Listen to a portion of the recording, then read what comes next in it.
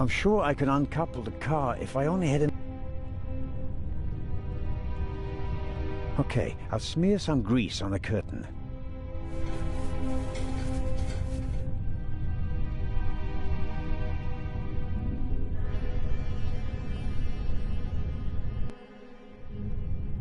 The coupling mechanism is down there, but I can hardly see a thing. I need some light. The grease from the coupling is all over the curtain. It'll never be clean again.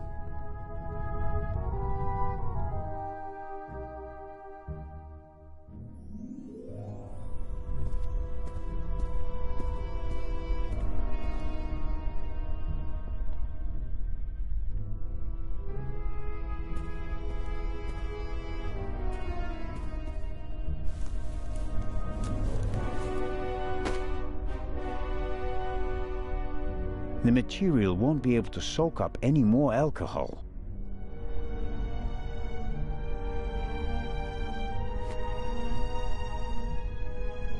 I'm the god of fire.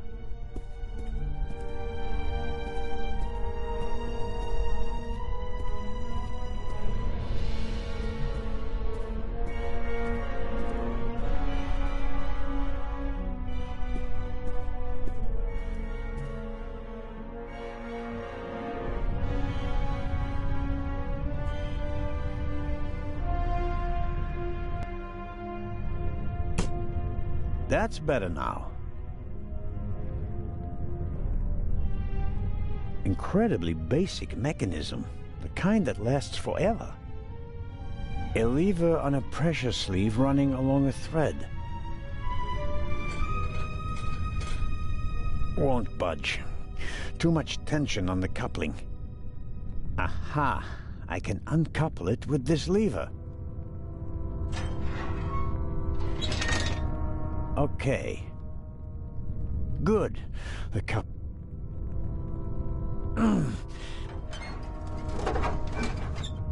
There we go. Time to get out of here.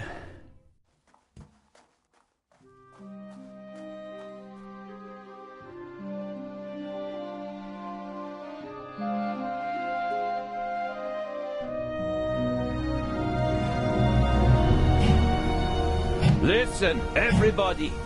Listen! Robert, what's the situation?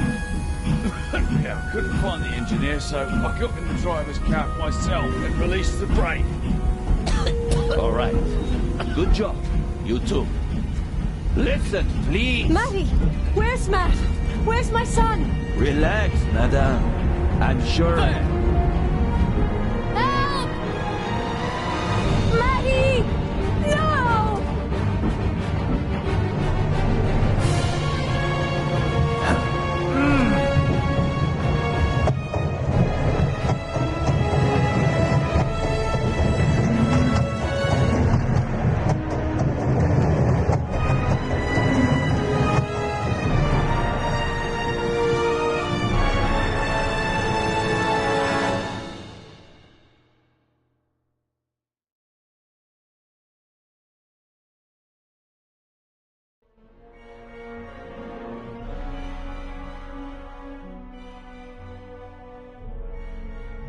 Matt, where are you? Oh.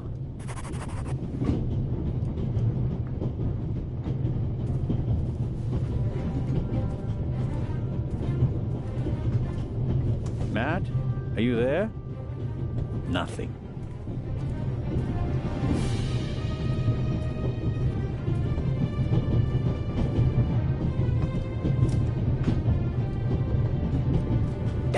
That makes things extremely complicated.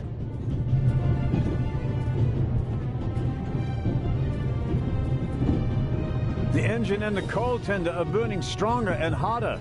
The airflow is feeding the flames. I have to decouple the wagons immediately. Sooner or later, the engine will be blown apart. Hey, there you are. What were you thinking? Come out of there. Is he gone? Is who gone? The man. What man? There was a man. He was coughing. One of the passengers? I think he came down from the roof. What are you doing on the train anyway? Why didn't you wait in the tunnel with the other passengers? I wanted to get my pistol. Your pistol? There's so many cops and thieves and explosions and everything, then I need a pistol too. Makes sense. All right. First, I'll stop the train, and then we'll have a chat, okay? You want to come out? Good idea. You stay put.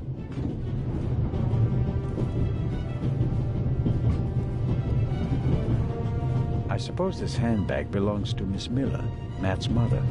Lady Westmacott's bag is probably smaller and more expensive. Aha.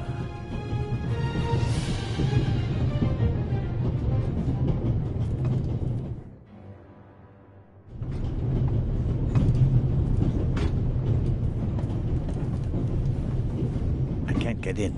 I presume the Baroness's luggage toppled over and is blocking the door.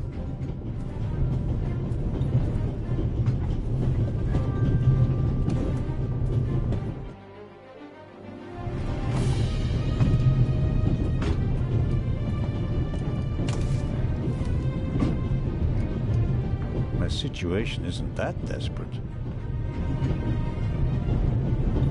A large, soft towel, very comfortable. The tanks don't seem to be damaged. The water is still running. Professor Lucien's suitcase. Unlike the leather bag, he left it behind when he fled the train with the other passengers. I don't think there's anything...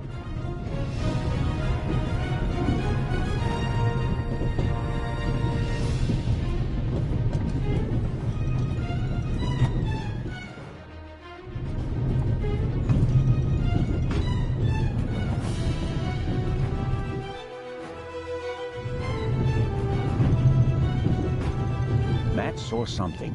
It could prove to, but if I don't stop the train soon, I will...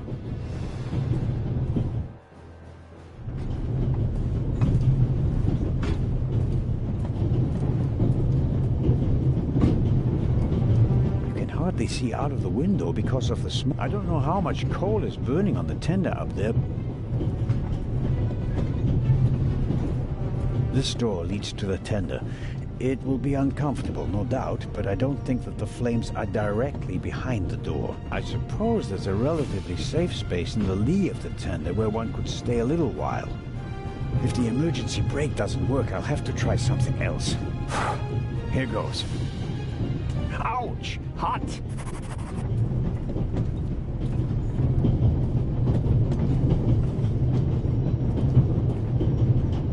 An axe is for emergencies. If this isn't an emergency, I don't know what is.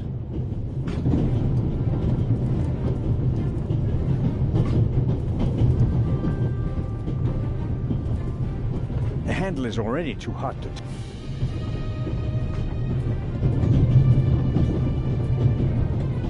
The emergency brake either was damaged...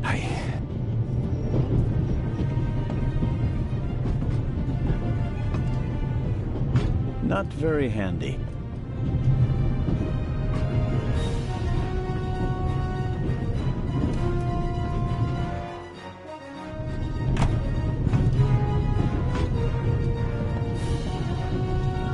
I'll wrap it around my neck to keep my hands free.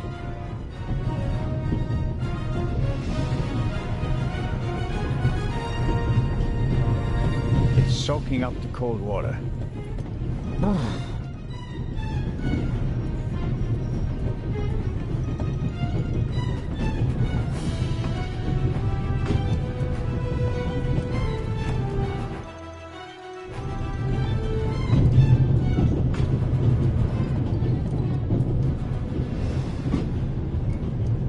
The towel is soaked, it's cold, it's heavy, and the water is... I hope it's worth it.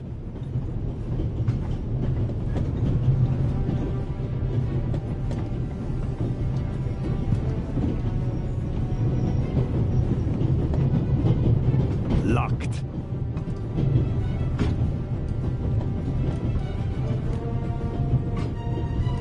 The handle is already too hot to...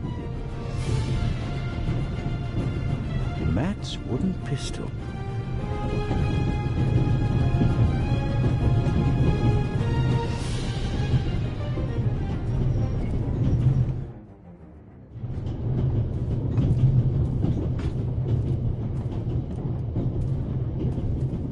The boy...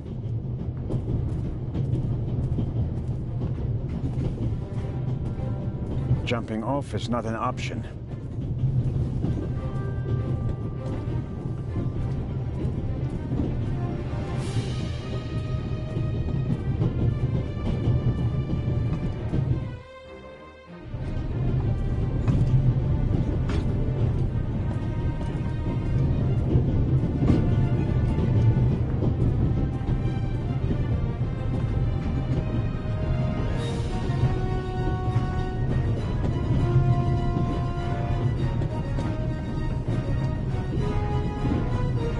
Okay?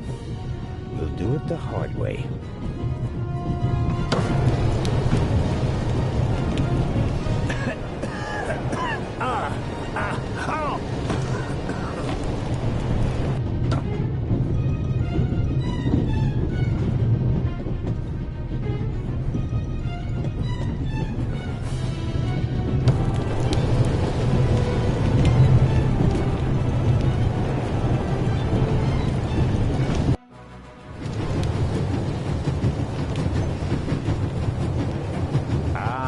Coupling.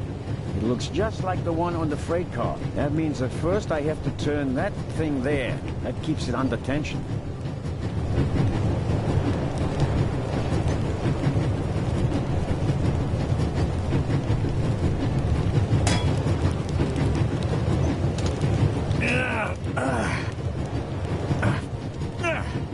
That should do the trick.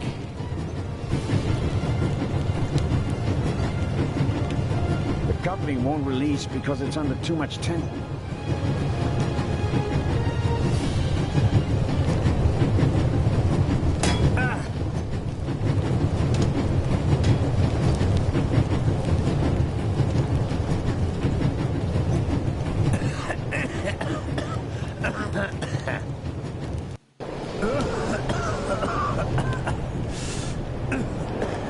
That's not just smoke. I can actually taste lumps of ash. It's time for my deputy sheriff's story. I uncoupled the locomotive at full speed. Not bad, eh? Do you think we'll get in trouble? Because of the locomotive? I don't think so. It was pretty old already. Come out so we can have a chat. I checked the entire train. There's no one on it except for us. What an adventure. Oh, yeah. Tell me, what did you see on the train? Well, it was like this. I wanted to get my pistol.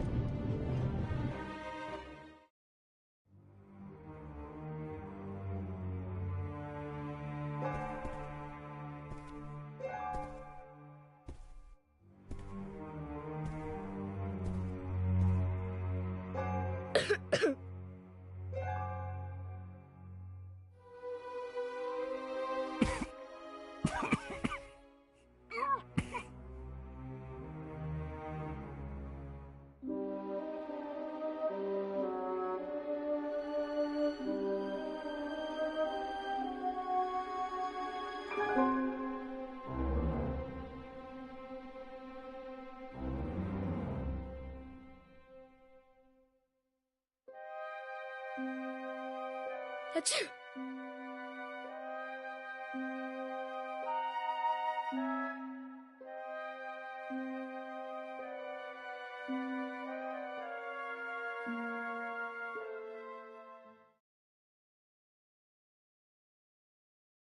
And then? When the guy was gone, I got up and banged on the window. I wanted to get out of there, but then I thought, what if the guy can hear me from the next car? So I got scared, and I hid again. You did well.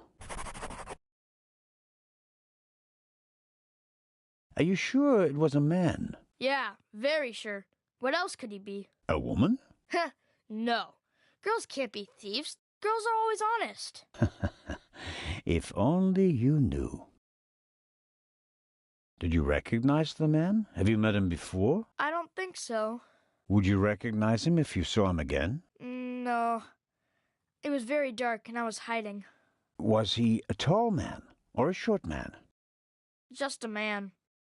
I think he was a bad man. Why do you think that? He was sneaking around, even though everybody else was outside in the tunnel. Maybe he just wanted to get his wooden pistol. Oh, man. The envelope that the man lost, where is it? I thought it might be important. I think we should have a look. Some cash, an Italian passport, blank. Very interesting. And here, a ticket for the cruise! What? The tickets we have for the big ship from Venice to Cairo look exactly the same. Interesting. May I keep it? What do you want to do with it? Take a vacation.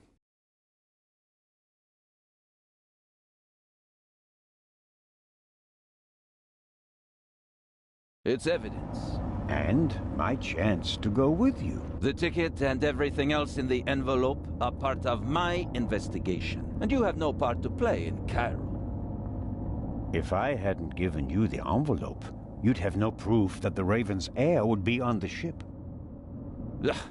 The ship is his next chance to steal the eye, and he won't give up until he has it. And that's precisely why you should let me come along. No.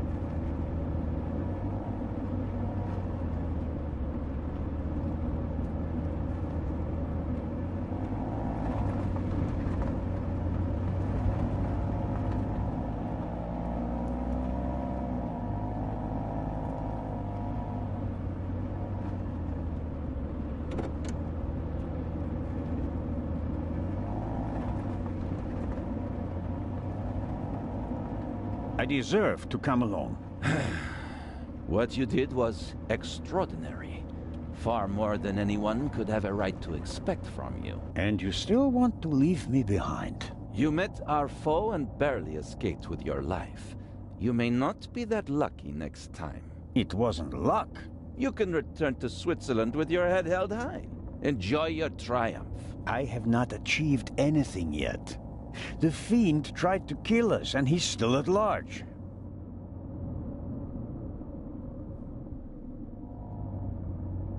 What else did you find out in the tunnel? Not much. After we came out of the tunnel, Robert and I questioned the passengers. Which didn't turn up anything new. No. The engineer and the fireman were missing. They were found a few kilometers back on the track. Both claimed to have been overwhelmed by a shadow and thrown off the train. But you don't believe that. I'm checking their stories. One of them may have been paid to eliminate the other one. How could the Raven's heir have found out about the trap? How was he able to put the dynamite in the box and place the letter? The dynamite was probably already in the box when I put it in the safe. I didn't check it. You had no reason to do so. It wasn't my only mistake. I knew someone was on the roof of the freight car, but I let myself be distracted by that damned letter. How did you know? Too late. I should have reacted instantly. I'm coming with you. Full stop. The thief was able to place 10 sticks of dynamite in a cash box right under my nose. For all we know, you could already be sitting on the next bomb. You cannot come. But, Inspector...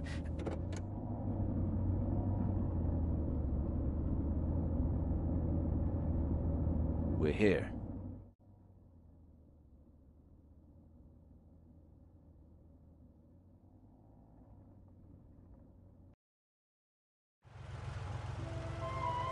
Inspector Legrand, an urgent telegram from Paris.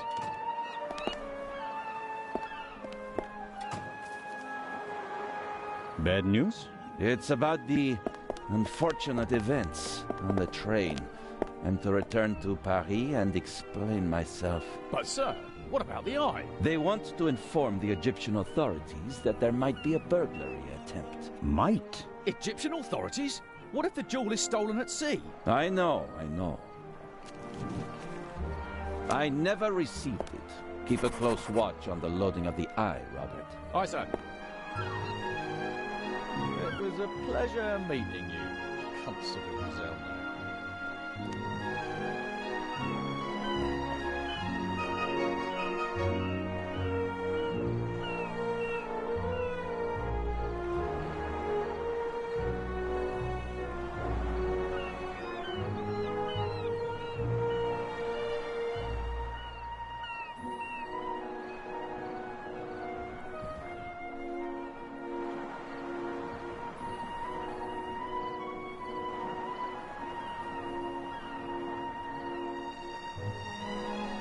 What is the constable's problem with me?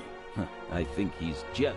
Scotland Yard assigned him to assist me, just as you were sent by the Swiss authorities. With the distinction that he may go to Egypt. Robert is to accompany me at all times. Your mission was restricted to Switzerland.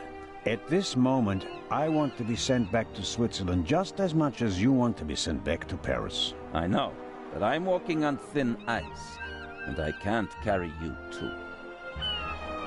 And the second eye is in that safe? Yes, an emerald. It's been kept in a bank in Zurich since the start of the war. I personally took it out of the bank vault, and Professor Lucien certified that it was the real thing. And while a fake jewel was sent by train... The real one was brought here in an armored car. How is it protected? You can only open the safe if you have 3 special keys. Professor Lucien has one, and Baroness von Trebitz, who's paying for all this, has the second. The third was sent by air courier to Dr. Abbas Mokhtar, the director of the Egyptian Museum in Cairo. So, not even you could possibly open the safe before it arrives in Egypt. That's correct. We don't want to make it too easy for potential thieves. Commendable. I hope you're aware of the fact that you're risking your career. Indeed I am. Why do you care so much about this case? Someone pretends to be the Raven, and you promptly risk your career? What if he's not just pretending? What do you mean by that? It's his handwriting. And there's only one person who ever called me Nico. Have you ever considered the possibility that I shot the wrong man? But what do you mean by that? Let us assume, just for a moment, that the person I shot and who fell from the roof was not the Raven. Who would have cared enough to uncover the truth? The chief of police, the politicians? No. They wanted to revel in a successful manhunt, and it was the best thing that could have happened to the Raven.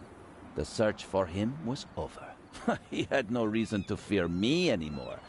I had so many medals afterwards that he could hear them jingling kilometers away. And now he's back?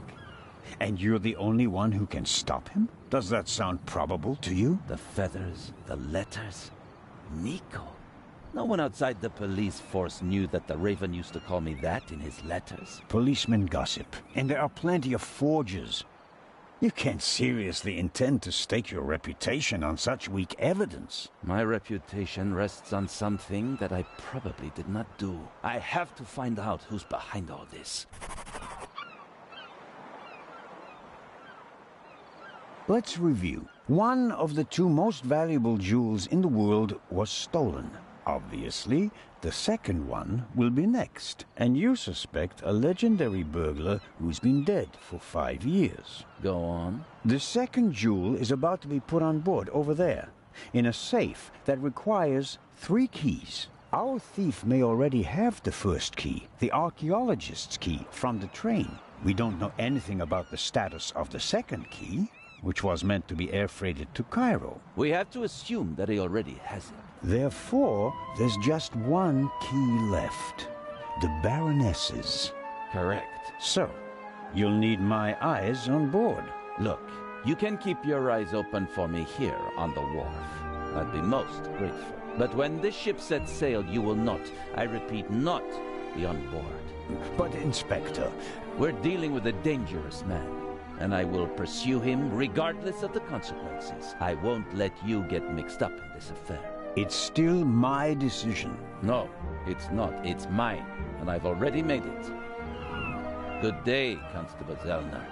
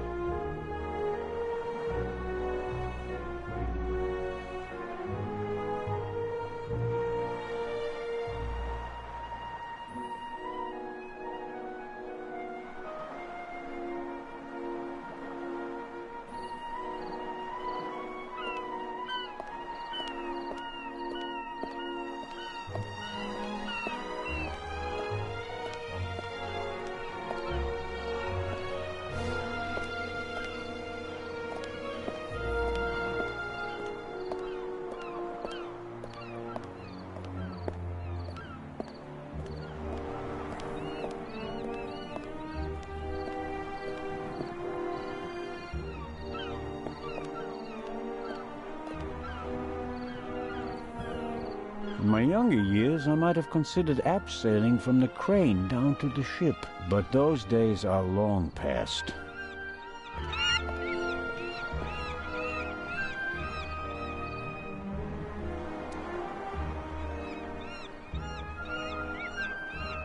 Amazing how much luggage there is for so few passengers, and I'd guess that 3/4 of it belongs to the women.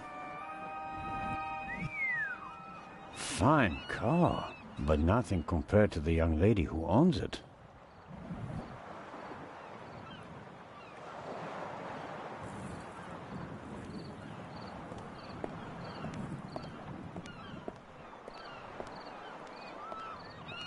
The sea is quiet today. Ideal conditions for a cruise.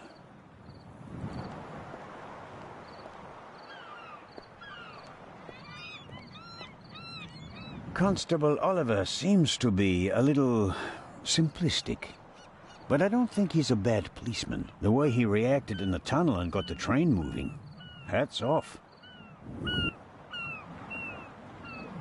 Constable Oliver seems to be a little simplistic. But I don't think he's a bad policeman. The way he reacted in the tunnel and got the train moving. Hats off. Hello, Constable Olivier. It's Oliver. I just wanted to say that you did a good job in the tunnel. Thanks. How did you know how to get the train moving? I come from a family of miners, and my uncle is an engine driver down a mine. I see. And you looked over his shoulder? Yeah, best way to learn. Did Legrand tell you about his theory? That it could be the real Raven? Of course he did. We're partners. But the modus operandi doesn't fit at all. The Raven wasn't a bomber. We have the letter. And the feather. That's his symbol. Anyone can put a feather in an envelope. You would know. What's that supposed to mean? It was you. What was me? You put the envelope on the safe. To blow myself up? You threw the bomb away, and now you're the famous hero, right? And the Raven must have paid you pretty well. That is ridiculous. Is it? Only you and I and Legrand were in the freight car. One of us must have put the envelope on the safe. Legrand didn't. And I didn't. Think about it.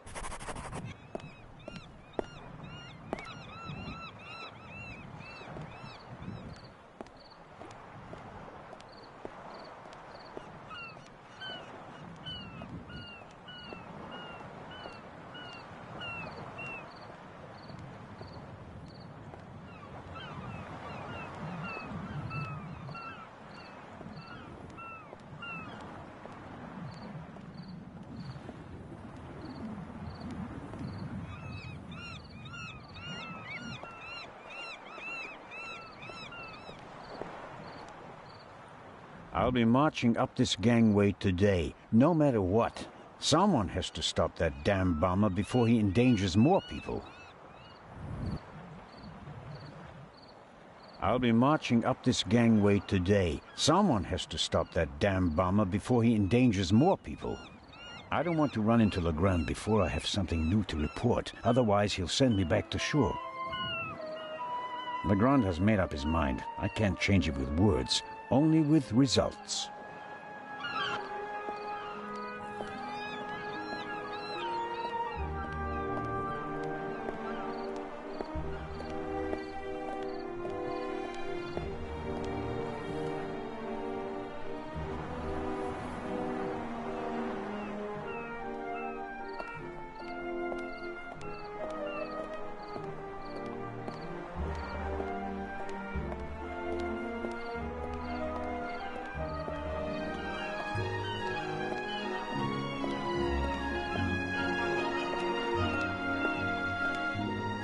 I bought it last week, second-hand. I like it because it tells a story.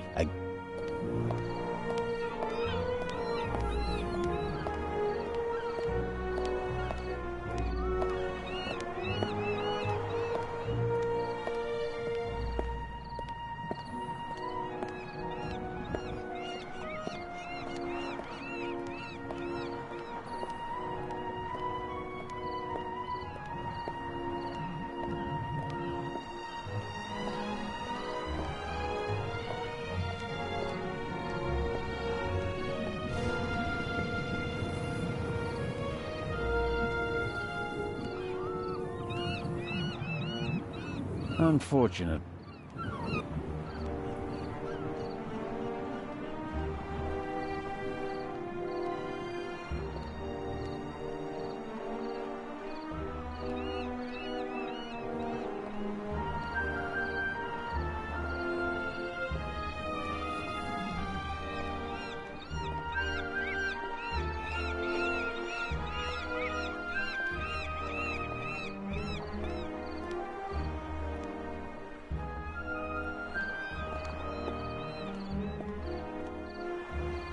I don't want to run.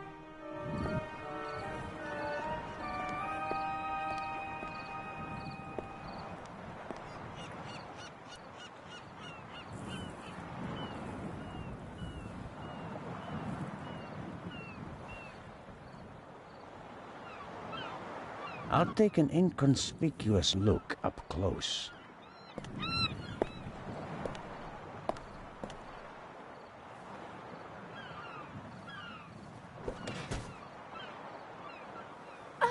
I'm sorry. I wasn't expecting anyone to be crawling around on the ground in front of my door.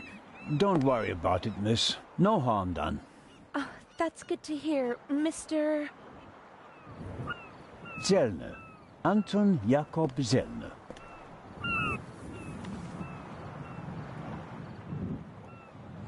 May I ask your name? Patricia Mayers. Are you American? I am. Could you help me, please? Certainly.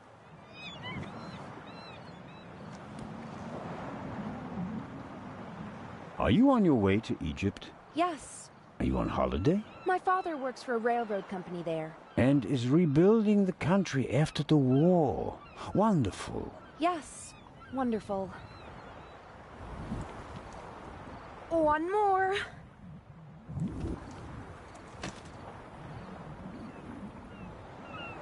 You're lucky to have a father who takes you to so many interesting places. Oh, yes. Lucky me. Aren't you interested in Egypt? The pyramids, the history. I would have been more interested in a father who doesn't travel 300 days a year.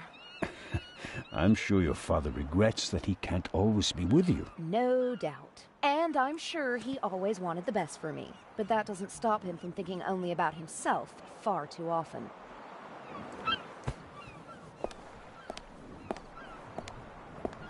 Bring my luggage on board, please. Excuse me? It was a pleasure meeting you, Constable Zellner. Impertinent.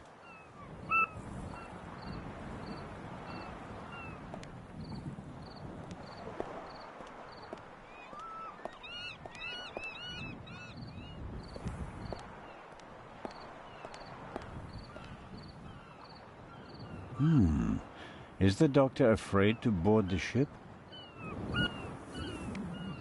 Hello, Dr. Gebhardt.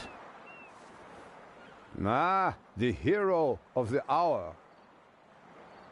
The hero of the hour, but out of work soon. Oh, you won't be a policeman anymore? Yes, but on my old beat, which is almost as good as being out of work. I understand. Is your new job bothering you? On the contrary, I wasn't sure whether I made the right decision until now. I'm from the Black Forest, you know. There are only mountains there. No ships. But now... the salty breeze, the atmosphere... I think I want to stay at sea forever. The sea is one thing, the passengers are another. It will be okay.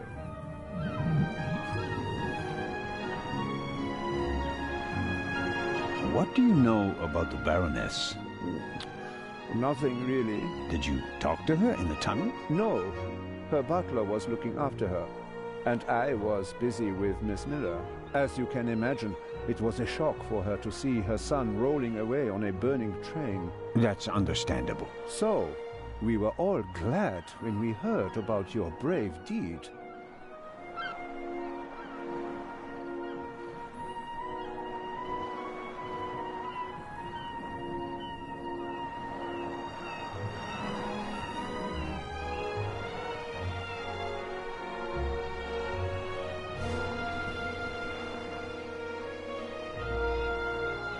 Have you already met the captain? Mario Di Conti. Heard of him? Should I have? He is something of a star in Italy. A war hero. In the First World War, when he was a young man, he sank more enemy ships than anyone else. In the Second World War, well, he had some personal problems. You mean like the ones you buy in bottles and pillboxes? Yeah, you could say that. Anyway, sending him into combat was out of the question. They gave him a supply ship instead, and he became a hero again. His ship, part of a convoy from Palermo to North Africa, was the only one that made it, with an extra 100 seamen who he rescued from the other ships. Impressive. To say his health is rather shaky these days would be an understatement. I think most of my time on board will be spent dealing with his numerous ailments. Well, there's nothing left for me to do but to wish you a good trip. Oh, you are not coming with us? Unfortunately, no. I'm to go back to Zurich. What a pity.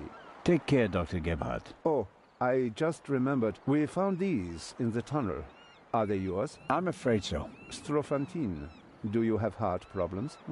Maybe it's for the best that you're not coming along. Too much excitement could be bad for your health. You mean if I don't do anything, I'll probably have a few more years to live? That's right. Keep your chin up.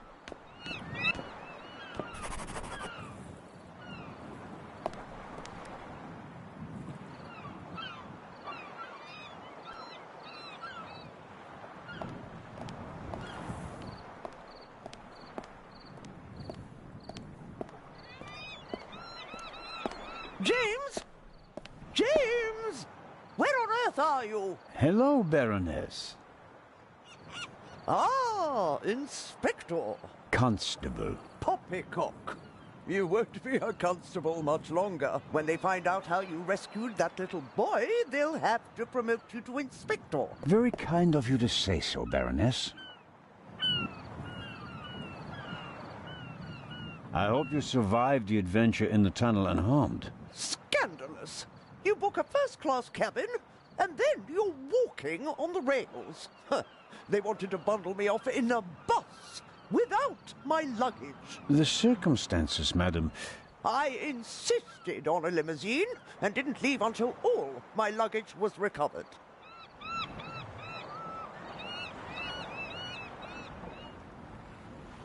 Did you know that the real Eye of the Sphinx wasn't even on the train? I had no idea. Inspector Legrand seems to prefer to keep me in the dark, although I'm the one paying for all of this. The inspector is ensuring the safety of the Eye. Well, obviously. All the same, it was you who did the real work on the train.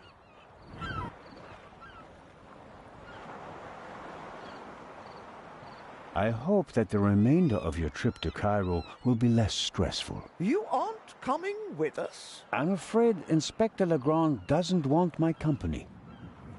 Now, where's my damned butler? James, there you are. Is the inspector to carry my luggage onto the ship all by himself? Well, actually... Baroness? Baroness, can you hear me? She fainted. No. No. Baroness? Again, harder. Hello. Can you hear me? Help me up. Perhaps we should... Now. I'll get Dr. Gebhardt. No, Doctor. Just a little moment of weakness. Your arm, James. Take me to the ship. But of course, madam. That was no moment of weakness. She saw something that shocked her. Or someone. Very interesting. Especially since she doesn't want to admit it. Who or what did she see?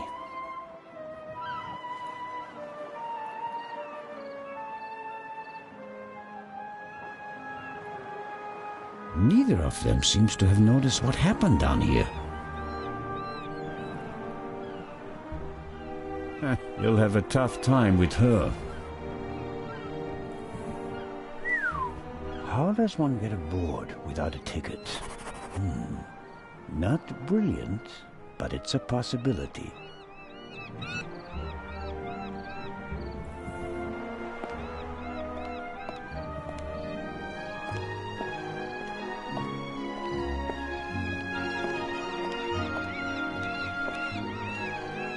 I'll give the opera glasses to the Baroness or her butt.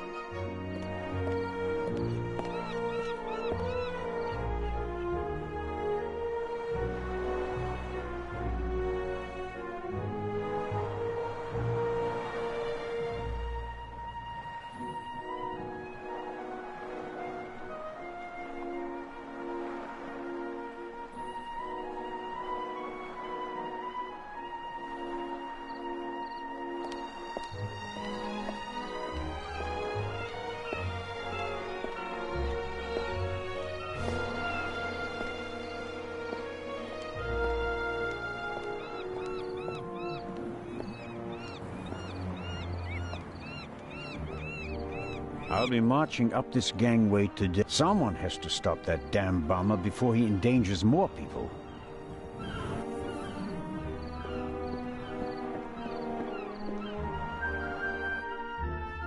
Oh, who do we have here?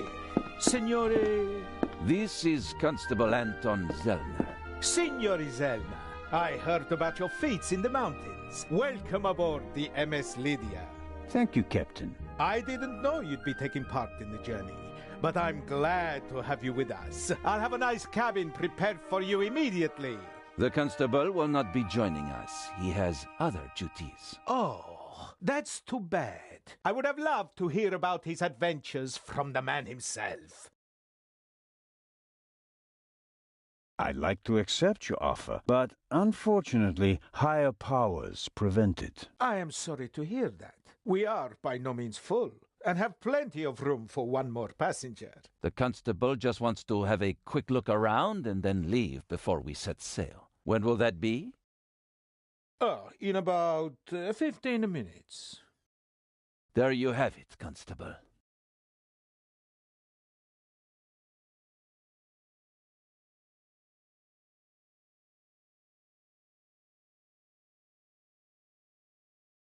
May I ask how to get to the cargo hold? Oh, signori, there are much nicer places on board. But I'm interested in the cargo hold. Why is that? One of the trunks seems suspicious to me. Someone could be hidden in it. You? You want to imply that the most brilliant and probably richest thief in all of Europe is stowing away in a trunk? That's not his style. That's what makes it more likely that it's not him, but a copycat who's behind all this. And a copycat's style might include doing whatever it takes, like hiding in a trunk if they've lost the ticket. Oh, come now. Actually, it would be possible for a registered passenger to board the ship without a ticket.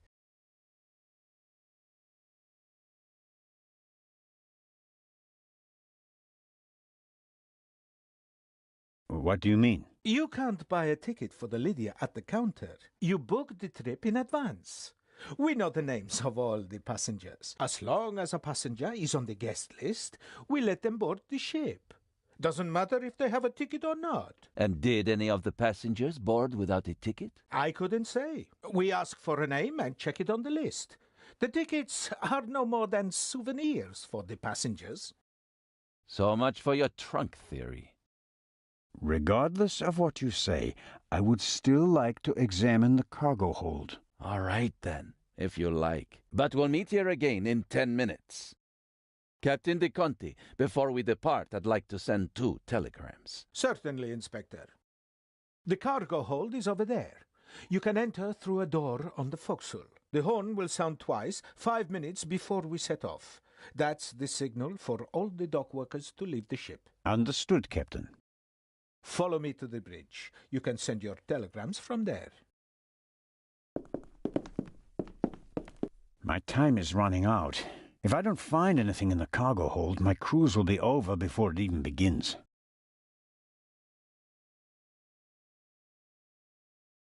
Oh, no.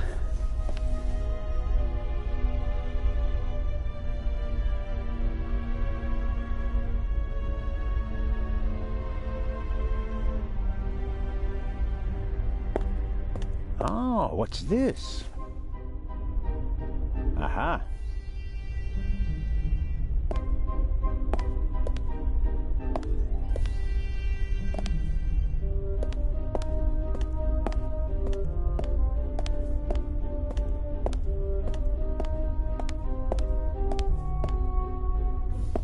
The door to this locker is ajar.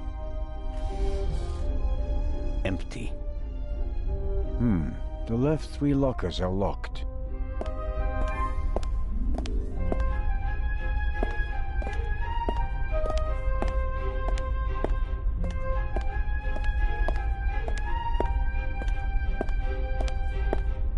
That's the young woman's cabriolet. Apparently they absolutely had to take it to Egypt, at Daddy's expense, of course.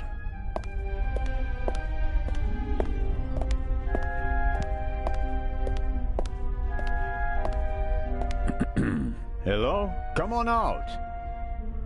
The game's up. I'm opening the trunk.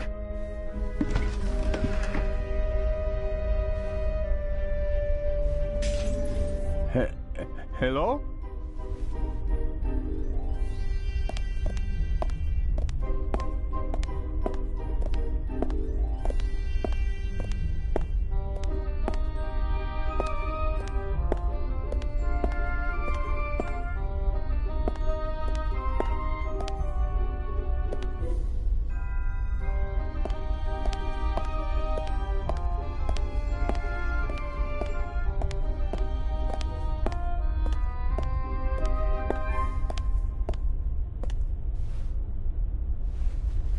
The shards are...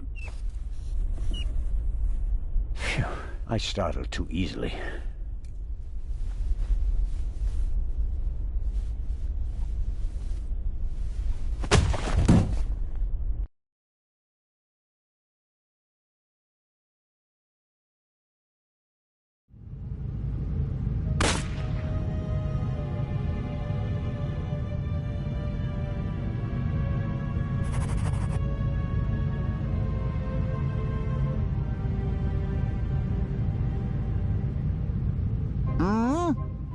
For you!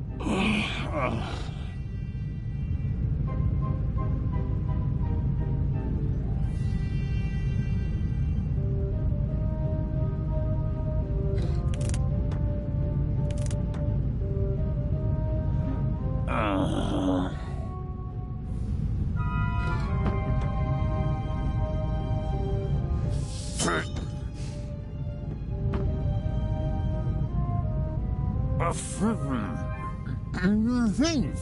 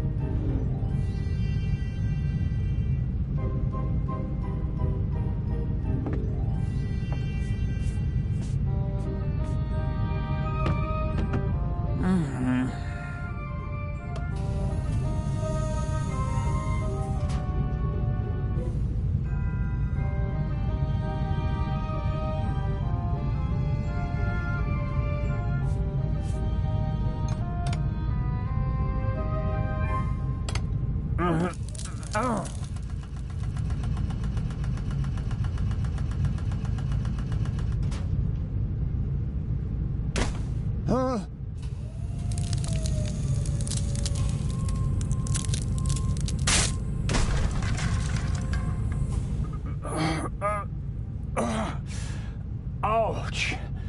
Damned. Ah!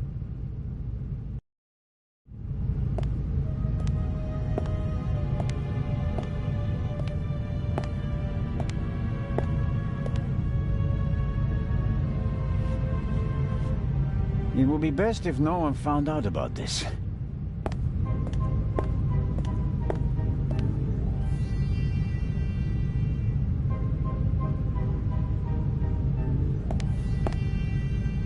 There's some blood and hair stuck to the pipe. Hair I really can't afford to lose.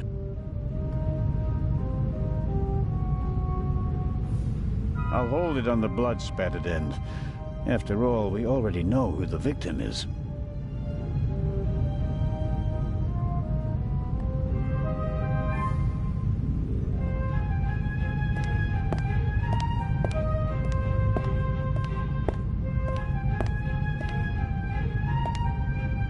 I can make out a corridor, but no details. The glass is too dirty, and there's no light in there. I can make out a corridor, but no details.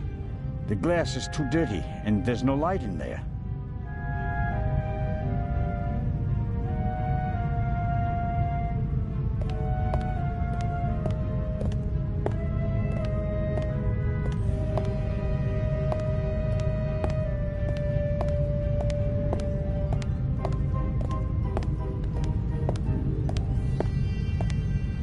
Bought it last week second-hand. The surface of the pipe is rather uneven. Might be difficult to get any useful fingerprints off it.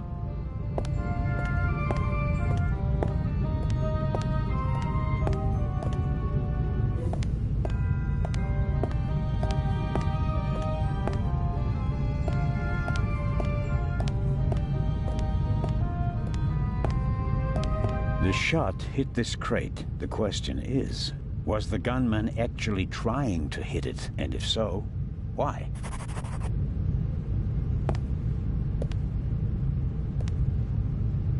A detention cell for crew members? Or maybe for rowdy passengers?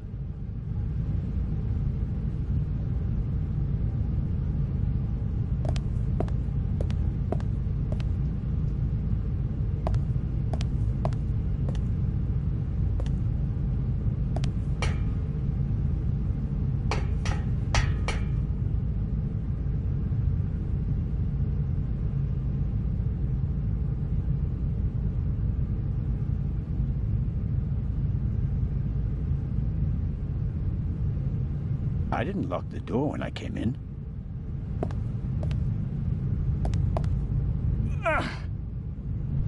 Whoever locked the door is stronger than me. It's already dark outside. How long have I been unconscious?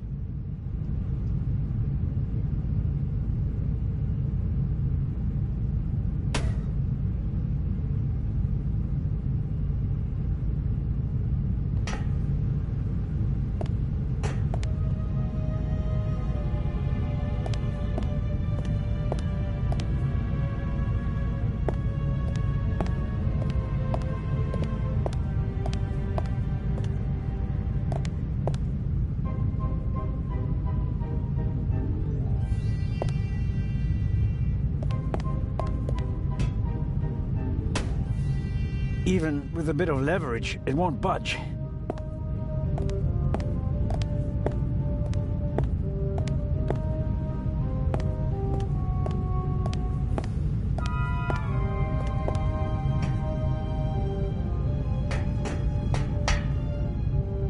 I should be careful.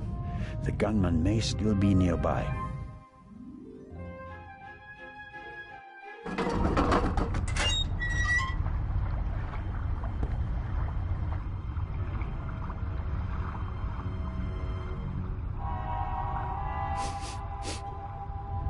What are you up to, Zelna?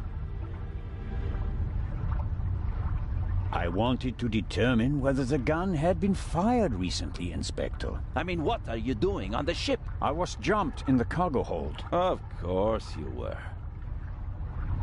Here, look. Careful how you hold it. There could be fingerprints on the end. Surely you don't expect me to believe you. I was inspecting the trunk. I found it in the cargo hold, and it was clear that someone had hidden inside it to board the ship. Some people are willing to go to great lengths to be a part of this journey. Indeed. Whoever it was, they struck me on the head from behind with the pipe while I was looking for clues. Oh, and they shot at me as well. Ridiculous. You wanted to come along. Orders be damned, and so you found a way to stay here. I should throw you overboard. I would have dreamed up something less painful. True. That doesn't look good. See? And there's a bullet wedged in a wooden crate down there. I don't have a gun. The doctor should have a look at it. Come with me.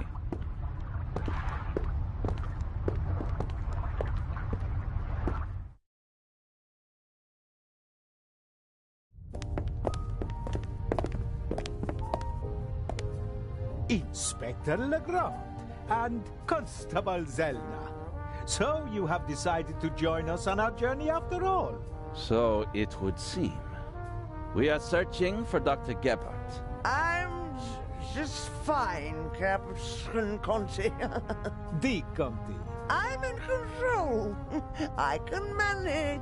Tell James he absolutely must wake me at 9:45. Certainly, madam. Absolutely. I shall see that he does. And now I shall return to my chambers. You'll be in the bar tonight at 10, Inspector? If that's what you wish.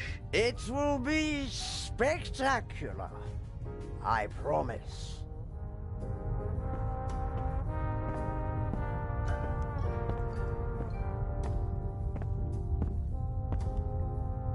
The fresh sea air, and perhaps a glass of champagne to many.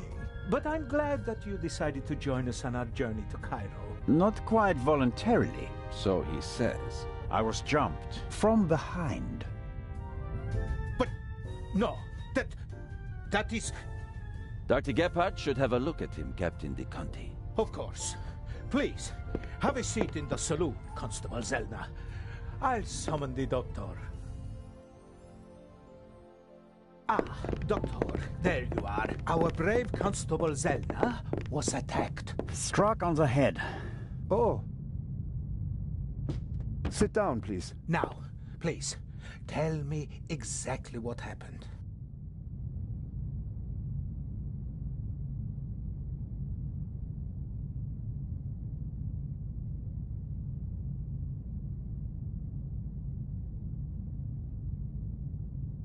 I think you've got a stowaway on board. I was jumped. Intolerable. I'll have the crew search every nook and cranny of the ship. And of course, Mr. Zellner, you are cordially invited to travel as our special guest. Good to know that at least one man doesn't want to throw me overboard. Is it bad? Yes, it hurts a lot. I spoke with Dr. Gebhardt. He suffered a violent blow to the back of the head. I cannot really say how bad it is. But I can. It really hurts. Why didn't anyone come looking for me? Didn't anyone notice that I didn't come back from the cargo hold? We did search for you, but we couldn't find you. Who was supposed to search the cargo hold? Constable Oliver. I'll have a talk with him about that later. I should hope so. How many fingers do you see?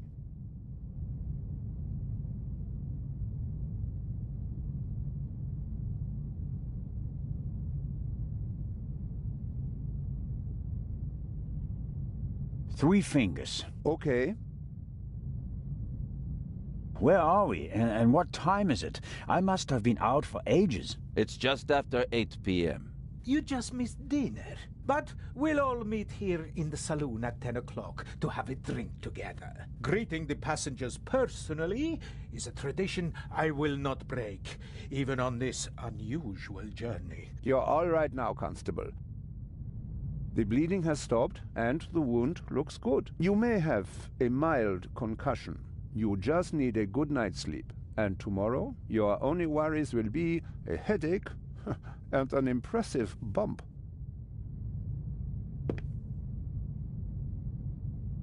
Thanks. That's a good enough reason to celebrate. Enough about crooks and thieves. From now on, you can start to enjoy your free cruise. Inspector! What? A dark shadow. Upper deck, just now. Go, let's have a look. I'll join you. Me too. No, you stay here. Do you want to make this an argument? Robert, go to the Baroness and don't let her out of your sight. Zellner, you're coming to the port side. Doctor, you go to starboard.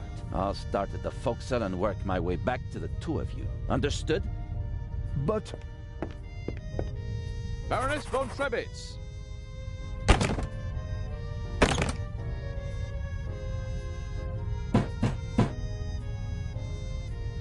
Hello? Baroness von Trebitz?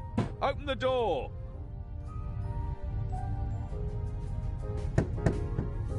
Dr. Gebhardt insisted on coming along, but now he doesn't seem to be sure if that was a good idea.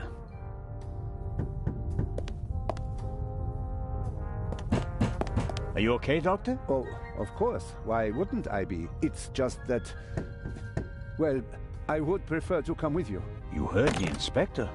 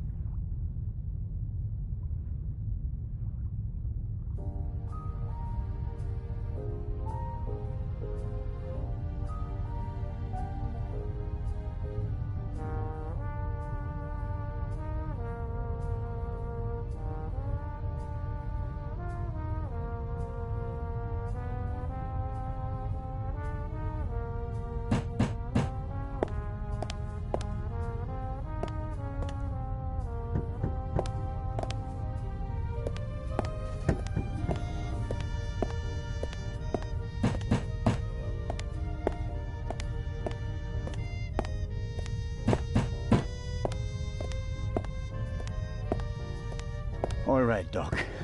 I'm off. Oh no, I'm not going on a manhunt all by myself.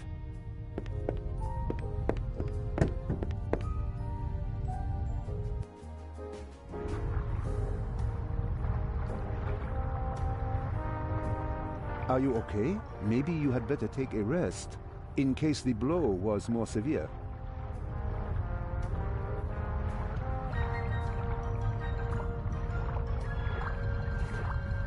I'm okay. Zellner, up here. Come on. I think it came from up there.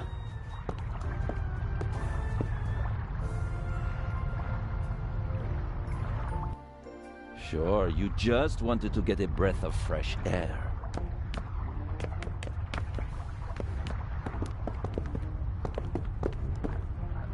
Zellner, look who we have here. Well, if that's not our shadow. And our stowaway. Spent any time hiding in a trunk recently? Me do nothing. He claims to be part of the crew. Just wanted to get some fresh air. Of course. Baroness won't open the door, sir. Understood. Take him to the detention cell, Robert.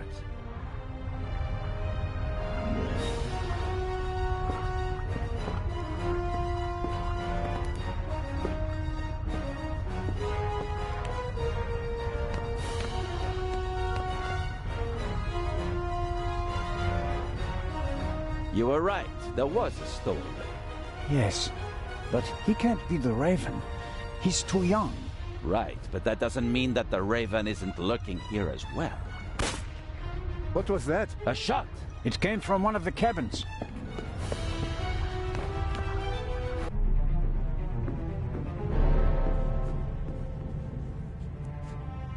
Oh no! Baroness von Trebitz? Baroness! Open the door!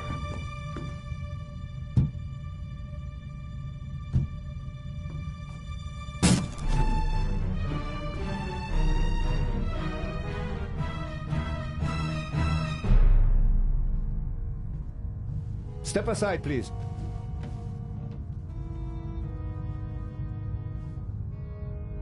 We have a murder on our hands, gentlemen. Hurry, Zellner.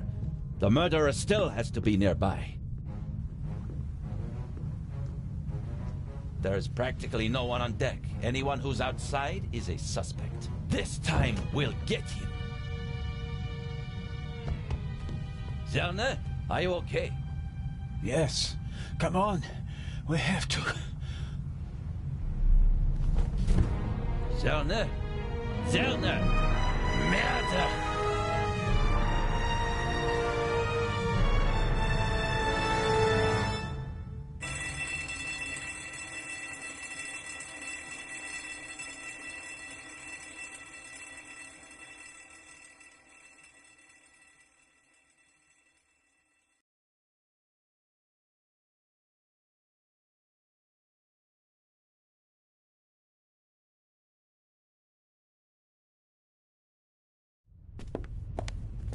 Ah, you awake?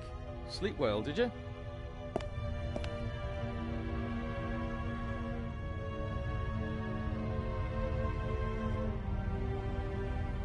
I didn't fall asleep voluntarily. It doesn't matter. We got along just fine without you.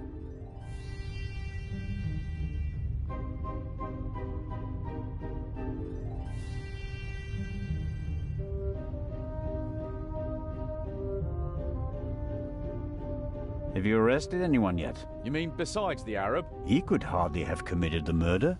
You must have been with him when it happened. We heard the shot on the forecastle. I locked our friend in the detention cell in the cargo hold, and then went up to assist Legrand. You were already sleeping the sleep of the just.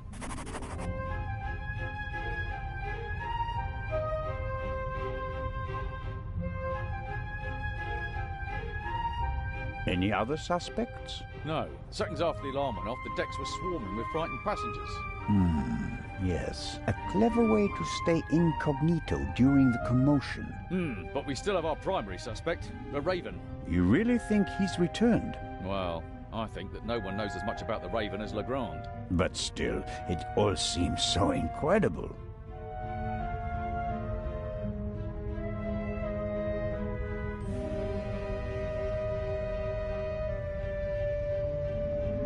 I didn't pass out last night because of the blow to my head, did I? Seems unlikely. Inspector Legrand thinks you were drugged. But how? The champagne.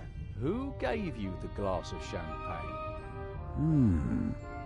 Captain De Conti. Interesting. It should be possible to find traces of the tranquilizer in the glass. That is exactly what Legrand is trying to do. Without a laboratory? Oh, he's got a lab. His cabin is packed with all the latest forensics stuff. It's quite impressive what the inspector can do. A competent man, no doubt. And surprisingly well prepared. And diligent. He's been at it all night with his brushes and tinctures and glasses and everything, working like a man possessed. I wouldn't want to be the Raven now. What's the state of play? How was the Baroness killed? The Baroness was shot in the chest at close range. We'll know more once the doc finishes examining the body in the medical centre. And no one saw anything suspicious? No one saw a shadowy Raven leaving the Baroness's cabin, if that's what you mean. A lot of people heard the gunshot. Inspector Legrand wants to question the passengers again this morning, once they've all calmed down, and he's had a chance to examine the evidence. I suppose that you and Legrand inspected the crime scene and the surroundings. Of course, and we already hit the jackpot. The murder weapon. Really? Where did you find it? On the gangway. The gangway for boarding the ship folds up and hooks onto the hull when it's not being used. The murderer probably wanted to throw the gun into the sea. He casually dropped it overboard. But it landed on the gangway. Bad luck. But Legrand and I were on the side deck right after the shot. There was no one there. Maybe the murderer threw the gun away later. We recovered it in the early hours. I think I'll look for Inspector Legrand now. Do what you think's best. You won't get rid of me. I'm here to stay, Constable Oliver. Be that as it may, Inspector Legrand ordered me to guard the cargo hold with our special guest. That's fine by me. Inspector Legrand may be able to get by without sleep for days on end, but not me. It's not easy playing with the big boys, Constable Zellner. No, it certainly isn't.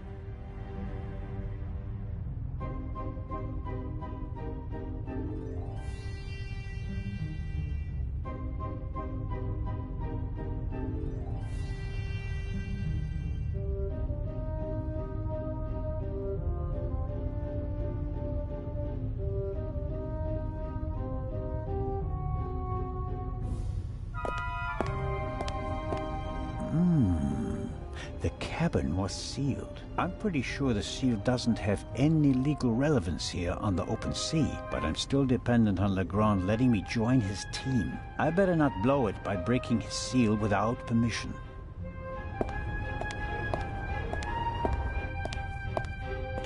An antique wooden globe. If Galileo hadn't asserted himself back then, this would be a flat disc now.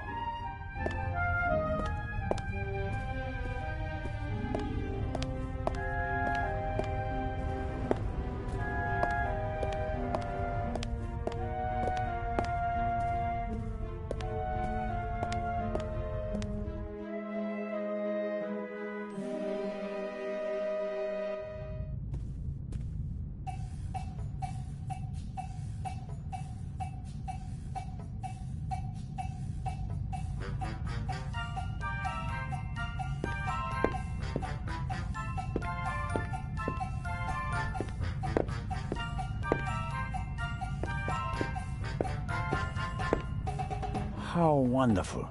Sunshine and a blue sky above the Mediterranean Sea. It would be a perfect cruise day, if not for the murder.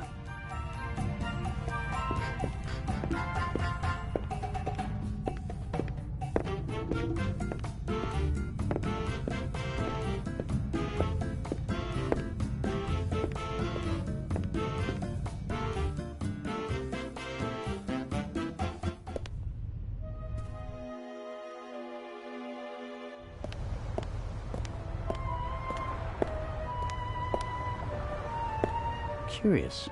One can easily toss a gun into the sea from almost anywhere on the ship without being noticed. And yet, the murderer chose the one spot where it's not actually possible.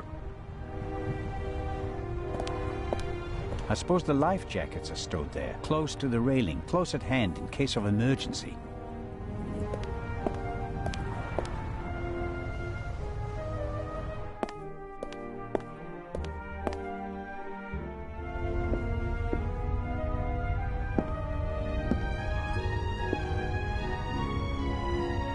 Constable Oliver brought something to drink. You can tell it's not the first time he's had to guard something. The bottle should be full of water, unless the good constable happens to have a secret alcohol problem. No way to verify that. I can't get the bottle without him noticing.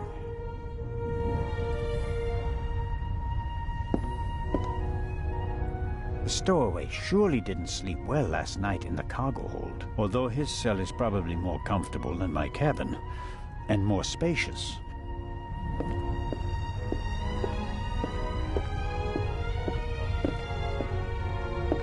I wonder if this game is an advanced version of bocce. Maybe the inventor realized that it's difficult to play ball games on a boat and came up with an alternative.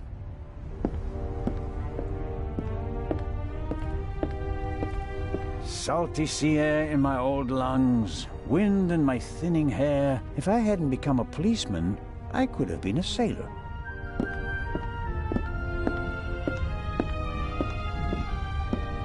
I guess our stowaway, whatever his story is, he's not a thief.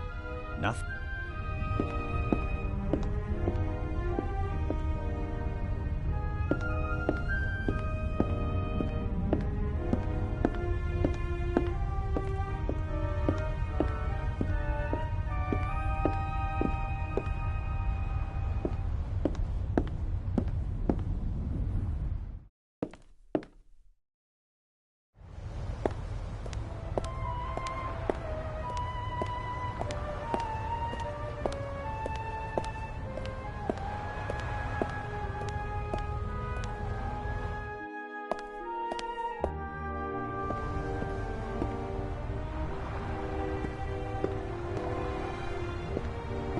I'd really like to lie in the sun and take a nap, but I don't have time for that at the moment.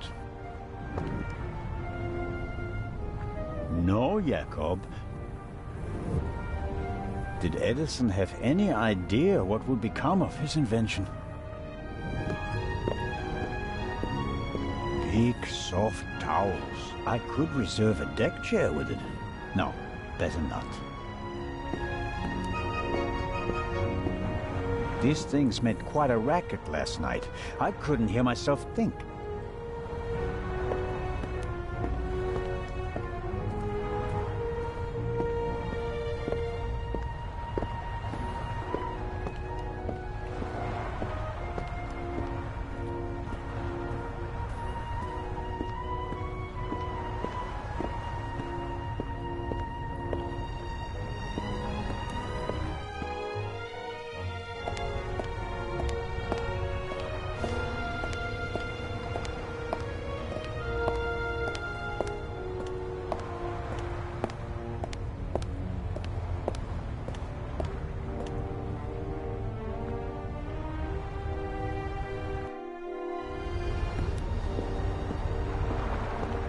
We were here yesterday when we heard the shot, and it was also here where Legrand caught our stowaway. The grate must be part of the ship's ventilation system. Nothing out of the ordinary. This isn't a panoramic deck for visitors. There are pipes, steel cables, chains up here. You can smell the smoke from the funnel. I have no idea how the ship works, and I really don't care, as long as it stays afloat.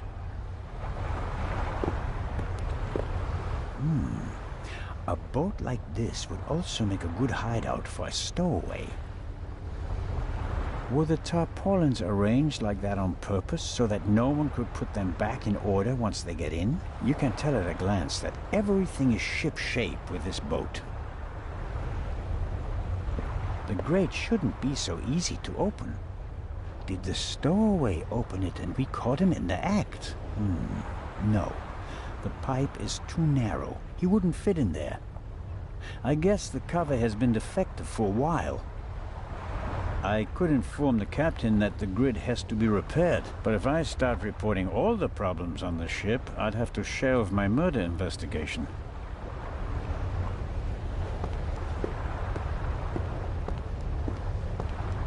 Why is there an axe hanging here? I suppose it's for chopping through ropes in the event that the lifeboats can't be lowered, or they use it to enforce who's allowed on the boat and who's not.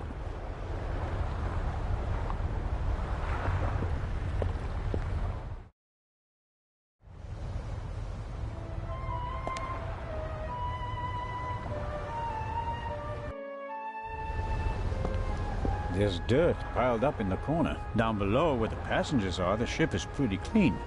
But the crew doesn't seem to care as much up here. The ship's bridge. 2 men. One of them navigating. I get the impression that the officers keep things running. It seems like the captain concentrates on the passengers and the bar. I better let the men do their work. If one of them had detected something yesterday, he'd already have informed Legrand or the captain.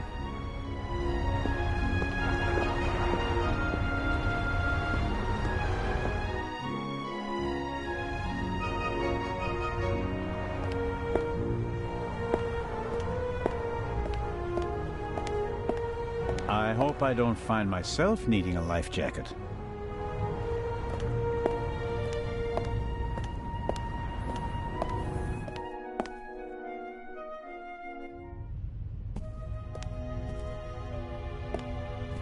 The globe nicely shows that 4/5 of the Earth's surface is covered by water. Looking out the window, I'd call that an understatement.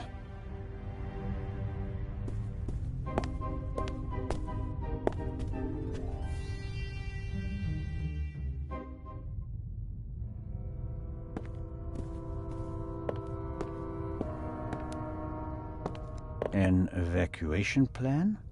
And some tips from the doctor for avoiding seasickness, sunburn, and the like. And here, a schedule of activities.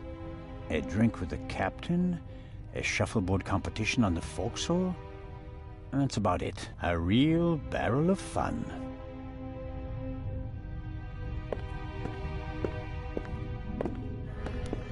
A pitiful attempt to make the interior of the ship seem less dreary. A bit of paint on the walls would have helped more, especially since a plant won't survive long without daylight. There are little stones in the flower pot. Not only does the poor plant have to make do without sunlight, it doesn't have any soil either.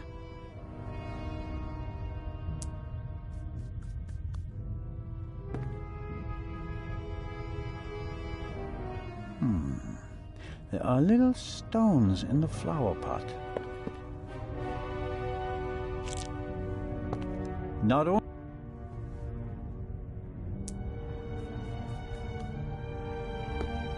Really? What am I supposed to do with stones? Although, sooner or later... A model of the Lydia before it was rebuilt. It used to be a freighter. The wide hallways, the cabins, and the saloon were added later.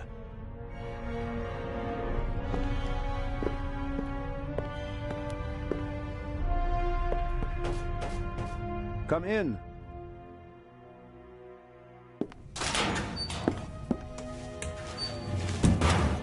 Hello, Dr. Gebhardt. And there's the next one. Excuse me? You want something else from me, don't you? I'm afraid I do. What a first day at work. Well? What's the result of your examination of the victim? She's dead. I didn't make you work all night long, Dr. Gebhardt. She was shot. Point-blank shot. Probably with a pistol. It seems like she was lying in bed. The shot struck her heart. She died immediately. One shot? More were unnecessary. And we only heard one shot, no? And there's just one entrance wound. Just one. I am told that I was drugged. That's how it seems. What can you tell me about it? Me? Why should that be my business? Haven't you analyzed the glass? No, I haven't. The inspector said he's the better chemist. I'll let him do it. That way I could at least concentrate on the body.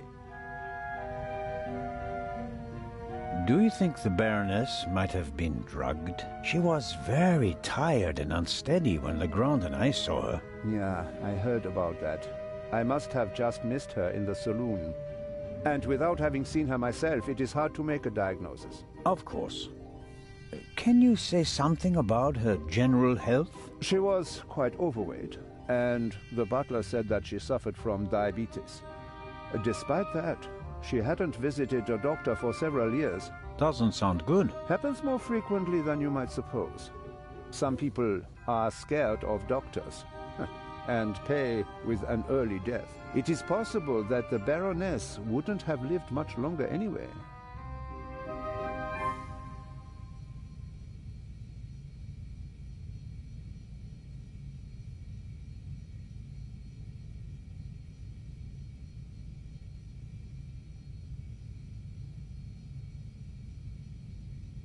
Do you know whose glass I drank from?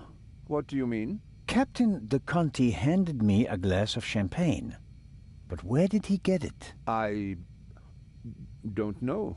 Did you ask him? I'm just asking because you were also in the saloon when the champagne was served. Yes, but I only entered the saloon a few seconds before you did. I didn't manage to get a drink myself. Which, in retrospect, is lucky. Ah, you're right about that.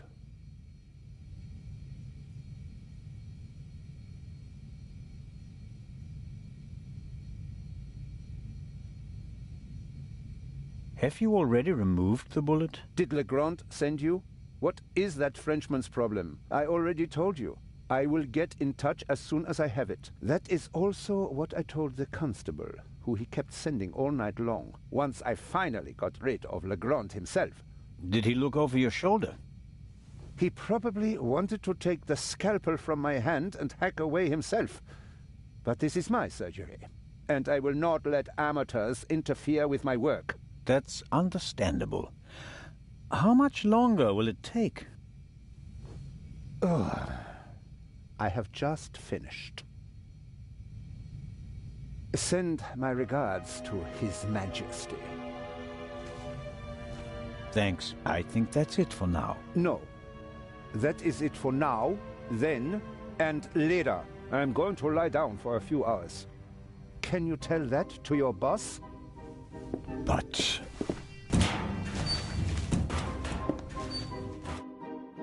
could I at least have the key? Absolutely not. But if we have to examine the victim again... Then the esteemed inspector knows where to find me. In my cabin. In bed. Good night, Constable Zellner.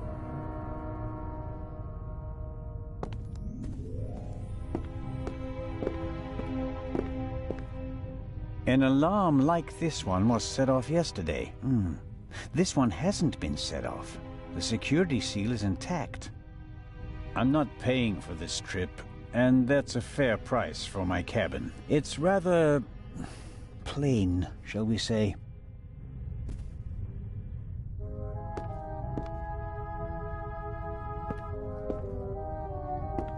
That is Legrand's cabin.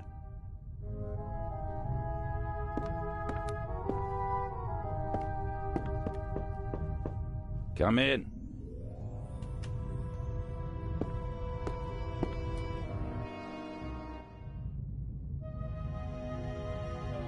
Ah, Zellner, are you ready? Good morning, Inspector Legrand. My head is pounding, but I think I'm okay. Chloral hydrate. That's why you have a headache. I found traces of it in your champagne glass. What have you found out so far? The Baroness was shot in the chest at close range. We heard the shot. The murderer quickly fled the cabin and dropped the murder weapon over the railing later. A simple story so far. But why was her cabin door locked? Exactly. If the murderer wanted to make it seem like a suicide, he'd have shot her in the head and left the gun at the crime scene. And if it was murder, why did he go to all the trouble of locking the door from inside? And how did he manage that anyway? Especially since we arrived just a few seconds later and didn't see anyone near the cabin. Something doesn't make sense here. No, it doesn't, and it's driving me crazy. Did you find the murder weapon? On the gangway on the side of the ship. I suspect the murderer tried to drop it into the sea. He would have stood close to the railing to let it fall unseen. And since he doesn't know the ship, he had bad luck and dropped it right onto the gangway. Indeed. And do you find that probable? Not a bit. Neither do I. What kind of a gun is it? A pistol. A Luger 08. Antique. Manufactured 1,000,000 times during and after the First World War. Austrian model. The owner is David Kreutzer, the violinist. We found him tonight totally drunk on the bow of the ship. He confirmed that it's his gun, but he claims that it was stolen from him. Fingerprints? Nothing. But it's worth mentioning that the clip was missing 2 bullets. And it's definitely the murder weapon. The ballistic tests are incomplete. Actually, I've been waiting far too long for the bullet recovered from the corpse. Pay the good doctor a visit, Zellner, and see that he does his job. About the bullet, here it is. Excellent. Give it to me. As I suspected, a 7.65 Parabellum Luger. Don't you want to examine it in more detail? When I have time. For now, though, we can assume that we have the murder weapon. There can't be too many antique Luger 08 pistols on board. May I take a look at the Baroness's cabin? We already searched it thoroughly. Sure. But what about now, by daylight? Yes, fine, it can't hurt. Here, take this with you. Thanks. I'll let you know if I find anything important. But only then, please. I'm very busy. Of course. Do you believe the violinist? He'll be the first person I question. He claims he can't remember anything from the last few hours. Says he drank a bottle of schnapps. He was on the train and he doesn't have an alibi. His drunkenness could be a smokescreen. He fits the profile. He travels a lot, has access to high society. Could be interesting. And this chloral hydrate? Is a tranquilizer. Can be dissolved in alcohol. The effect begins in minutes and lasts for hours. Who gave you the glass of champagne? I believe it was Captain de Conti. If believing were enough for us, we'd have become priests, Constable. Be a policeman and find out for sure. Understood. You think that the jewel thief is the murderer? Our friend would have needed another key to open the safe and steal the second eye, the one the Baroness was carrying. At least, that's what we implied. What do you mean? The Baroness was famous for her forgetfulness. I convinced her to give me the third key. It seems safer for the eye. The thief searches the Baroness's cabin looking for the third key. She returns from the saloon earlier than expected. Surprises him, and he can't allow her to identify him. He imprisons her until the coast is clear, and then shoots her. And thus, the thief becomes a murderer. But still doesn't have all the keys. Are you sure that there's no bomb inside this time? Professor Lucien locked it in front of an audience, and it will be opened for the first time in Cairo. Let's hope so. It would take hours to crack it, and you'd need heavy machinery. Or the keys. Or the 3 keys, that's right.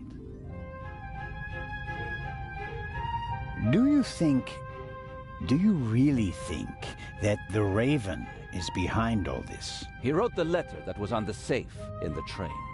Without the letter, we wouldn't have opened the safe and the bomb wouldn't have exploded. But it doesn't seem like him, does it? The Raven was famous in part because he never hurt anyone, much less killed anyone, during a burglary. It's his handwriting, and he called me Nico. No one else does that. I chased that man across Europe for years. It is him. It has to be him. But the evidence... Enough. I'll be on my way. I want to find out who gave me the drugged champagne. Good idea. Inspector Legrand, are you okay? Maybe you should take a break. I can sleep once I've caught the raven. Goodbye, Constable. Be seeing you.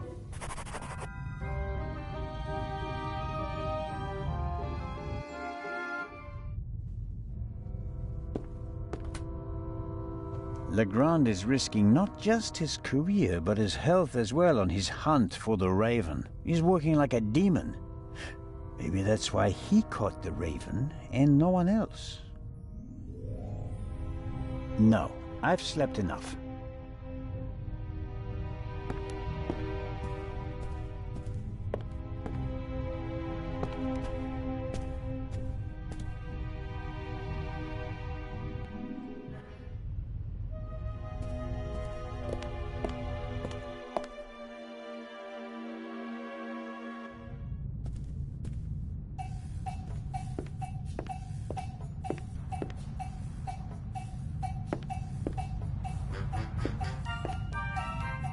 The alcoholic drinks and everything that goes with them is top-notch on this ship. Fresh ice and tongs. They could be useful. Constable Zelda, what is the meaning of this? Are even the police light-fingered nowadays? I need this tool for a criminal investigation. Well, then, why didn't you say so? So, how are you getting along? Can I be of any help? Actually, you could answer a few questions. What was your experience of last night? Oh, terrible. Dinner was fantastic. Everyone was excited about having a pleasant drink under the stars. And then this. You were in the saloon all night long. As the captain, I have to care for my passengers. After you and the others rushed out, I tried to maintain a festive atmosphere. But when the alarm goes off, I lose the battle. How was the Baroness? She really surprised me. After she was so unapproachable at the reception and didn't show her face for the entire afternoon, I was afraid she was one of the beaux and bourgeoisie. But then she arrived in the early evening in the best of moods. Already had a few, if you know what I mean. Did she say anything to you? She asked me where Legrand's cabin was. I told her, then invited her to come for drinks in the evening. I said it would be great fun. The whole ship will be there, and you don't want to miss that, I told her. And then? She seemed to like the idea. She smiled, and then left again for a few minutes. Then she came back and seemed very happy. We drank a toast to life. But at some point she didn't feel well anymore? She overdid it a bit. She suddenly started to swoon and almost spilled her drink. I asked her if she wanted to rest for a moment in her cabin. At first, she didn't want to. She definitely wanted to stay in the saloon. But then she realized that she really did need to lie down. We left together. You know the rest of the story. Did everyone drink from the same bottle of champagne last night? There was more than one bottle, if that's what you mean. There were quite a few guests, and the event lasted several hours. The last bottle of champagne, the one the Baroness drank from, did anyone else drink from it? Certainly. We have reason to believe that the champagne was drugged. Incredible. But wouldn't that have made everyone drowsy? Not if it was only the Baroness's glass that was drugged. I see. That's possible. On a night like that, many glasses are filled and emptied. There are several stewards, many guests. No one keeps track of every glass and every bottle. A few drops in a glass? Yes, it's certainly possible. The glass you handed me last night, where did you get it? Ah, I understand. You think your glass was poisoned as well? Did you pour it yourself? No. I saw that you weren't doing so well and wanted to rescue the situation. I took the first available glass and I give it to you. Was it on the table? No, I hurry over to you, together with Dr. Gebhardt, who, of course, he had the glass in his hand. He was looking around for a place to set it down, so that he could examine you. I took it from him. And gave it to me. I'd like to apologize for that, but you look so worse for the wear, and I just wanted to comfort you. I didn't think of looking for a new glass for you. So the doctor had the drugged glass in his hand.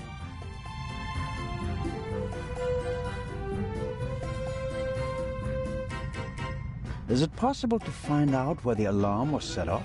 I'm afraid not. There are alarms all over the ship. I saw that they're sealed. Can't we just check whether the seal is broken? I'm afraid they're gonna be missing on a lot of alarms. You know, this is an old ship, and over the years... So, you're saying that the alarms haven't been regularly maintained? I'll inform the crew immediately, of course. Of course.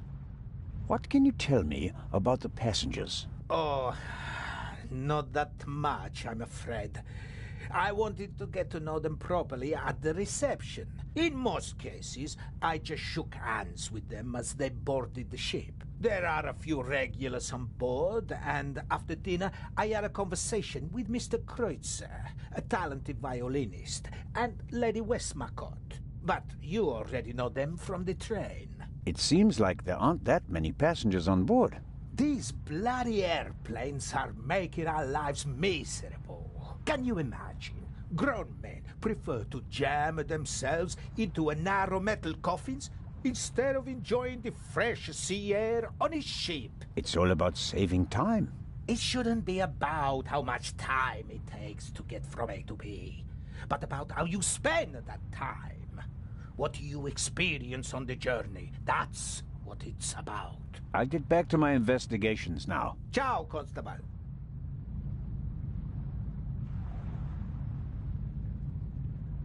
I believe I've got everything I can out of him. There's nothing more he can tell me at the moment. Captain DeConti is sitting at the bar again. He gave me the glass of champagne last night.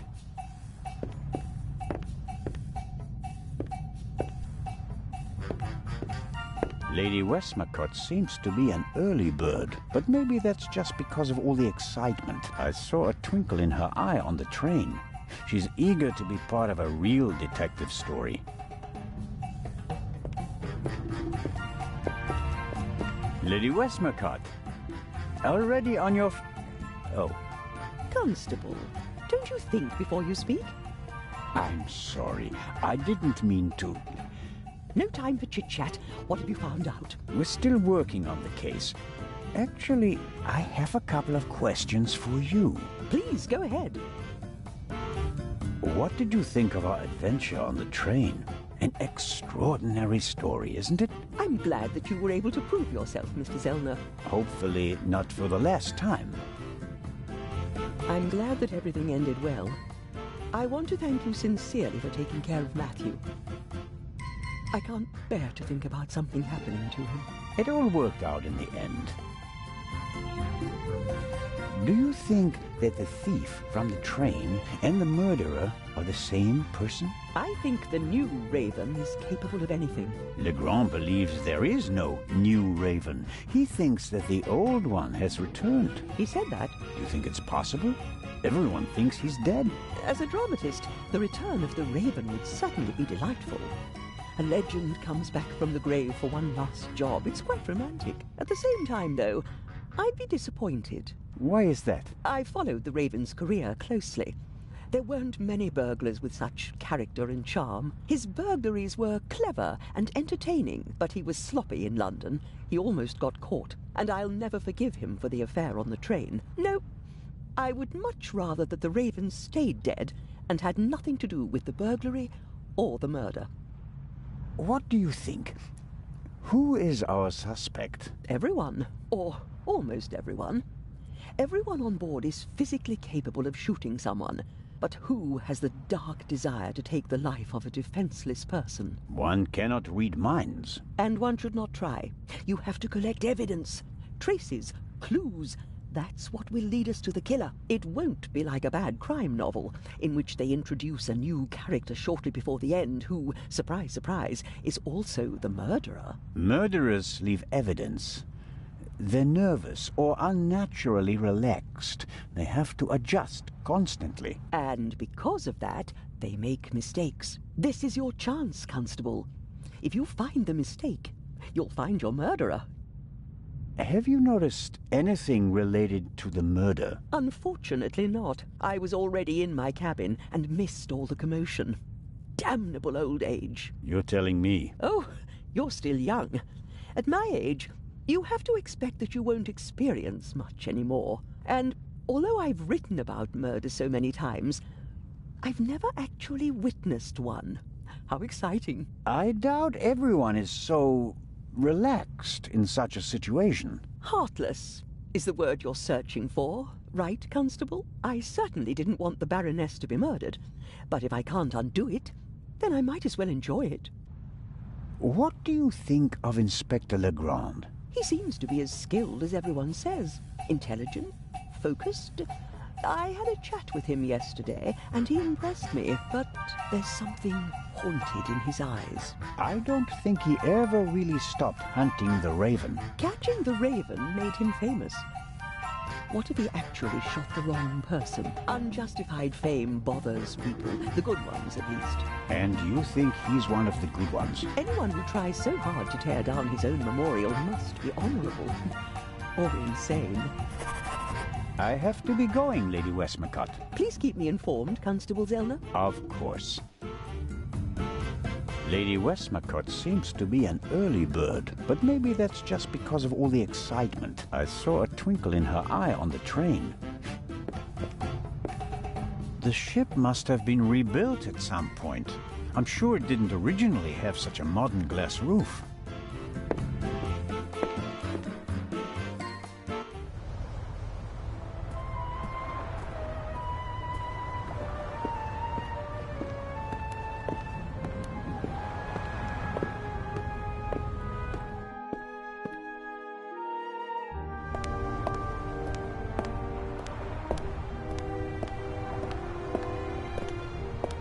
The gangway is hard to miss. Why did the murderer drop the gun on the gangway? They must have noticed their mistake, even if their back was to the sea. So, why didn't they take the gun and throw it a few meters farther into the sea?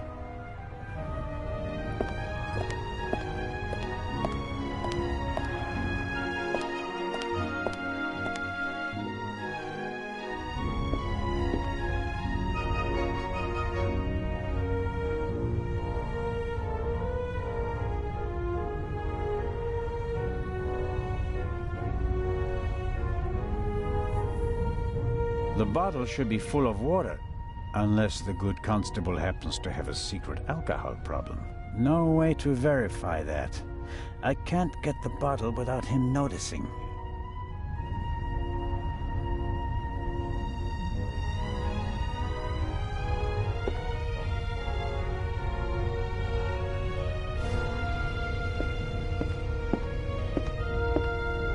I have to talk to the young fellow right away. Even though he was already under arrest at the time of the shot, he may have noticed something before. And what about the other gunshot? Could the second missing bullet from the murder weapon be stuck down there in one of the wooden crates? If I want to get into the cargo hold, I'll have to get rid of the constable first.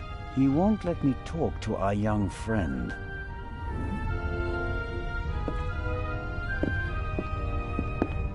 It may not seem like it, but Constable Oliver is actually a very effective watchman.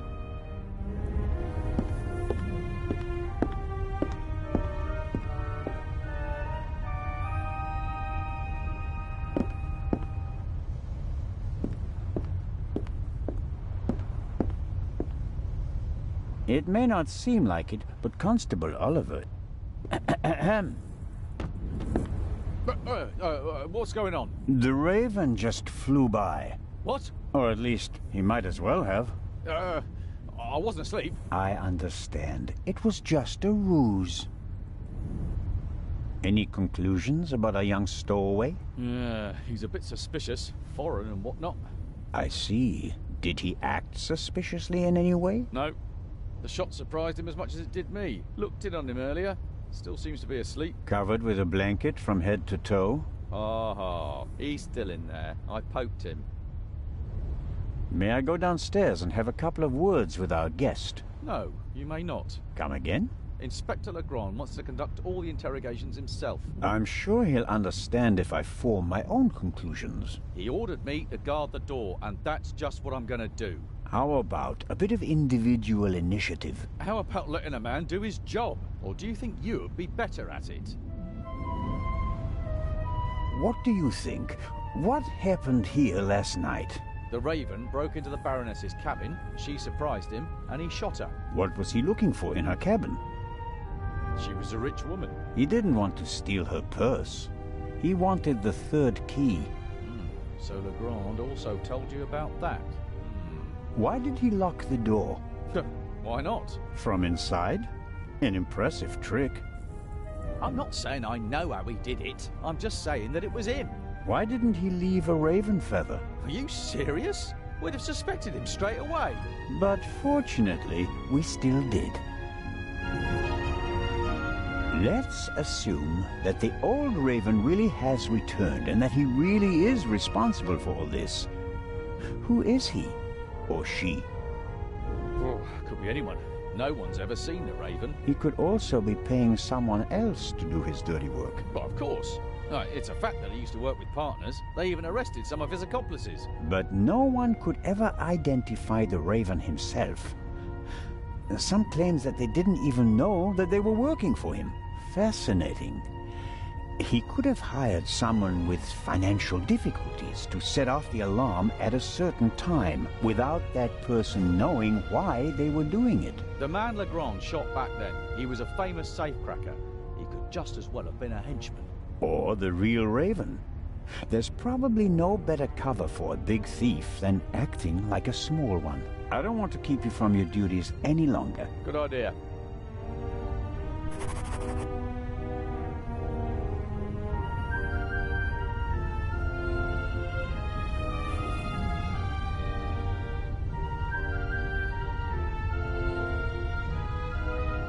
These little sachets contain the evidence we've collected. At least the evidence that fits in little sachets.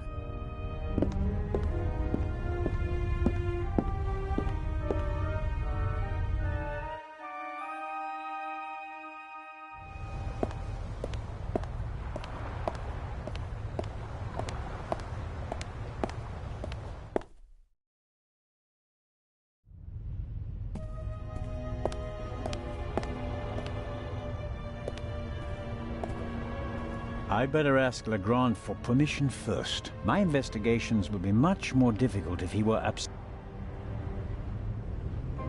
This is the first murder scene I've ever set foot in.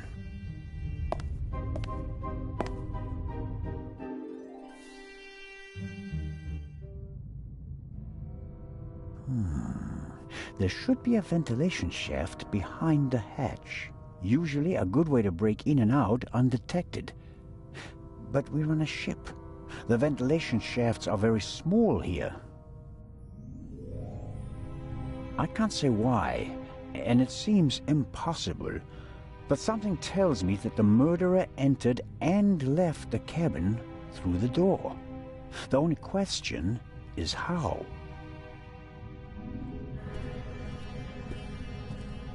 The most unportable portmanteau I've ever seen.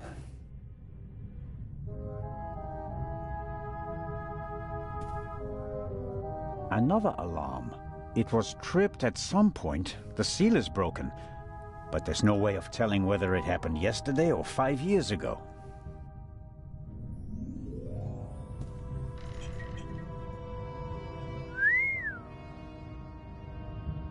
A portable bar is more like it. Must be hard work transporting this big, heavy thing halfway around the globe. And the Baroness was lucky that the other freight cars were only lightly damaged by the explosion. An impressive piece, but I don't think it'll get me anywhere with the murder investigations.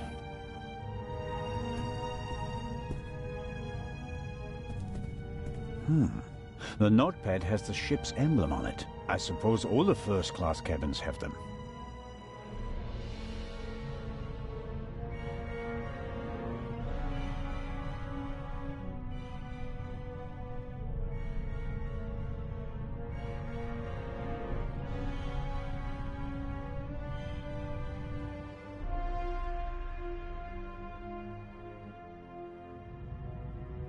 It says, Inspector, be in the saloon at 10 p.m. There is a murderer on board and I will expose him. B. The Baroness seems to have known the murderer, and that means that the Raven can't be the murderer.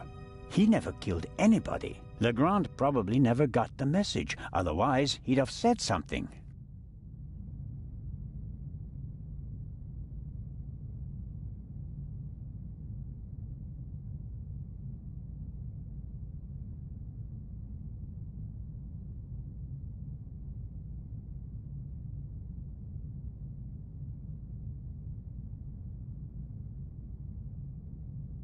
The mannequin surely came with the cabin.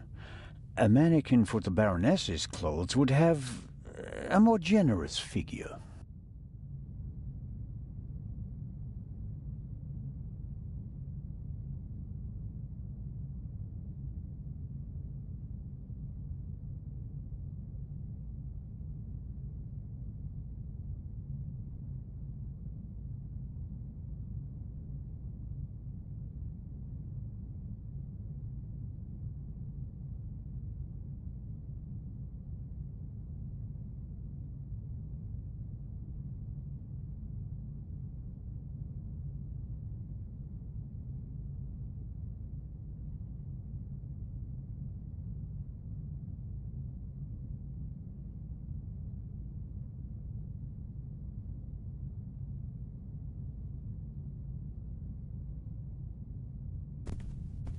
Sunflowers.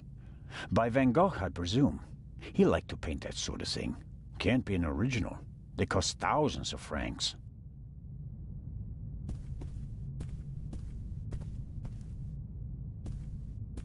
A big, ugly, and impractical vase.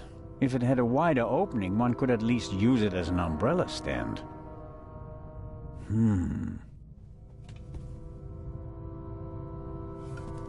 Can't see anything. Wow, heavier than it looks.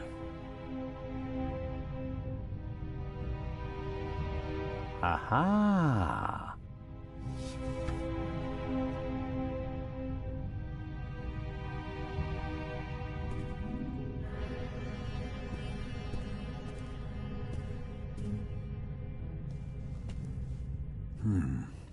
Nothing special. Although, it seems like one of the feathers was scorched at the top, literally burnt.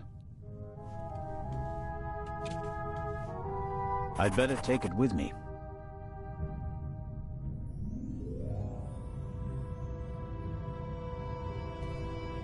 Why were the down feathers tossed in the vase? Or is there anything else in there? There may be something else in the vase, but the neck is too narrow to reach in with my hand. Could work. There's something in there. Ah.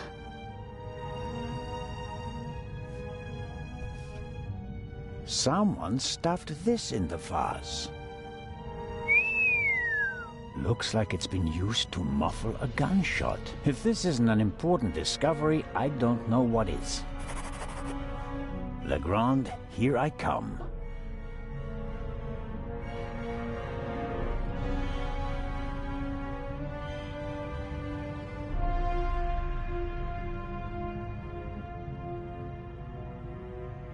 What a discovery.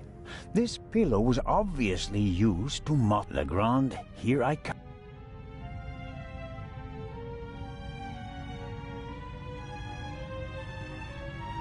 Some of the down feathers I've...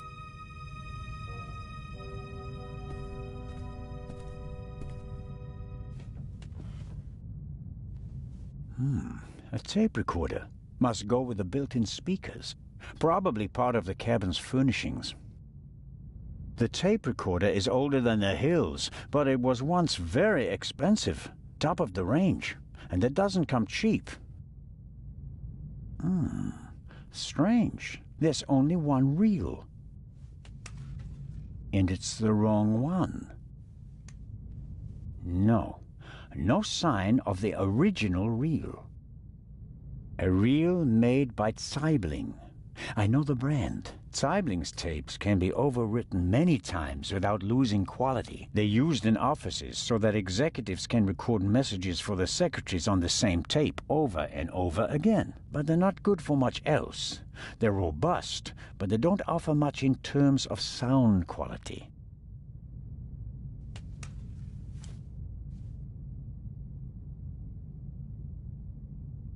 The Zeibling brand reel from the Baroness's cabin, the tape that came on it, and the reel that belongs to the player.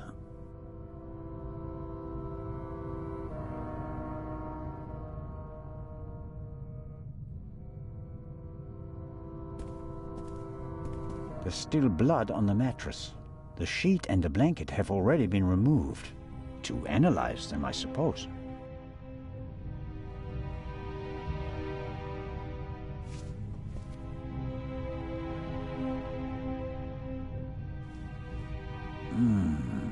Nothing. The blood spot is the only sign that someone committed a crime in here. Somehow... That's odd. The blood is so... red. Shouldn't it gradually darken in the air? Turn brown? The unusual color of the blood could be something that Legrand and Dr. Gebhardt missed last night. All cats are gray in the dark, as the saying goes. I should take a sample.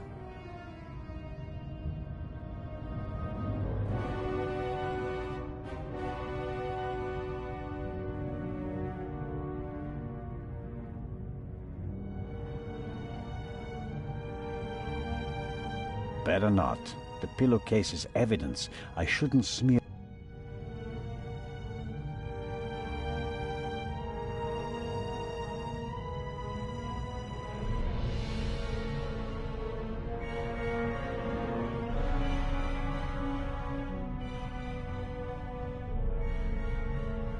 Some of the down feathers I've...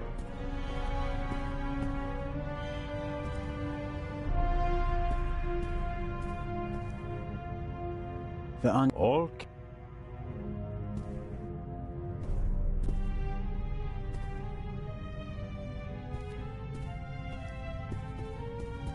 Something's under there. More feathers. And they're singed as well. I'll put them with the others.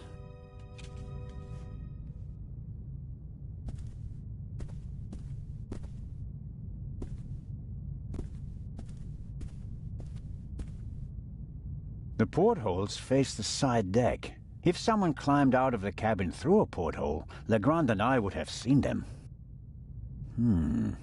The portholes are locked.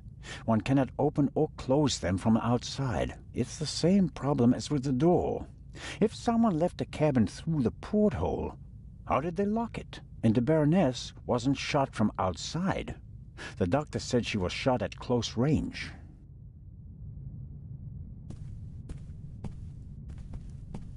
Apparently, the Baroness didn't have time to unpack her bags.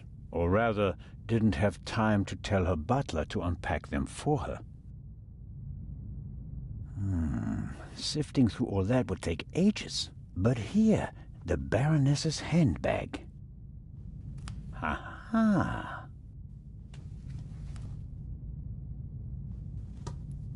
A small leather-bound book. 1964 is engraved on it. This must be the Baroness's diary. Let's see. Yes, it's a diary, all right. Difficult to read. No entry from yesterday. A brief, sober description of what she's done recently. Met Morris. Arranged benefit concert for renovation of Louvre Southeastern Wing. Times photo shoot for Eye of Sphinx. BM, poor excuse for photographer. Too fidgety.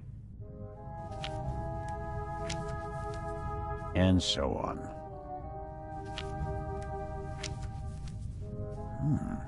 This entry looks strange. The handwriting is shaky, difficult to read. Dreamt of Bubby. Yesterday would have been his birthday. Next week, Jay's.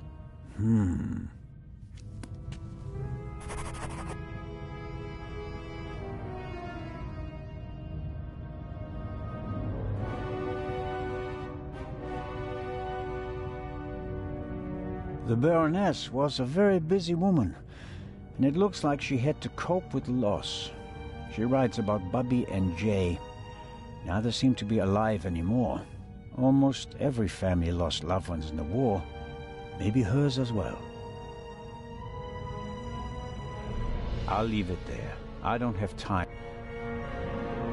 Cosmetics, a handkerchief, a spectacles case. Nothing special.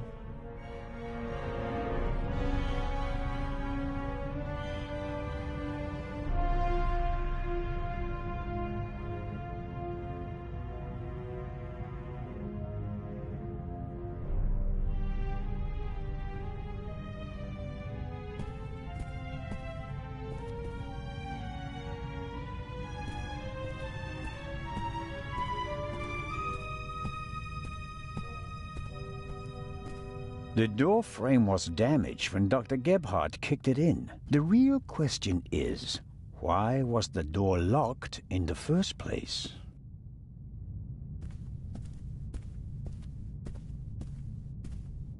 The unusual color of the blood. All cats are gray in the dark.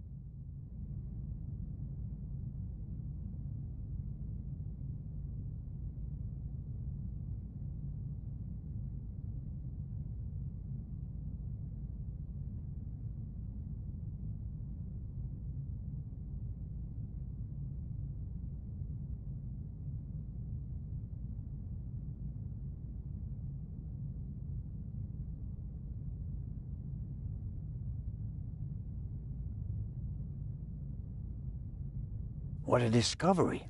Legrand, here I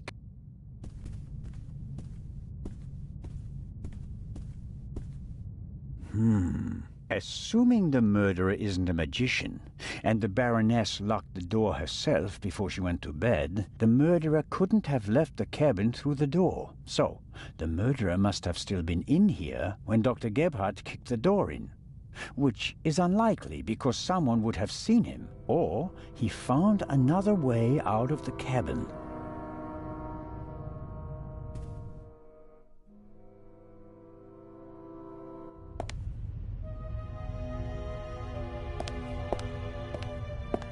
The Baroness's butler looks like he didn't get much sleep. I would describe his facial expression as worried.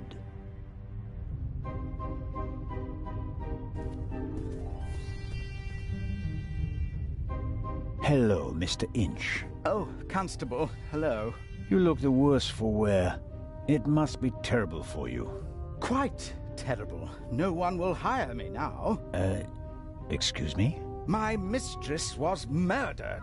Would you hire a butler who's been mixed up in a murder? But if it turns out that you're not guilty... If.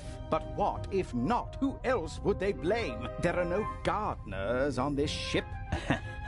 I understand your problem. Under these circumstances, I'm sure you'd answer some questions that could help clear your name, wouldn't you? Of course. Did you notice anything suspicious last night? No, sir. After the Baroness went to the saloon, I went to the forecastle. I was there until the alarm went off.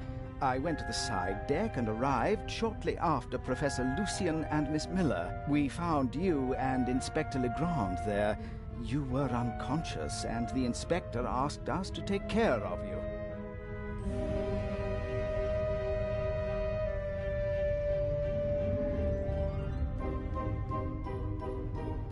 Did you hear the gunshot? No, just the alarm, sir.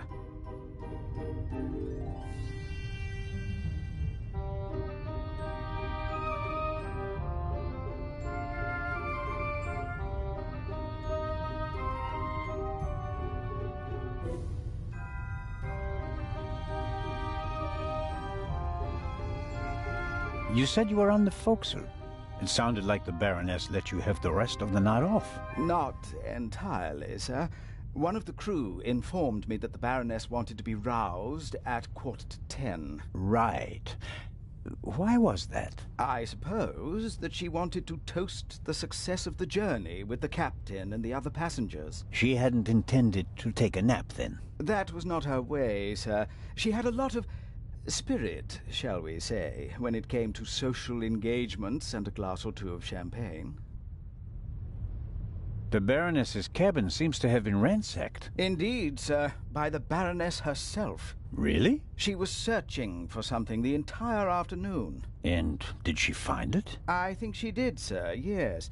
She was in high spirits when she finally left her cabin. You wouldn't happen to know what she was looking for, would you? I'm afraid not. Would you describe the Baroness as orderly? Well, she always had a lot of responsibilities, sir. That doesn't answer my question. She used to take a lot of luggage on journeys, and I helped her keep track of it as best I could. She was always very angry when she couldn't find something. What about the photos and the documents I saw in her cabin? I really don't know. They were out of bounds to me, sir. Memories from the war, I'd say. They meant a lot to her. The Baroness seemed to be pretty drunk the last time I saw her. Is that so? Does that surprise you? Did the Baroness not drink? Oh, yes, she drank. It was no secret. I understand. How serious was her habit? Serious enough, sir. Was she under any medical supervision? Certainly not, sir. She adamantly refused to see a doctor. Like so many elderly women, she had a distinct aversion to hospitals and the like. How long had you worked for the Baroness? 6 months, sir. Only 6 months? I always thought that butlers stayed with their employers for decades. Those decades have to start at some point, Constable. Her former butler wasn't able to fulfill his duties any longer. Gout, sir. I understand. I took on his duties and hoped for a secure position for the next 20 years. May I ask what happened to your arm? A souvenir from the war, sir. Doesn't it hinder your work? Yes, sir. Obviously. I didn't mean to offend you. The Baroness had a soft spot for disabled veterans. I think she'd been through a lot herself. I think that's all for now. Please, sir, find the murderer. You have to clear me of all suspicion. The Baroness's butler looks like he didn't get much sleep. I would describe his facial expression as worried.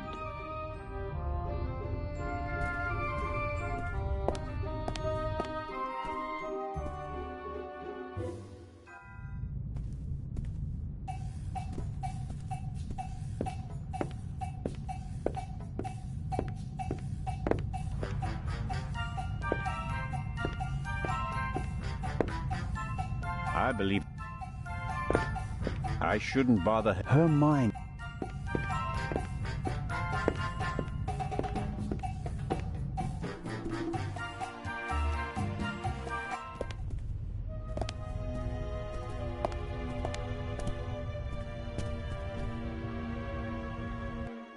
A singed pillowcase is proof that there must have been a second gunshot. Inspector?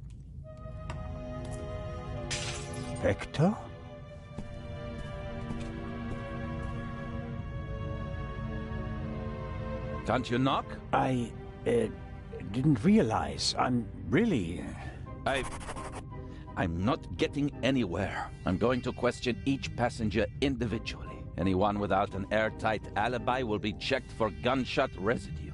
But, Inspector... People trip up when you put pressure on them, Constable Zellner. The Raven is nervous. He's changed his methodology and become a murderer. I'll see it in his eyes. After you. But, Inspector Legrand...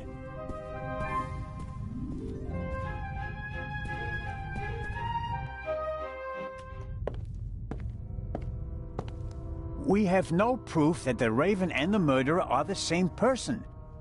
You may not know it, but I do. I will catch him, with or without your help.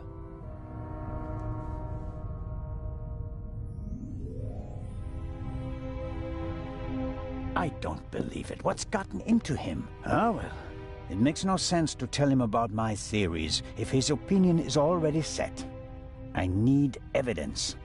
Or better yet, the murderer. I also need his lab if I'm going to get anywhere. I need to get in there somehow. And I really need to talk to the stowaway. He may have information, and the inspector will just ignore him, since he's too young to be the Raven.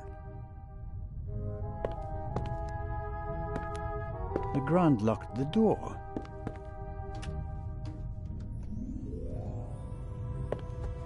The lock isn't especially secure. If I had a wire or something like that, I could probably pick it.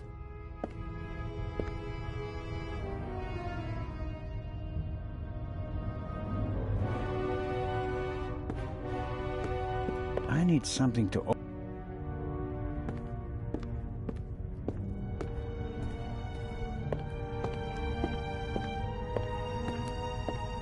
Neither Dr. Gebhardt nor Constable Oliver can keep up with Legrand's pace, but in contrast to good old Robert, the doctor doesn't let himself get roped in for the long haul. I wonder what would happen if Legrand dragged him out of bed for another investigation.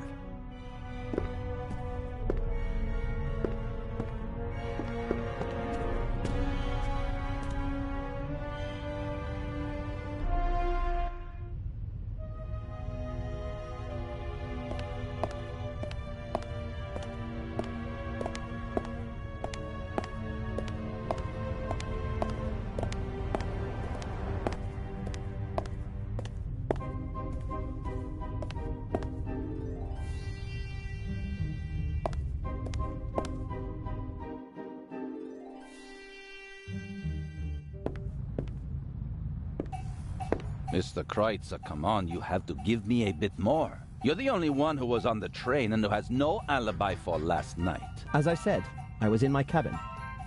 Are you sure that it was your cabin and not the Baroness's? Legrand will question the guests, one after another. But if he doesn't get the answers that he wants to hear, it could become unpleasant for them.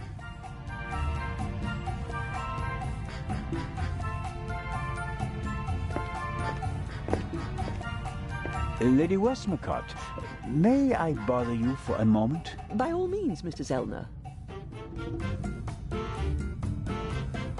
How is the questioning going? Are you implying that I'm an eavesdropper? The inspector is placing a lot of pressure on our dear Mr. Kreutzer. He's the only one who was on the train and who doesn't have an alibi for last night. Perhaps. But him? A murderer? I know people like him. He doesn't have enough backbone to kill someone in cold blood and remain so calm. He'd turn it into a drama and then a farce, drink himself insensible, and then, railing at fate, pitch himself into the sea. Forget him. Legrand is wasting his time. Mr. Kreutzer just happens to be a perfect fit for the inspector's image of the Raven. Athletic, cultured, moves among the rich and famous. I'll eat his violin if he's the Raven or the murderer. I have to be going, Lady Westmacott. Please keep me informed, Constable Zellner. Of course.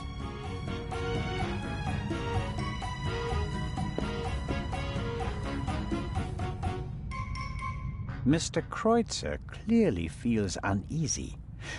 But does Legrand actually think he's the Raven? Mr. Kreutzer clearly feels uneasy. But Legrand is absorbed in the interrogation. He still seems pretty annoyed. The violinist seems to be bearing the brunt of it.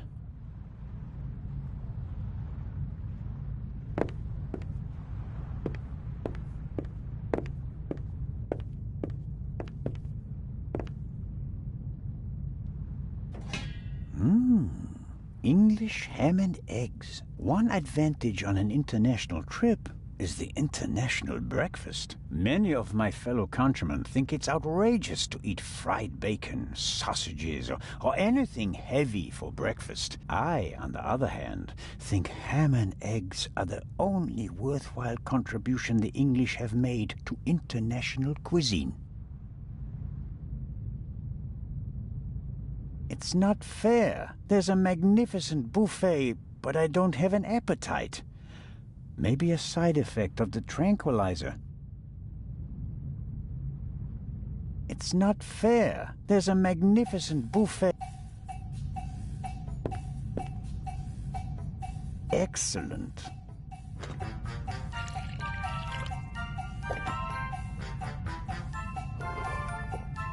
Ah, that's just what I needed.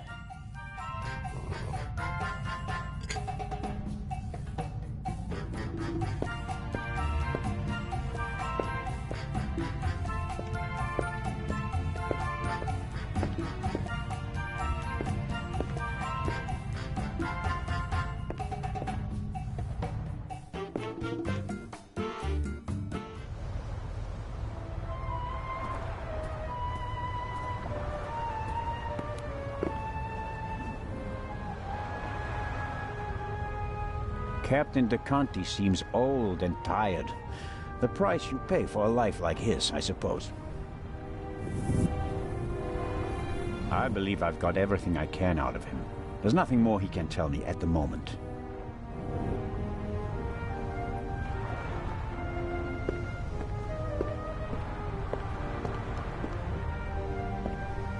Miss Mayers seems to have found an opportunity to do nothing. Hello, Miss Mayers. Hello, Mr. Constable Zelle. Do you think it's appropriate to go sunbathing in a situation like this? What situation? A woman was murdered last night. If refusing to sunbathe could bring the dead back to life, I'd go back to my cabin immediately.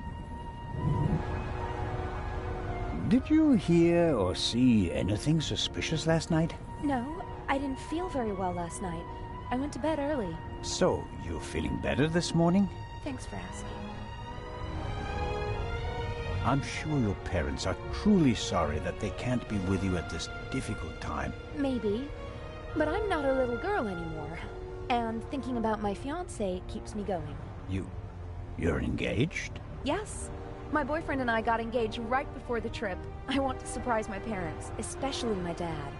I'm sure he'll be very surprised. But what will you do if your father doesn't agree to the engagement? What choice does he have when he put me on this boat full of thieves and murderers in the first place? Charming.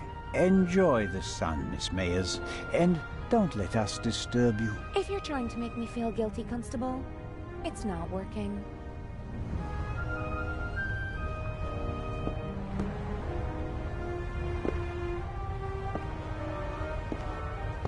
Miss Mayers seems to have found an opportunity to do nothing.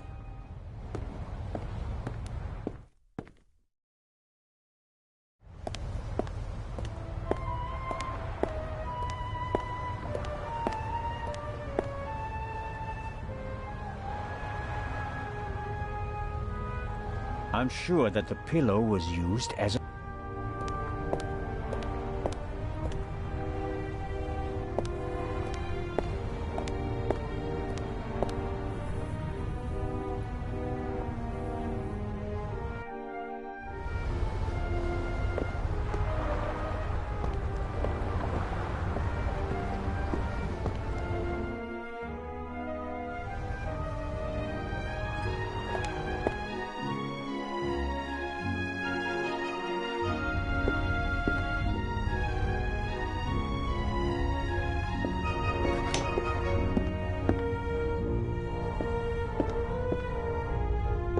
Matt is keeping himself busy with that strange game. He seems to be okay again, but I think he'd be running around all over the place if he'd really come to terms with what happened on the train. Hello there, partner. Hi. Are you all right? Uh-huh. Have you recovered from our adventure? Mm-hmm. Mr. Zellner, Hmm? what's going on? What do you mean? Everybody's acting so strange, and there's tape across that door. I saw that in a movie once. You don't have to be worried. Is it about the man from the train? It might be about the thief, yes. Haven't you caught him yet? I'm working on it. Okay.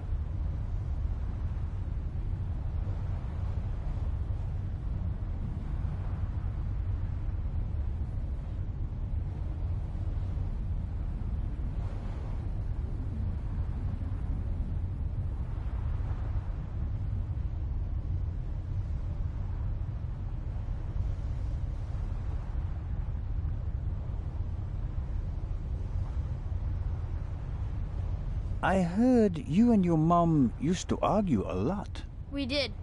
Everything was bad. The house, school, the other kids. We didn't have much money, and I was always alone. You do know that your mother would love to have been with you, don't you? She had to go out to work to earn money. She wouldn't have had to, if Dad were still around. And how do you get along with her now? I'm always happy when we do something together on vacation. She has more time for me now, and I like my boarding school. I have lots of friends, and the teachers aren't so bad.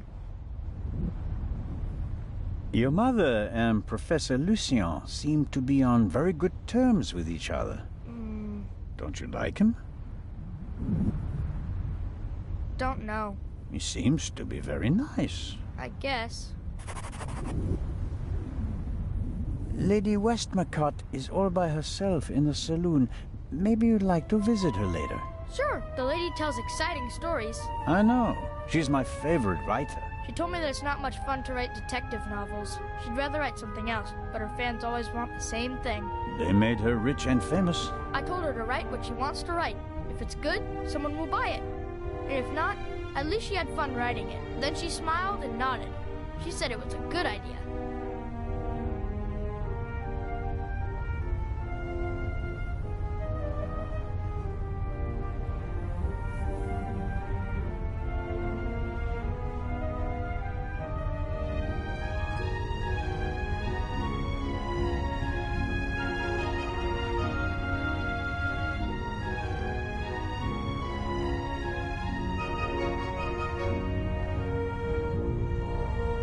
What are you playing there? I'm playing shuffleboard.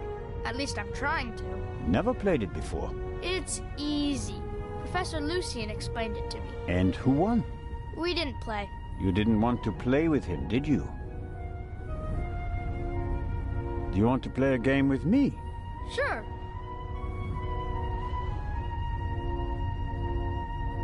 Then let's get started. Oh yeah. What are we playing for? I thought we'd just play for fun. That's boring. We have to bet something. Otherwise it isn't fun. You English people. So I'll bet my brand new slingshot. And you? I don't want to gamble. How about ice cream in Cairo? Okay. If I win, I get the slingshot. If I lose, I get an ice cream in Cairo. Hey! Never try to cheat Matt Miller. So, what do you say? Ice cream versus slingshot? All right. Let the games begin.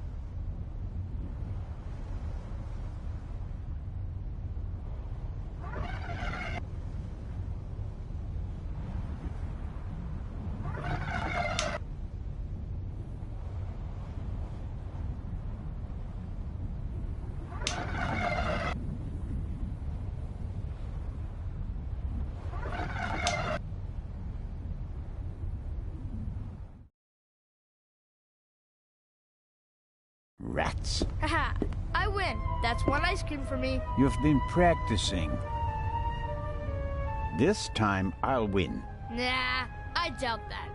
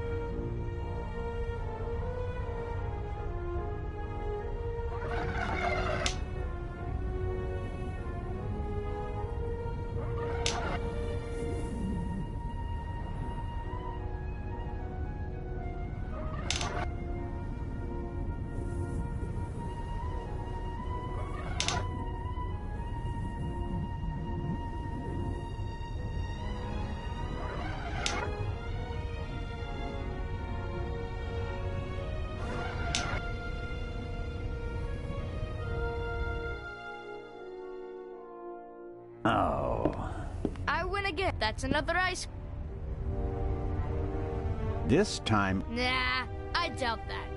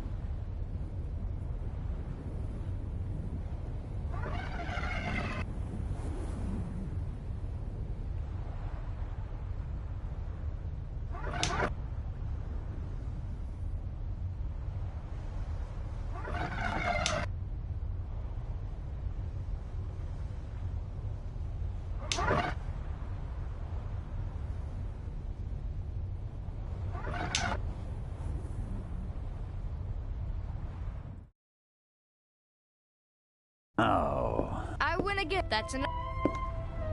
This time I'll... Nah.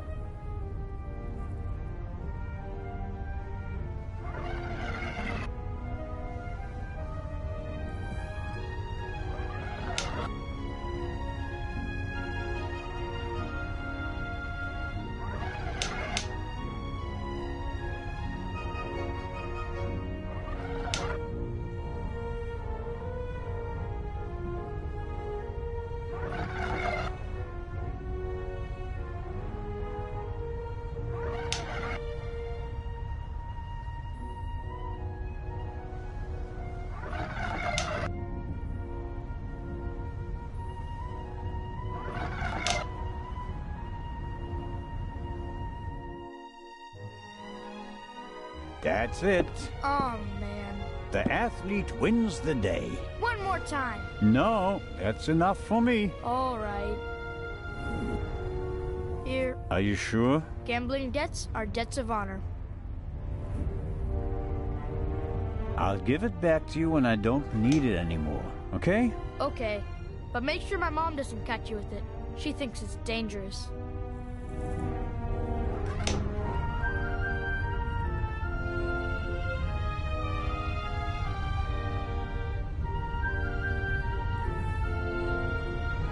The little stones make perfect ammunition for the slingshot. Now I just need a suitable target.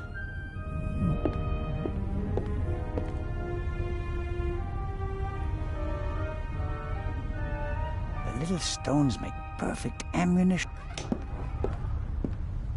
The bottle should be full of water, unless the good constable happens to have a secret alcohol problem. No way to verify that. I can't get the bottle without him noticing.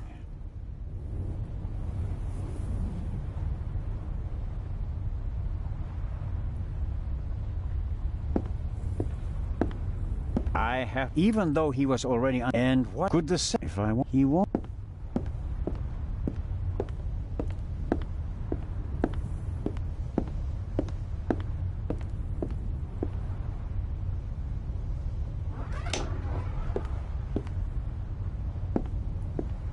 Miss Miller and the professor are talking intensely.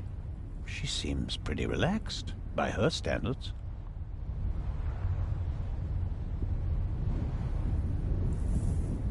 Good morning, Miss Miller. Professor Lucien? Constable Zellner, how are you? I heard you passed out last night. Well, not quite. I was poisoned. Oh. That wretch! Who do you mean by that wretch? That stowaway. That new raven. The young man can't be the murderer. Constable Oliver had already apprehended him when the shot was fired. You mean... Whoever killed the Baroness is still on the loose. I think I should take my leave. I'd like to rest for a while. One last question, Professor. Do you think the eye is well protected in the safe in Legrand's cabin? Of course it is. They assured me that it would take hours of work with heavy machinery to crack the safe. And if Legrand isn't in his cabin, Constable Oliver or I check that everything is in order every hour. I understand. I want to go back to my cabin. I'll see you later, Mary. Oh, of course. See you later.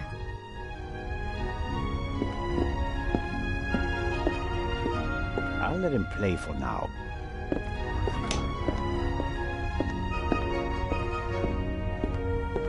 The bottle should be full of water, unless the good no way to verify. The little stones.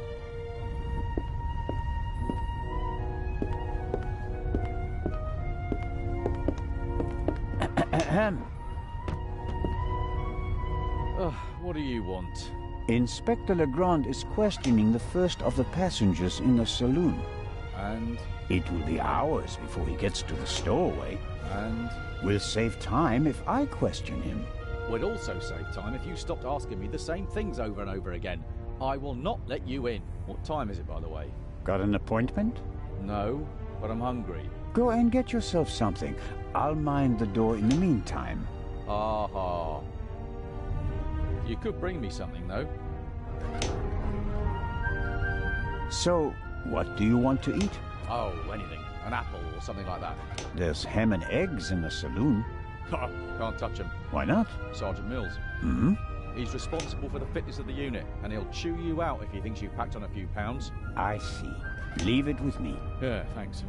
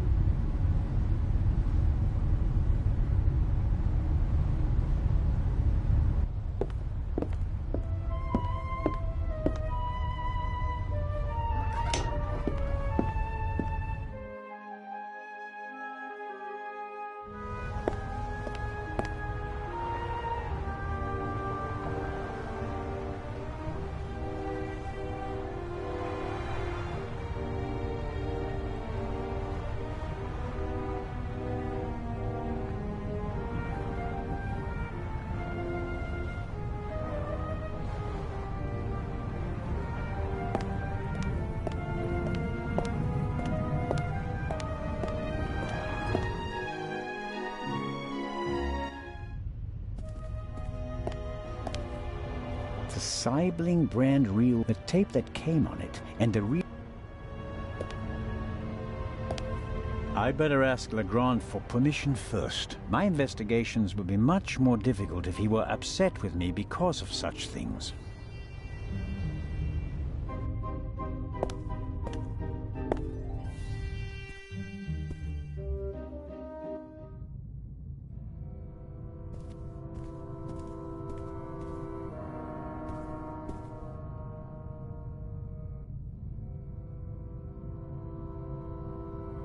The Sibling brand reel from the Baroness's cabin, the tape that came on it, and the reel that belongs to the player.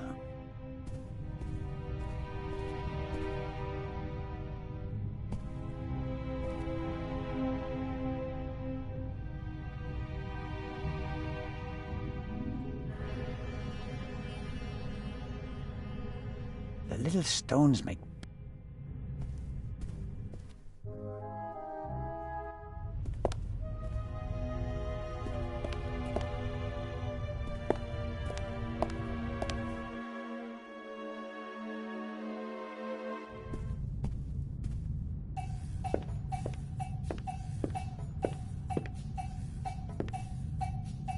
Coffee is not bad at all, but 1 cup is enough.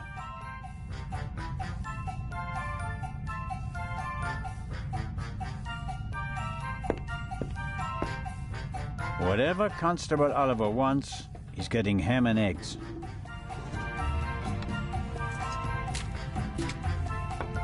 And just a pinch of salt for our friendly constable.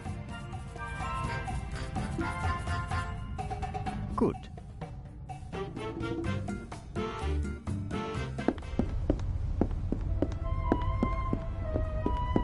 Constable Oliver.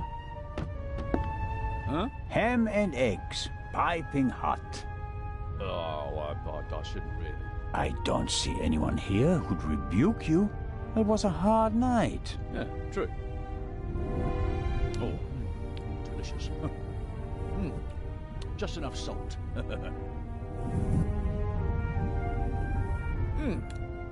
Oh, that was good of you. Cheers. You don't expect me to wash your dirty dishes as well, do you? Oh, of course not, Your Majesty. Oh, that was a proper meal and no mistake.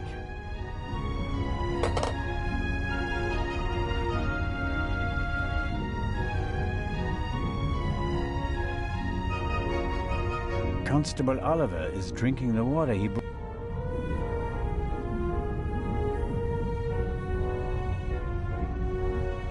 The little stones make...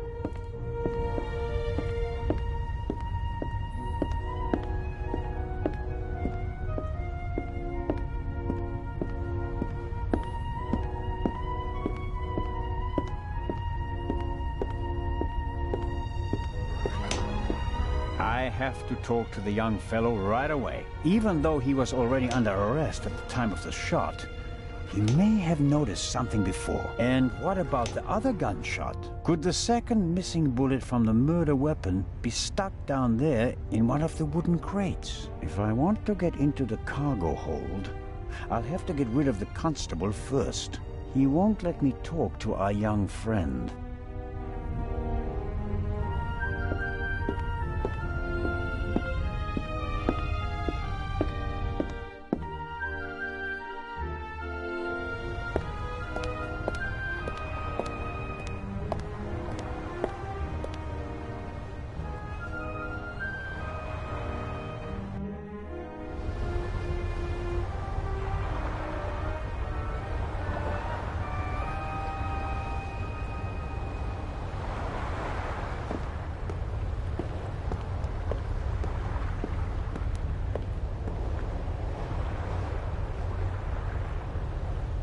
Little stones make...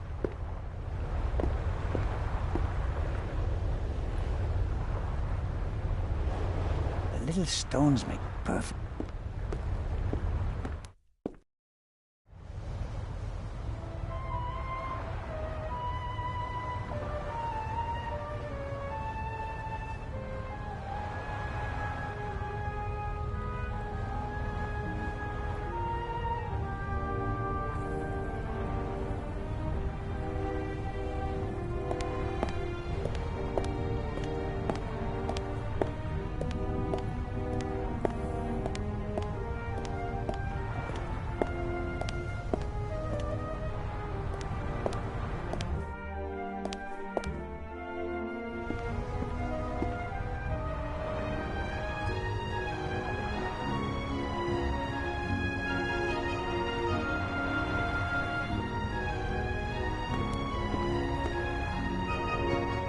Miss Mayers doesn't really seem to be...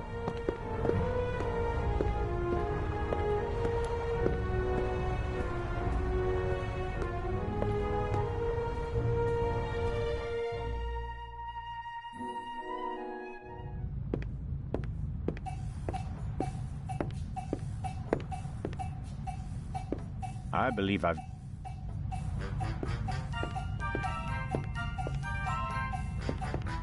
Lady Westmacott. By all means, Mr. Zellner. Did Miss Miller cope with all the excitement? I think so. But what happened on the train was quite a shock for her. She wouldn't be able to go on if something happened to Matthew. She's worried about him. He's all she has.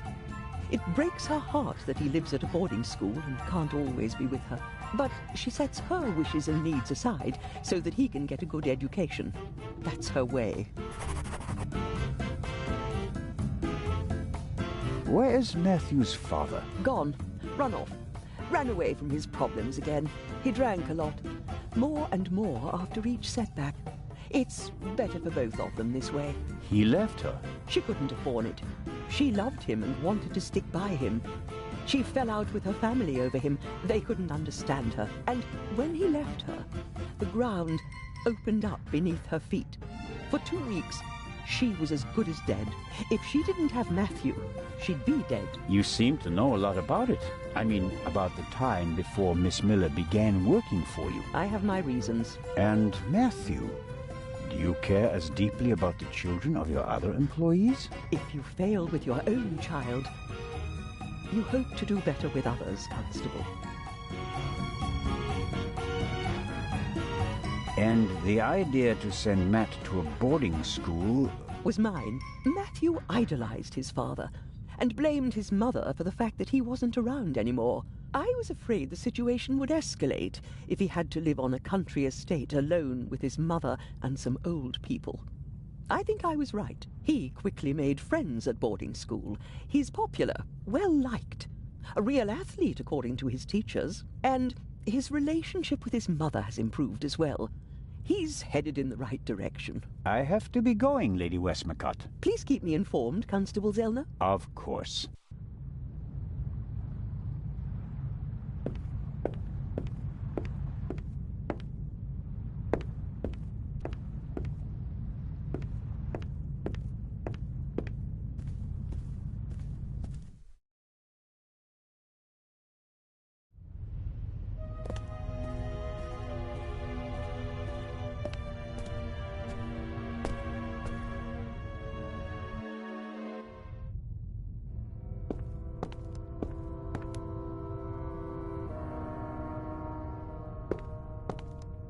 We're lucky that the Lydia has a well-stocked I suppose it was added during the war. A ship of this size wouldn't normally have a...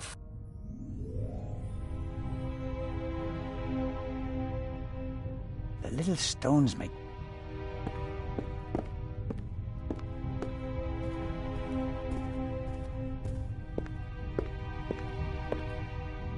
I need something to open the lock. The key... The sibling brain... The tape... I need something... I need...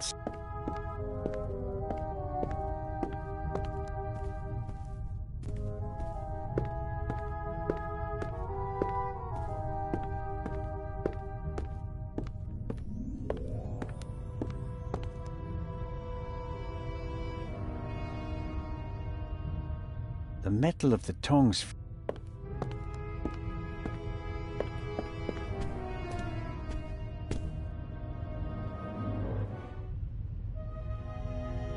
The death of his...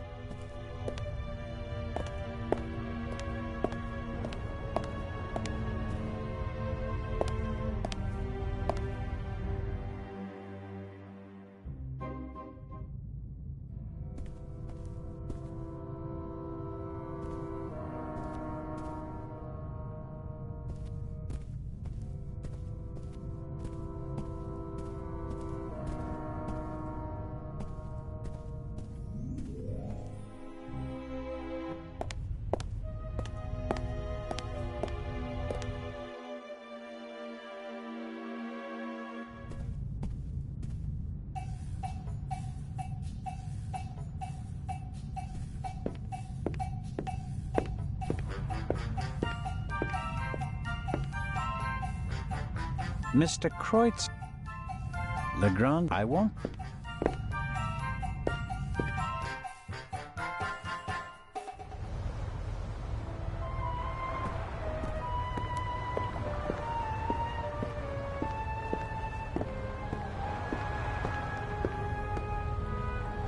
The metal of the tongue...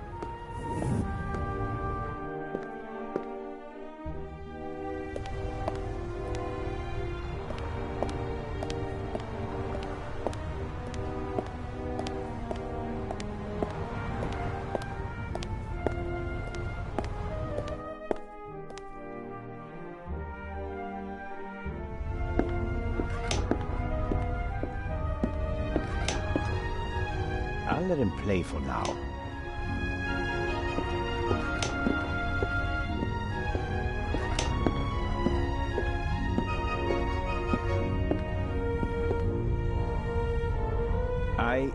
I didn't want to interrupt your conversation with Professor Lucien so abruptly. I don't know what's wrong with him.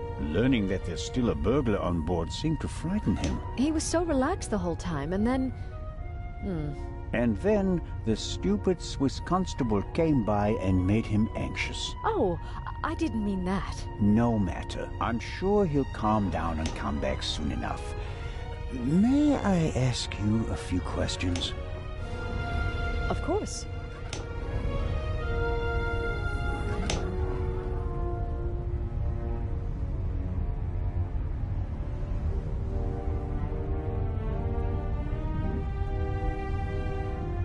How is Matt? He seems happy enough. After all the commotion, he's already back to his old self again. But I haven't told him about the murder. That would be a bit too much for him. I think he's made of sterner stuff. I want to thank you again for what you did on the train. I wouldn't have known... Everything's fine. Think nothing of it. Lady Westmacott told me that Matt's become a real athlete at his boarding school. That's true. He's full of energy. His teachers try to calm him down with sports. He's very talented and learns new games very quickly. I regret to say that was never one of my strong points. It must be good for his self-confidence. It certainly is. He's settled down and he's become something of a leader in his class. A year ago, I'd have never dared to hope that everything would work out so well. How was last night for you? It was awful. I was having a conversation with Edgar, Professor Lucien, here on the forecastle. Then I wanted to look for the lady and went forward via the side deck. When I passed the Baroness's cabin, I heard a muffled scream. You heard a scream? Yes. I thought the Baroness probably had a fall. I went to the door and listened for a moment. Since I couldn't hear anything, I knocked on the door and asked whether she was all right. There was no answer. Interesting. And then? I didn't know what to do, so I tried to open the door. It was locked. I saw the Baroness's butler, Mr. Inch, on the forecastle. I thought he might have the key and went back. On the way, the bobby crossed my path, and then Edgar, who wanted to check the safe. I explained the situation to him, and then the alarm went off. How did the scream sound? It was a short outcry, very frightened, as if someone had been startled. Was it a woman's voice? Yes, the voice was high. So it could have been a scream from the Baroness. Possibly because she discovered someone in her cabin. Possibly. That person might have threatened her with a weapon, so that she wouldn't scream for help. Oh, God. He waited until the coast was clear. Oh, please, stop it, Mr. Zellner. The Baroness's butler said that he was on the forecastle as well? Yes, he was standing on the other side of the deck smoking a cigarette. Was he on the forecastle the whole time? I'm not sure. He was there, and later he was on the side deck with us. Oh, yes, he looked after you while you were unconscious. He unbuttoned your collar and held your head while the doctor checked you. But you can't say for certain whether he came from the forecastle with you and Professor Lucien, or afterwards. Well, no. But where else could he have come from? Did you report that to Inspector Legrand? Yes, last night. He was very interested and took a lot of notes. But I wanted to look for Lady Westmacott, and he let me go without further delay. He said that he'd take down my full statement today. I understand. Do you think the man from the train also killed the Baroness, Constable Zellner? I don't know yet. It's horrible. Explosions, thieves, murderers. This isn't the right place for a lady and a little boy. You and Professor Lucien seem to be having a lively conversation. Oh, yes. He's an expert in ancient Egyptian art and preeminent in hieroglyphic research. He's the head of the Egyptian department in the British Museum, you know. And he's going to open an exhibition at the Egyptian Museum in Cairo. Right. For the eye.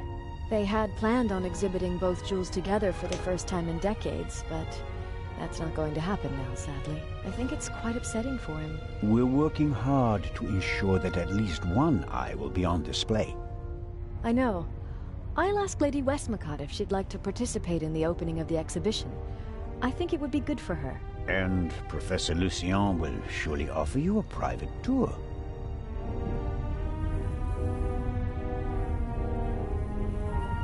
You're American, aren't you? That's correct. And you moved to England because of the job? I lived in England before. During the Second World War, I volunteered. I worked in a pharmacy on a US base north of London. In a pharmacy? Interesting. Well, it was the war and everyone was sent where they could help best. Please, go on, Mrs. Miller. After the war, I studied music in London. I met my husband there. We married and went back to the States together. He was also American? No, English. But he said he had problems with his family, and he wanted to be as far from them as possible. And you gave up your studies for him? Well, yes, I did. Life as a single mother couldn't have been easy. It was pretty tough then. I worked from morning till night, and it was still only enough for the bare necessities. And I couldn't give Matt all the attention he needed. And then Lady Westmacott entered your life. It was like an angel appeared to me. She must have offered me the position out of pity. I had no experience as a carer. She made me a generous offer. I couldn't believe it. And she really adores Matt. She's offered him a good education, and now he has every opportunity in life. An almost unbelievable story. I'm still afraid that it's a dream and that I'll wake up one day.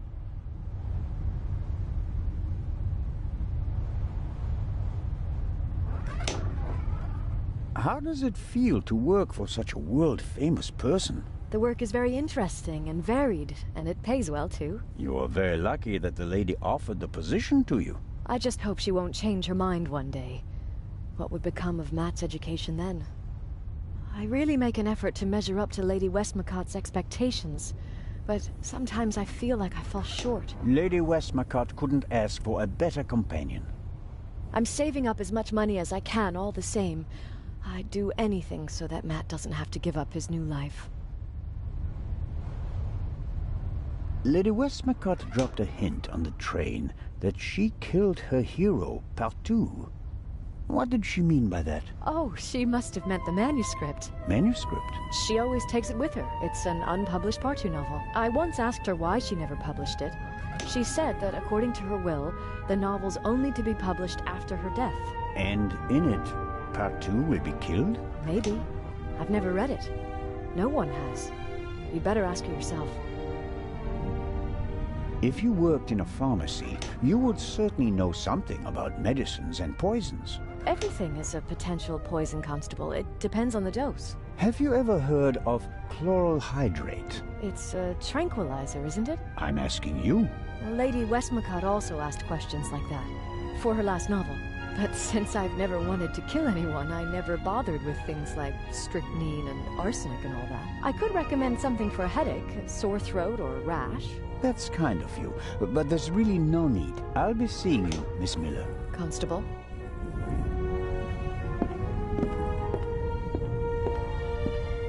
I'll let him play for now.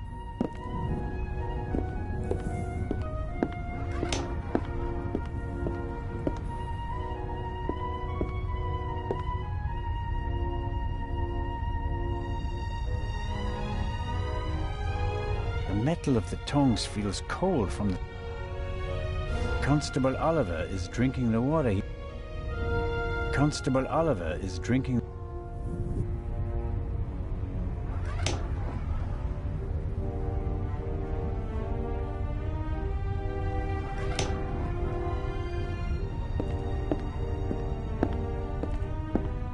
All right.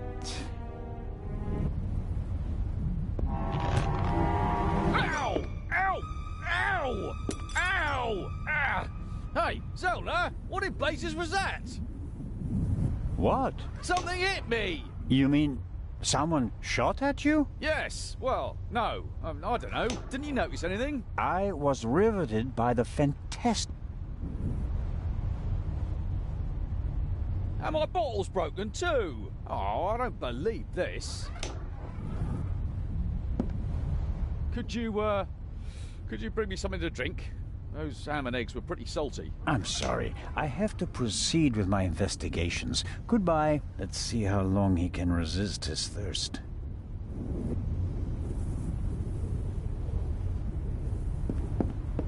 Not long at all.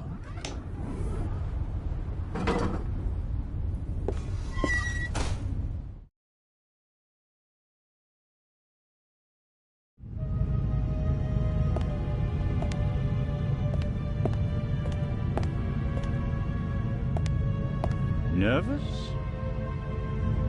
I would be too in your position.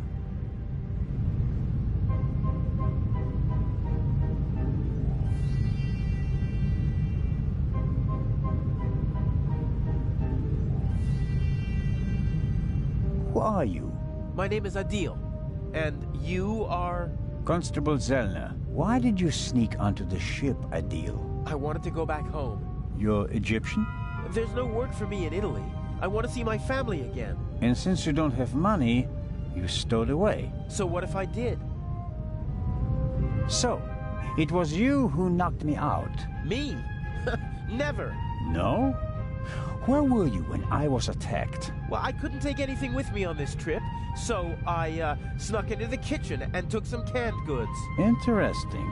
And how do you know when I was attacked? Well, I thought it was yesterday, shortly before we set sail. I take this bump personally. What were you searching for on deck last night? I was hiding the whole evening. I wanted to go out and get some fresh air, see the stars. But then suddenly, they were looking for me. Were you in one of the cabins? No. Did you see anyone on the deck or on the roof? No. And after we arrested you? The English policeman put me in this cell. Then he left. I've been here ever since. And you didn't notice anything along the way? No, nothing. What about the gunshot? Didn't you hear it? Yes. The English policeman had already arrested me. We heard a bang and looked around. And then? Then, the Bobby was in a hurry to get rid of me. He almost pushed me down the stairs and locked me in here. He left, and then a short time later, the alarm went off. Constable Oliver wasn't with you anymore when the alarm went off? No. I was scared that the ship would sink with me sitting here like a rat in a trap. It's hard for me to believe a single word of your story. Because I'm a foreigner? Because you seem to have learned our language in the space of a day. Accent-free. Believe what you want. Who paid you to distract us? What? You went for a walk around the deck and let yourself be seen. Everyone goes off hunting you, and in the meantime, your partner shoots the Baroness in peace. No, I didn't do anything. I didn't want to distract anyone. I just want to go home. You're a liar, and a bad one at that. But sir, I'm telling the truth. And I'm the Raven. Inspector Legrand will deal with you. He's lying like a cheap rug. But he probably doesn't know anything about the murder. Very disappointing. So I have to keep searching. What interests me most is the shot that was fired here in the cargo hold last night.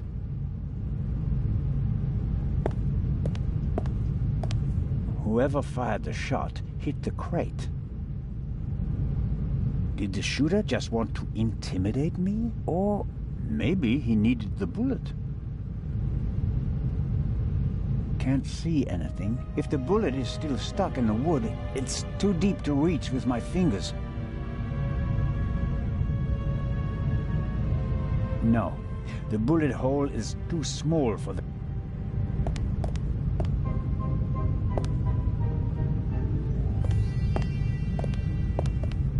The cargo hold also, at least for the ones who don't. A stroke of luck. Oil-stained overall. And here, an old toolbox. It's been through a lot. Hardly any paint, dented, and the lid is held shut by... I'll take it with me.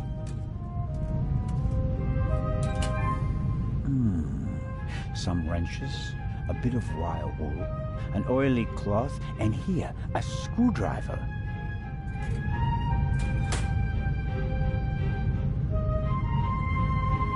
I've got the screwdriver.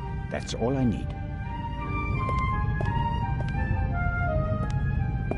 Can't see if the bullet is...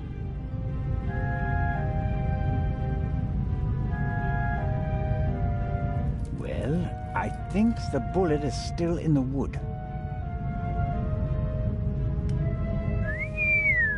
I'm not a weapons specialist, but at first sight I'd say that this bullet looks exactly the same as the one Dr. Gebhardt gave me for Legrand. That would mean that the murderer also fired a shot here in the cargo hold before the murder. But why? Did they just want to make sure the old guns still worked? Or was it something else? And did the bullet really come from the same gun? I can only check that in Legrand's cabin.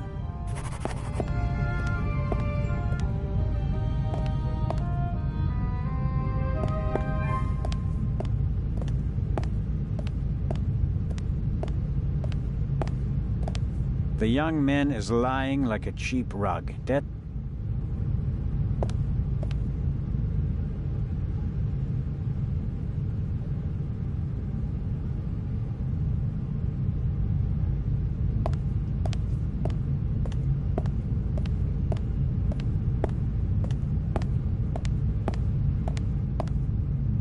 Somebody put the trunk back on the shelf. I can't tell whether it was our young friend or someone else. It must be uncomfortable traveling like that, even if you're as young and slim as our guest in the cell over there.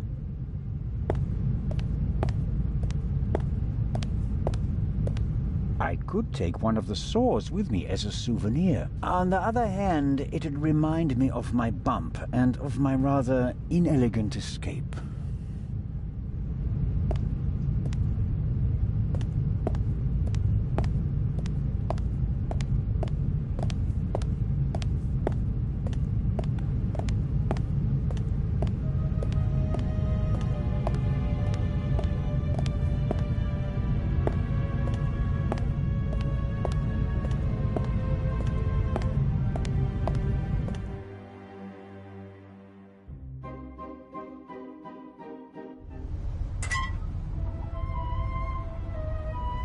That takes the biscuit. I noticed that the door was unguarded. I just wanted to make sure that everything was all right. Tell it to Legrand. He's expressly forbidden anyone to speak to the witness before he does.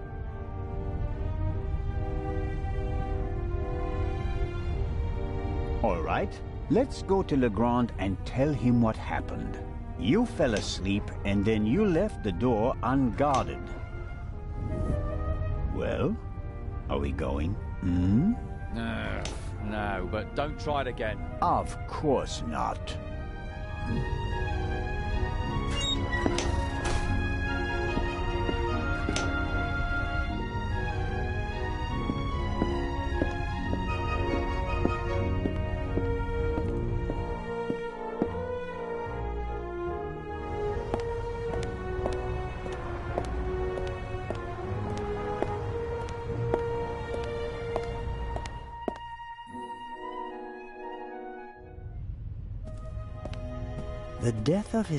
The death of...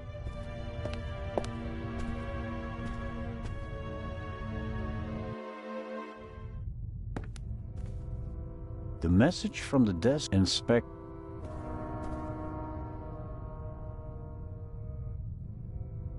The message from the desk of the Baroness says, Inspector, be in the saloon at 10 p.m. There is a murderer on board and I will expose him.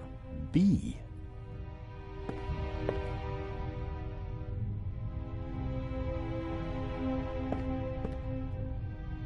The lock isn't especially secure. I should be able...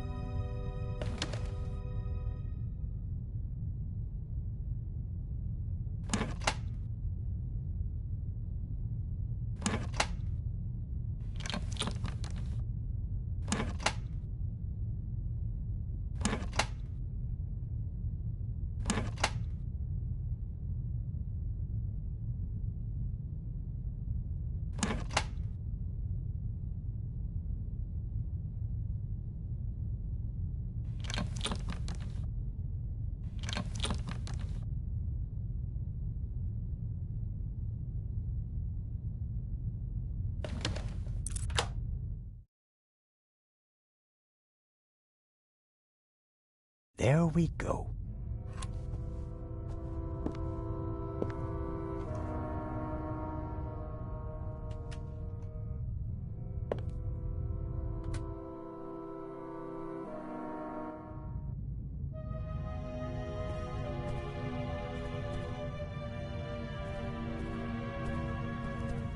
A lockmaster and son. Tough to crack. If I wanted to steal the eye, I'd concentrate on getting the 3 keys.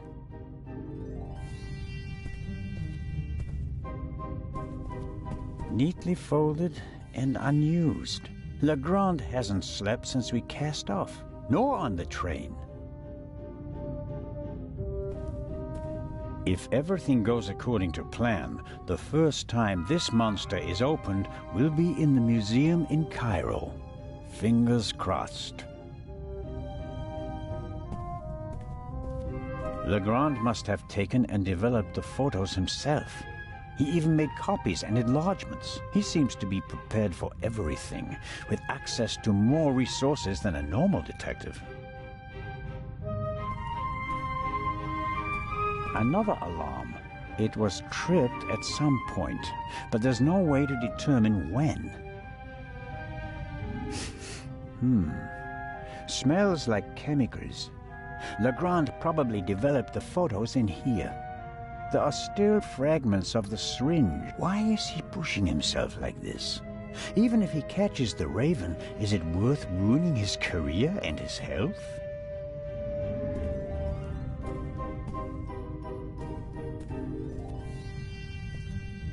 Legrand must have taken them yesterday, at the crime scene.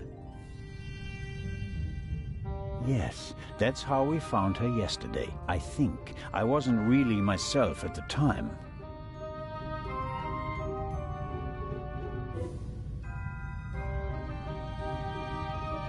The message from the desk of the Baron. Inspect.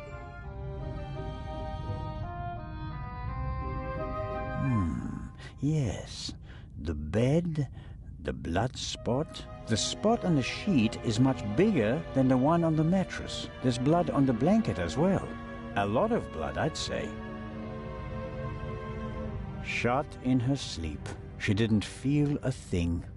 She went to sleep and never woke up. This photo provides an overview of the crime scene.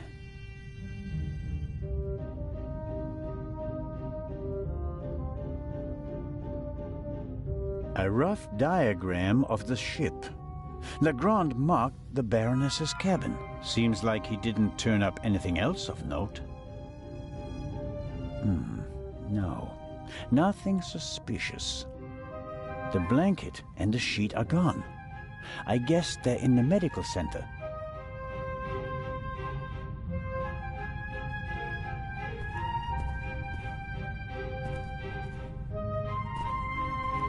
A masterpiece. Forensic teams use kits like these. They're placing increasing importance on the preservation of evidence. But not in Switzerland yet. It's a small lab used to conduct simple analysis on site.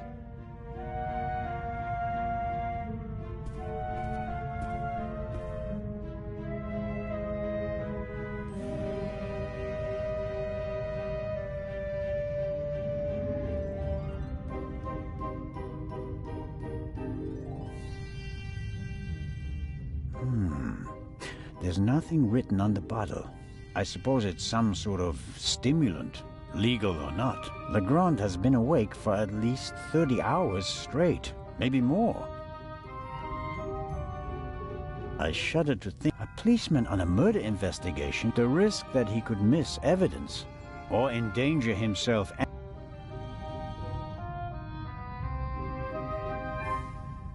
Aha! That's the bullet the doctor removed from the Baroness's corpse. Legrand's file on the Raven, centimeters thick but totally useless. We're not dealing with the Raven.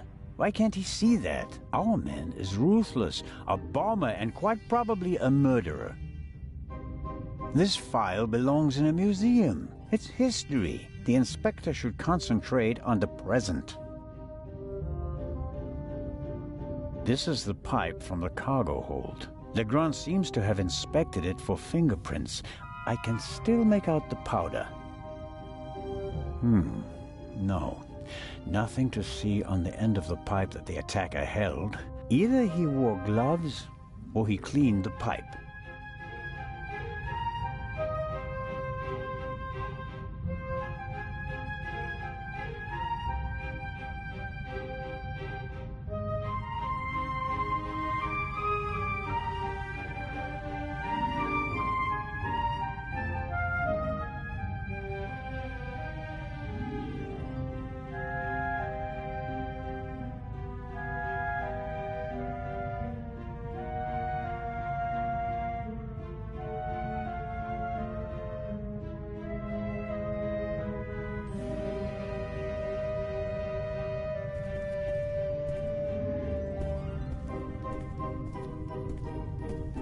All right.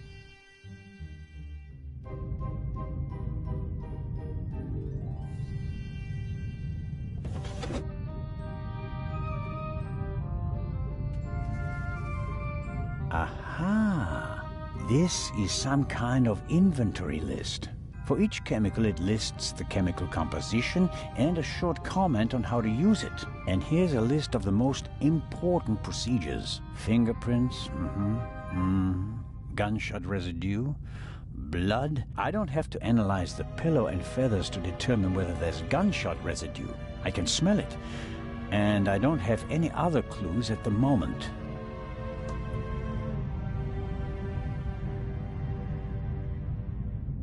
Half of the tools in this box would be interesting for an archaeologist as well. Actually, forensics and archaeology are really quite similar to each other. The goal is to find out what happened, whether a few hours ago or a few centuries ago. Good Lord. Good Lord. For forensics in the woods or the open country, I suppose. No use on a ship. Fingerprints are overrated. Smart thieves wear gloves, or they make sure that there are too many fingerprints at the crime scene to check them all. I'm sure Legrand could work magic in this alchemist's lab. Me, I'm just awestruck. What's this? Oh, how practical. A hermetically sealed cotton swab for collecting samples. I'll take it. Good Lord.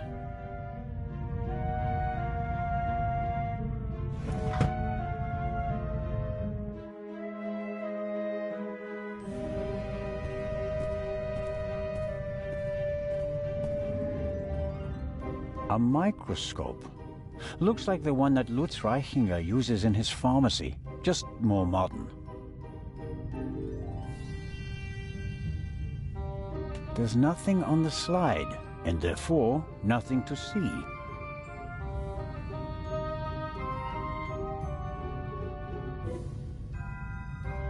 All right.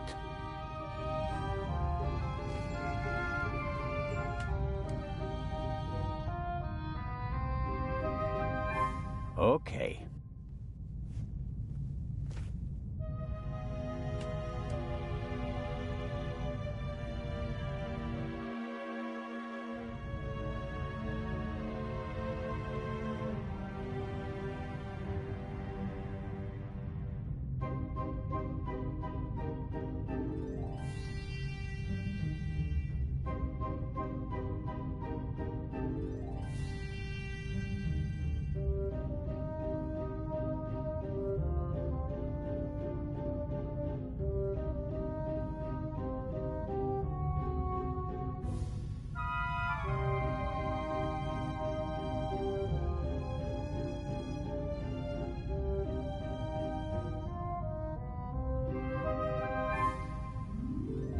That's the proof.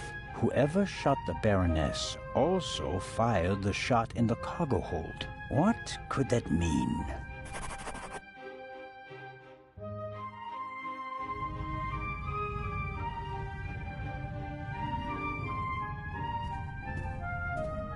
I can't put the pillowcase under the microscope, but I don't need to. The burn marks are visible to the... some of the down feathers I found in the vase.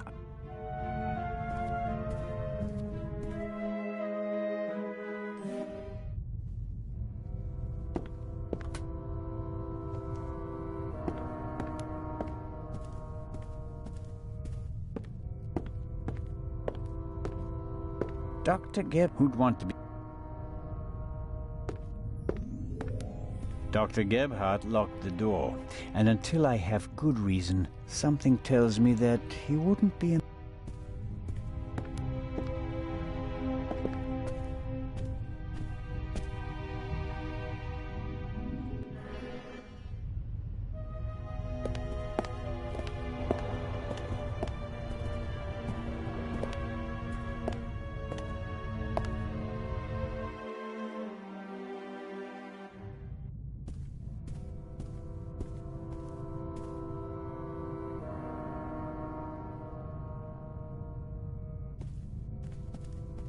I always wanted to do that. That should be enough.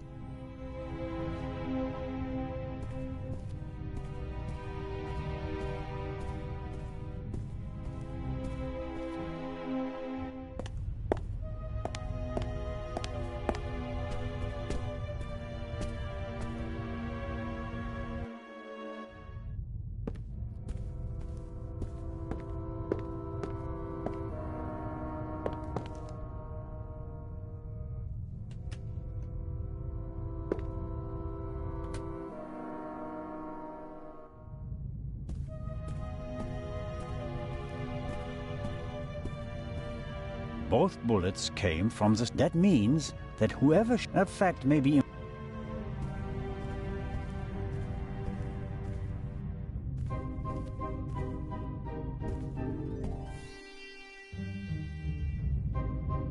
Good Lord. Which of these chemicals are for analyzing blood?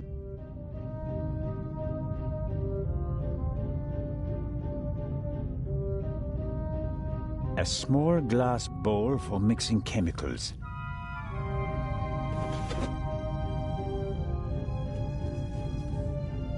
Wasn't there something about blood samples? Fingerprints, gunshot residue, blood. Well, it explains how to confirm that something is blood. That's a start. You have to mix luminol and a hydrogen peroxide solution and then drip or spray the mixture on the blood. The solution turns blue and glows even if there's just a very small amount of blood. Okay then, luminol and hydrogen peroxide.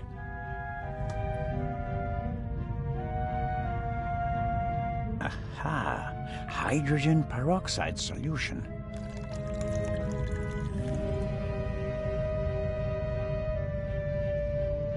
Aha! Luminol!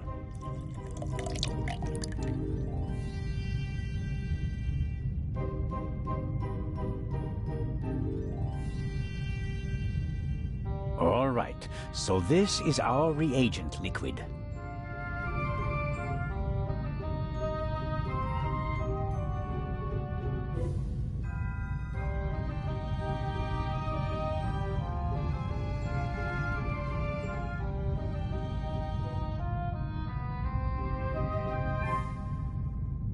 Okay, I'm filling the pipette and putting it down very carefully.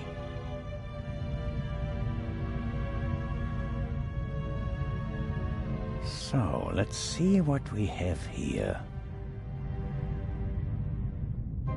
No blood. Not the slightest reaction. If I didn't make a mistake, and it wasn't that difficult, then the spot on the Baroness's bed isn't really blood. But if it isn't blood, what is it? And more importantly, why didn't Dr. Gebhardt notice anything? He was supposed to have examined everything. I'd say it's time to visit the medical center.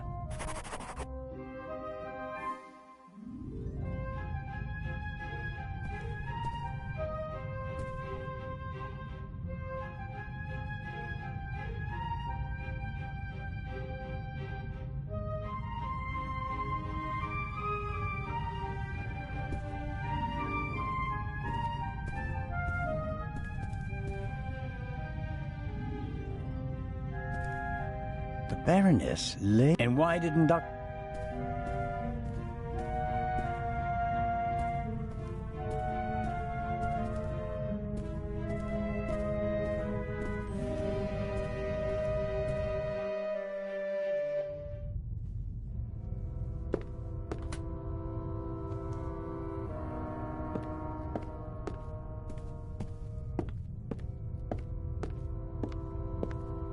It seems impossible that Dr. Gebhardt could have shot the Baroness. But he must have noticed that the Baroness was lying in a pool of fake blood. Maybe he's covering for... Let's find out.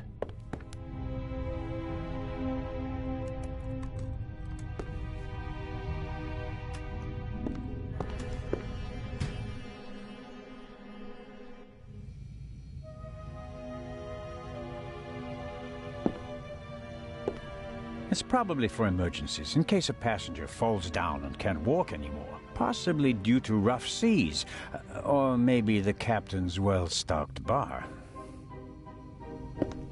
The sink looks like it's been cleaned recently. I can't say whether it was cleaned to comply with the hygiene regulations, or whether there was another reason.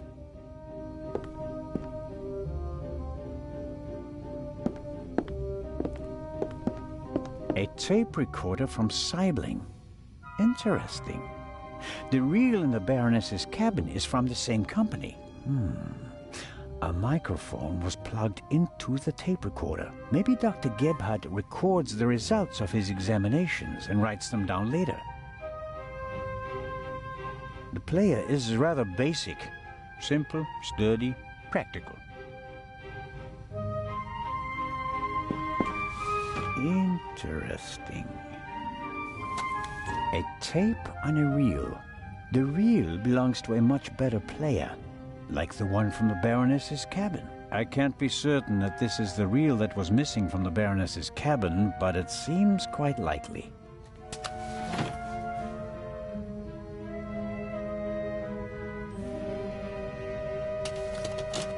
Okay.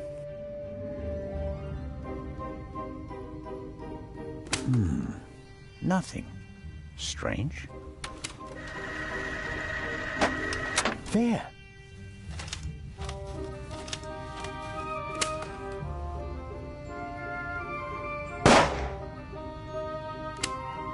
Very interesting.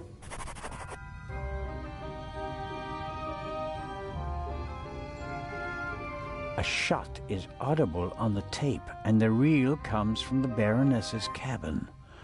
It's all coming into focus. The Seibling, the tape that... I guess the trash bin is in here. Right. Paper towels, plastic packaging, cartons, and... Hold on.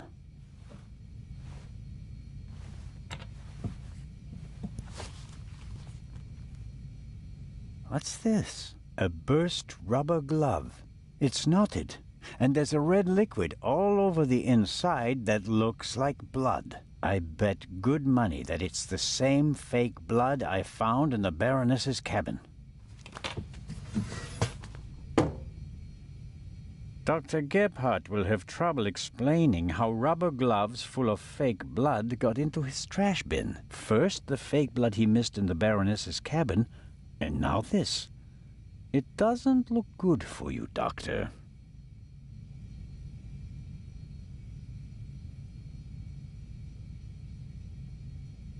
That's proof I should report to Legrand.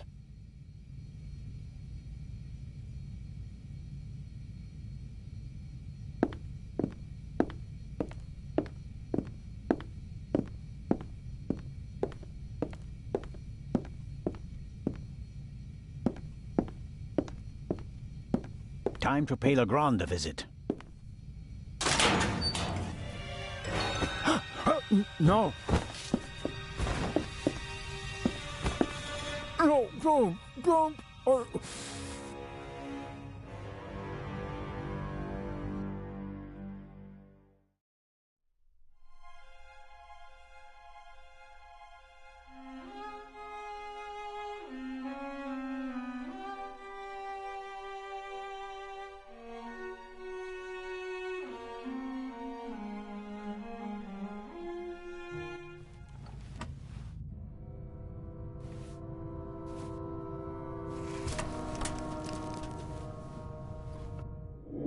couldn't you just leave it be? Let me go. Why are you doing this to me? You and the Baroness. Dr. Gebhardt, I don't know. Don't you understand what you are forcing me to do? You don't have to.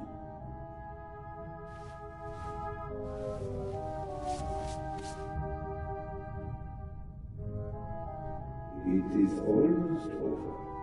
You won't feel a thing. I am sorry you have to see all this. I should have used more chloroform.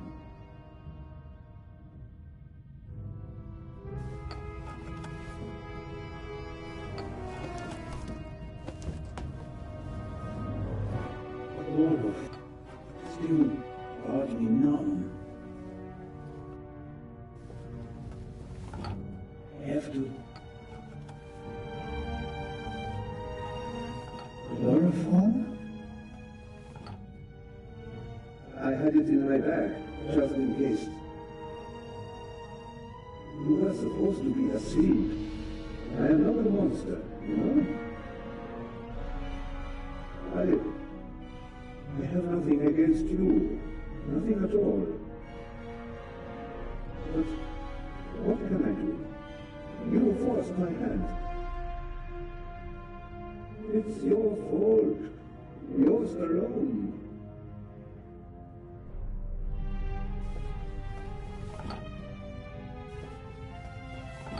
Can't keep. Why?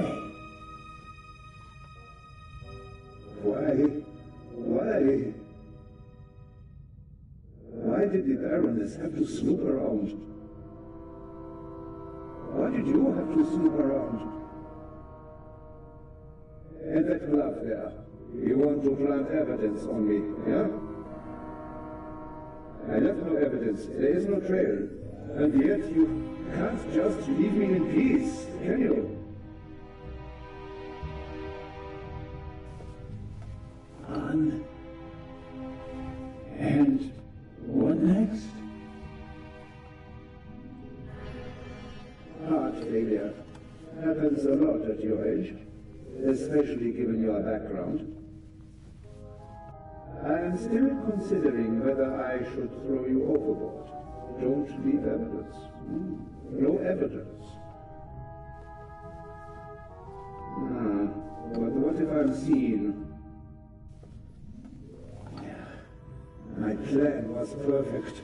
And then you ruined everything!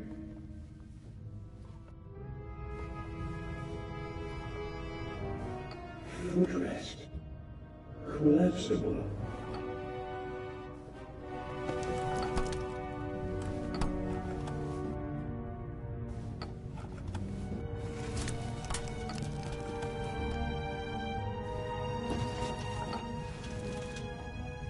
A pair of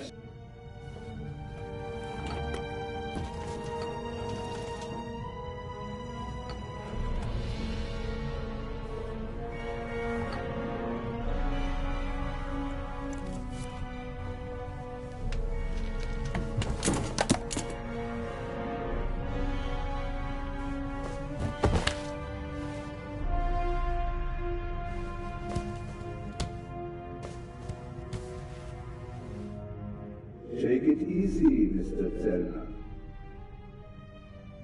You will only hurt yourself. Shall we begin?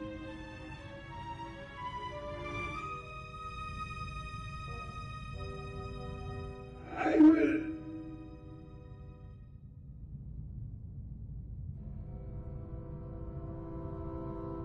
Are you okay?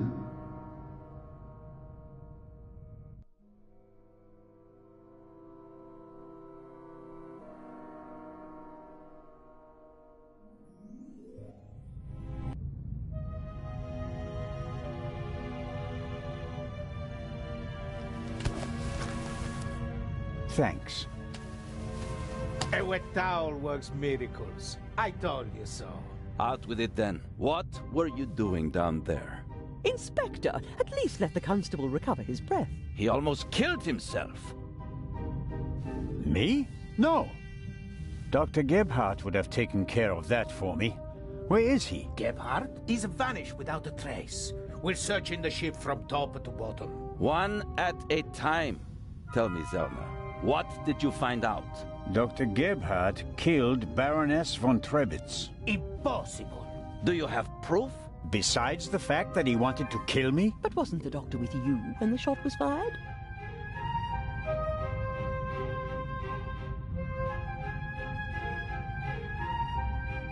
The shot that we heard was a recording. The Baroness had a tape recorder and good speakers in her cabin. Good enough to make the noise audible on the upper deck. Is that just your suspicion, or do you have proof? I don't have... Good. Anything could have happened. Don't be like that, Inspector. All right. Inspector Legrand. Let's pretend you're onto something. The shot we heard was just a recording. What happened next? We all ran to the Baroness's cabin. She lay comatose in a pool of blood. Dr. Gebhardt pushed past you so that you couldn't get too close to the Baroness. He examined her and pronounced her dead. There was no reason for us to doubt him. The shot, the blood, the Baroness lying there lifelessly. But she was only unconscious, knocked out by the chloral hydrate that the doctor had poured into her glass shortly before. The doctor had a glass in his hand when you came in. He wanted to remove the evidence, but you gave me the glass instead, Captain DeConti, and unintentionally knocked me out as well. Nonsense. There was blood everywhere. And the Baroness is certainly dead enough, isn't she? Then who did shoot her? And when?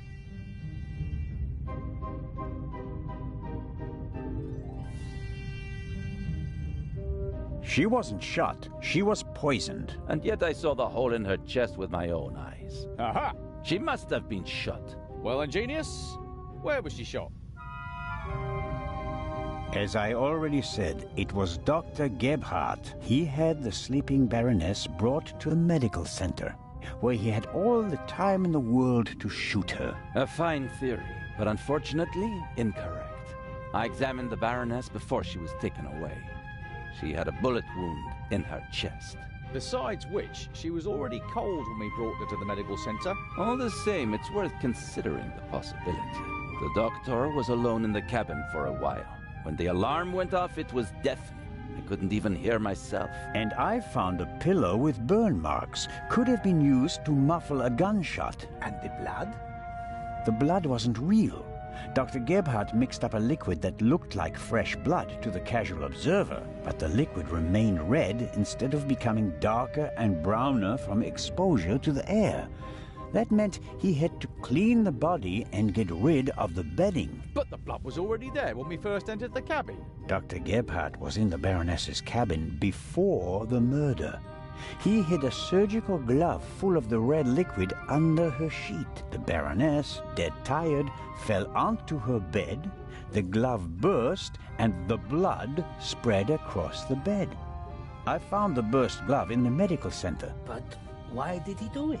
What was his motive? Inspector?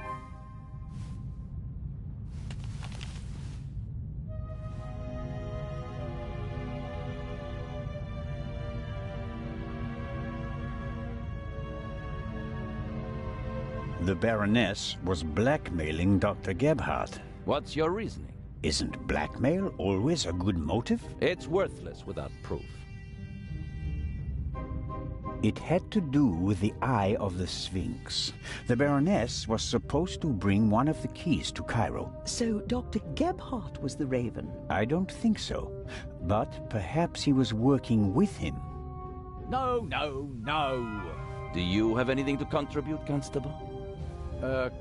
Confession, sir. Dr. Gebhardt was the Raven. It's all here. He admits to everything. What does it say? It says, "Do you still remember, my dear Nico?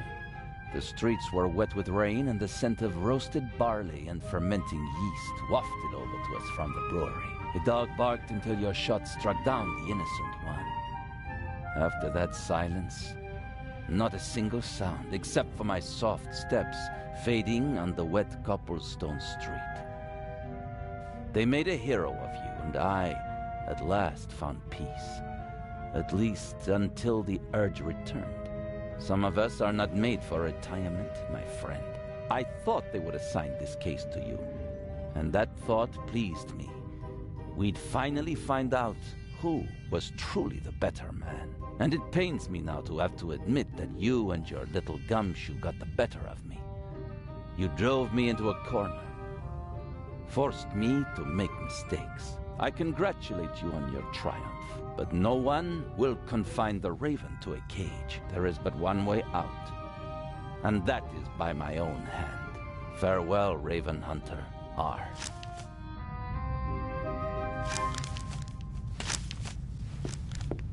Inspector Legrand.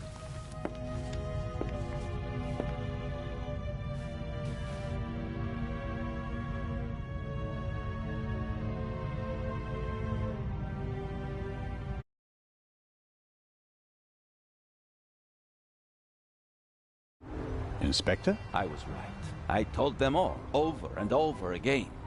But no one would listen.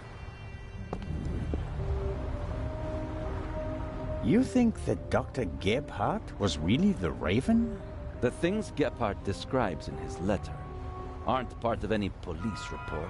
Only someone who was there would know them. Couldn't there have been others involved? One of the police, for instance. What if one of them changed sides? Why is it so hard for you to accept the simple truth? There was never a new Raven. There was only ever the old one. And that was Dr. Gebhardt. The modus operandi doesn't match. The Raven was not a killer. Legends are rarely what they seem to be, Constable Zelma. Then who was the man who was killed back then? William Jackson, a petty thief, committed some burglaries together with his brother. Talented, but not world-class. And they thought he was the Raven. Some people thought it was part of his disguise. If you're a debonair master thief, what better disguise than pretending to be a common crook? From time to time you let them catch you pulling small jobs, and no one ever imagines you're capable of a major heist. But you didn't believe it. I had my doubts, but everyone congratulated me, and those doubts were pushed aside. It was like being caught in a storm, but eventually the storm passed and my doubts were still there. But not this time? No doubts telling you that Gebhardt isn't our man? It must be him. What about the handwriting, the wording? Does the farewell letter match the Raven's other letters? Yes, it's his handwriting, his words. I've read all the Raven's letters, all of them, over and over again. I never thought it was possible. A resurrected Raven. The Raven was never dead. I shot the wrong man. But that man had the stolen goods, didn't he? So he must have been in league with the Raven. One could hardly call him innocent. Where do we go from here? We deliver the eye and then I'll contact Paris. A task force will compare all of Gebhardt's known residences with the Raven's activity. And if there are any inconsistencies? You're welcome to keep an eye on the safe if you can't let it go. The ship will remain in Cairo for one day. That's all the time you'll have to catch your own Raven. I already have mine.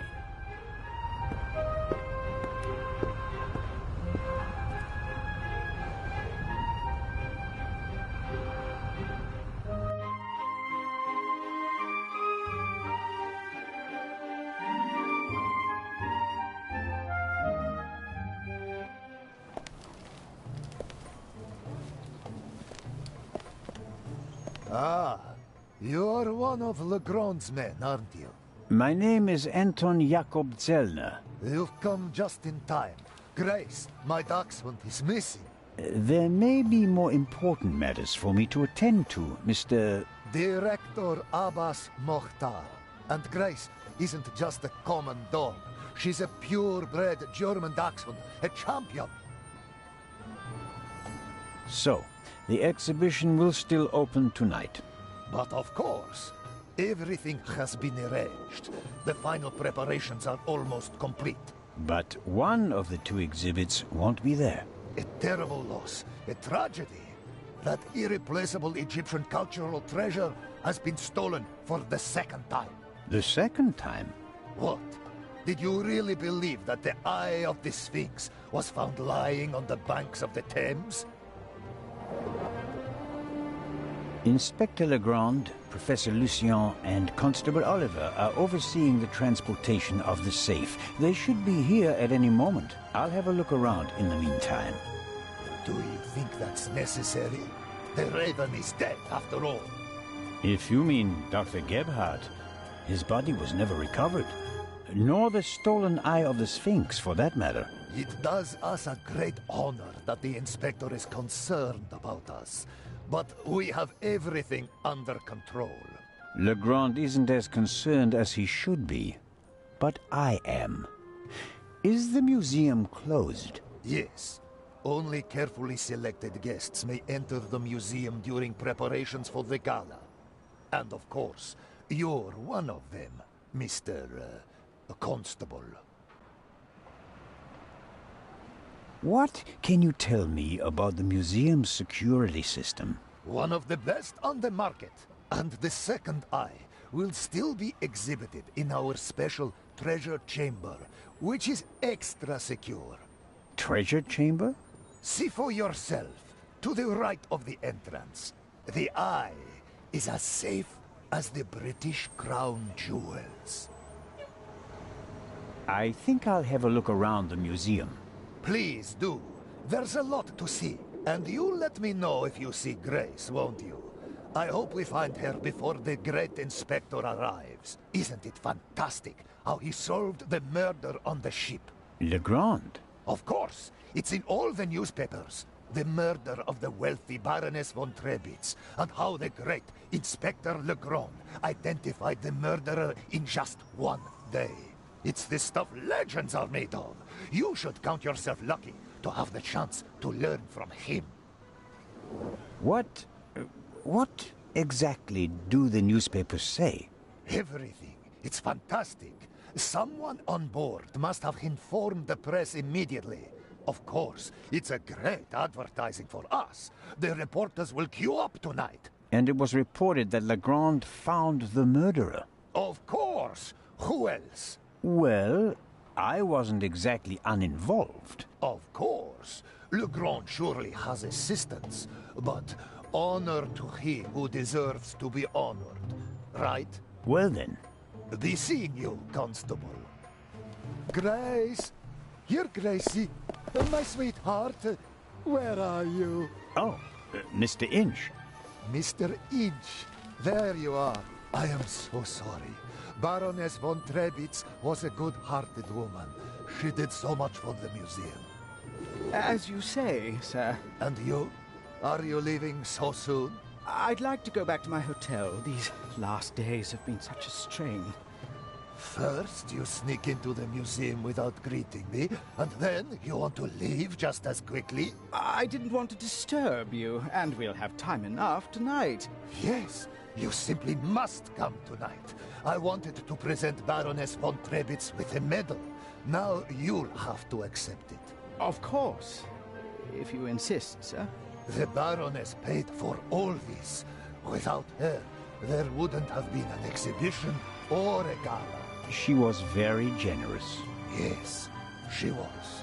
If you'll excuse me now. Constable Zellner, I want to thank you again for all you've done. You saved me, you could say. My pleasure. See you tonight.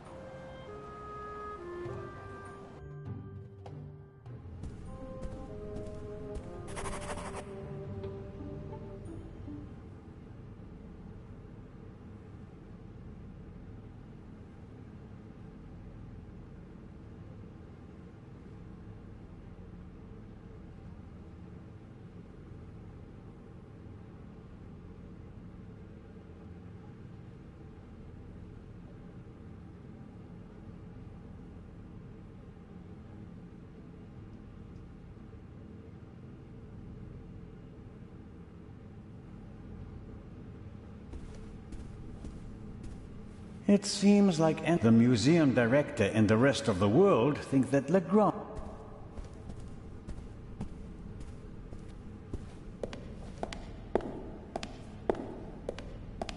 Miss Miller probably entered the museum with Lady Westmacott. The lady must be famous in Egypt as well.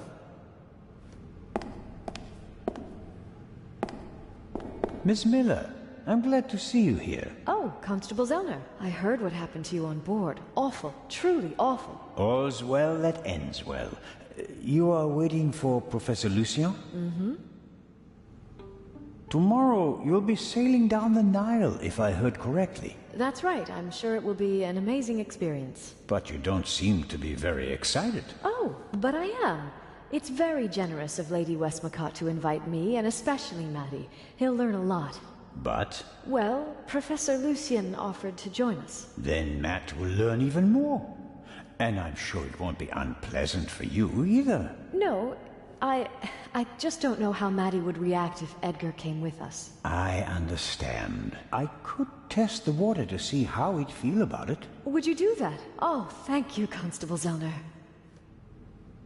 Were you able to find out why Professor Lucien left the forecastle so suddenly last night? No, not really. We only had a brief conversation. He was still very nervous. He was like that on the train as well.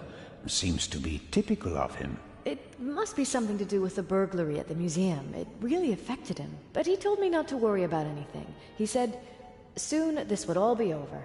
Really? How did he mean that? Oh, I didn't ask him, Constable.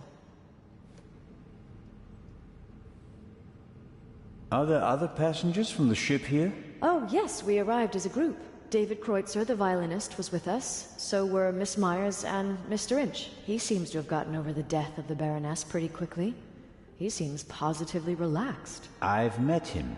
He looks on the bright side of life, so to speak. Where is Mr. Kreutzer? He's over in the treasure chamber. Maddie is downstairs in the main hall. I'm afraid I'll hear the sound of something priceless shattering any second. Matt will be careful, Miss Miller. I'll continue my tour of the museum. Oh, yes, there's so much to see.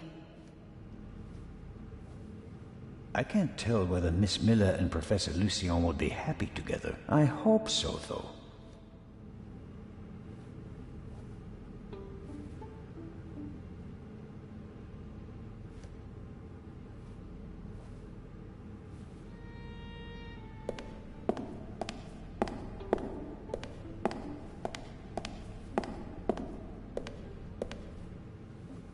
Locked.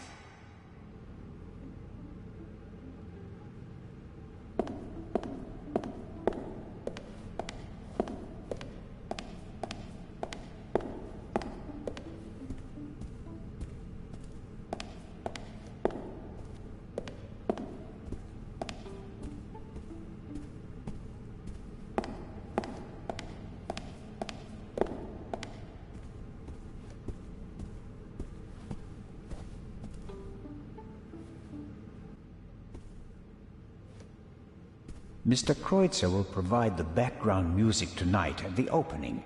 Does he have anything else on his agenda?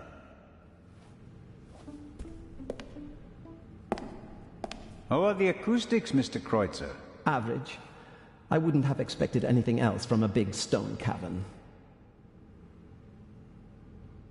How does it feel to have been accused of murder and to escape by the skin of your teeth? The whole thing could have had a bad ending for you. You didn't have an alibi. It was your gun. I must admit that I can imagine better ways to spend my time than being roughed up by Inspector Legrand. Your snooping actually paid off for me this time. Did you ever suspect me? Of murder? No. I think you're too intelligent to shoot someone with your own gun without arranging an alibi for the time of the crime. It seems like a lot of the passengers from the ship are here this morning. Nearly all of them. I had a brief conversation with the Baroness's butler. Between you and I, he seems quite happy to be rid of the old battleship. Mr. Kreutzer. Young Miss Mayers was here as well. Unfortunately, it seems like she's already disappeared again. Forget it. She's engaged. And the old witch with her caretaker and her brat are also here. What do you have against Lady Westmacott? The lady is more callous than the Queen of the Night. She chased her own son away. Ice cold. I met him briefly. Flew to America because he couldn't stand her anymore. Did any of the guests behave suspiciously? Was anyone unusually interested in the treasure chamber or the security system? I couldn't say. I'm here to check the acoustics and then I'll come back for the gala tonight. I'm not interested in your detective games.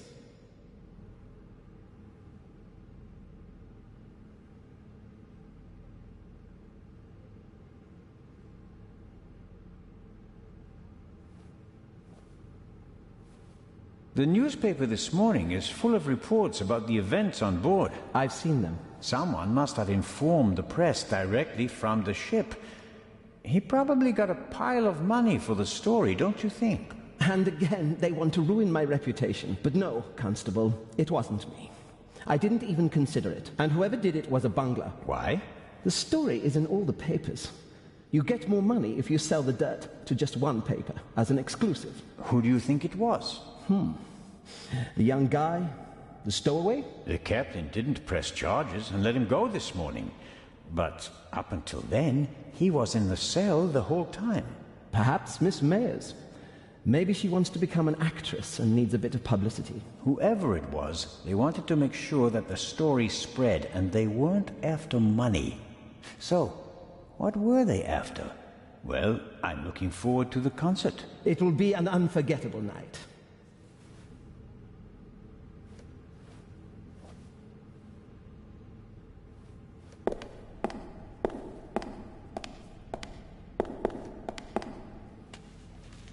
I can't read what it says, but the cover features a dashing picture of Legrand. It shows an energetic young man photographed from beneath, against the sky. That's the look of a man who can catch a thief and murderer in a single day.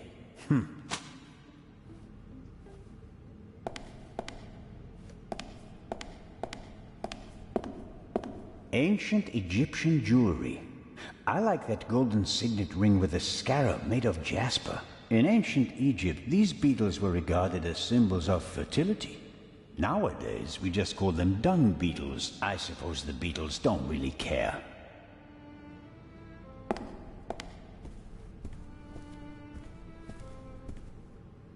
Exclusive and unique. The eyes of the Sphinx, exhibited together for the first time ever. Hopefully the visitors will be satisfied with a single eye. Otherwise, all this effort will be for nothing. That must be the treasure chamber where the eye of the Sphinx is due to be exhibited. The display case is already prepared.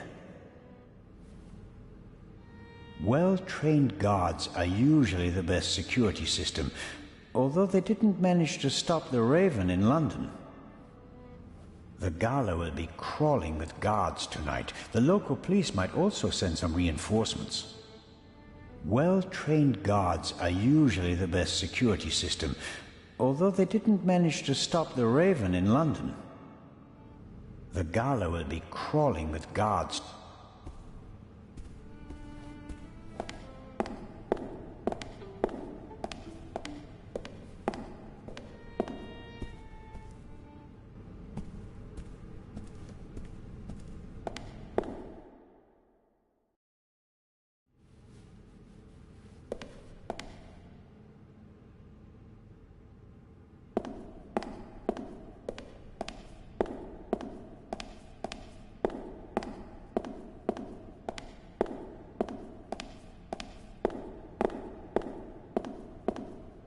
Several daggers in a row. Their shapes and patterns look timeless, elegant.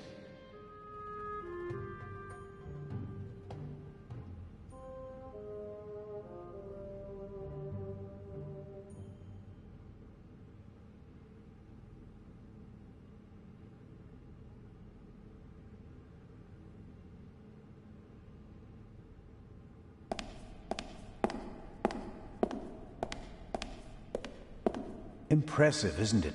Thousands of years old and still beautiful. That it is. They dug it out of the sand near Thebes over 50 years ago. I was there. Really? I met my husband there. He was an assistant on the dig, and was ordered by the director of the excavation to take care of that writer. I financed many excavations in the following years, here in Egypt and in the Near East. I visited my husband, together with our son. It was the best time of my life. But a museum is no place for nostalgia. What can I do for you? You've had a long and successful life, Lady Westmacott. What's that supposed to mean, Mr. Zellner? That I should be ready to leave the stage? Because I'm not. Oh, I didn't want... I'm here because life is here, Constable. Or was. I have never lived as much as I have here. No fame, no money can buy that. I understand. I'm sorry, Constable Zellner. Such an outburst isn't fitting for a woman of my age. And an English woman at that. Let's talk about something else. Your son. You haven't said much about him. Or perhaps you did, just not by name. You're an attentive listener, Mr. Zellner. I was wondering why you knew so much about Miss Miller's unhappy marriage. I stopped paying his bar tabs. Stopped paying reporters to hush things up. He got to know her and went with her to America to start a new life. You can change your name easily, but not who you really are. He has my eyes, doesn't he? The Part 2 novel is for him, isn't it? If I couldn't provide Matthew with a good father, then at least I can provide him with a good start in life.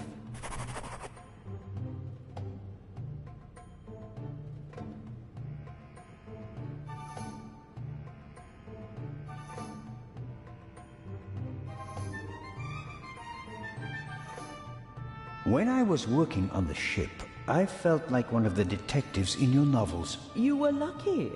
It was an unusual murder. Most murders happen in the heat of the moment or are committed by idiots. They're uninspired.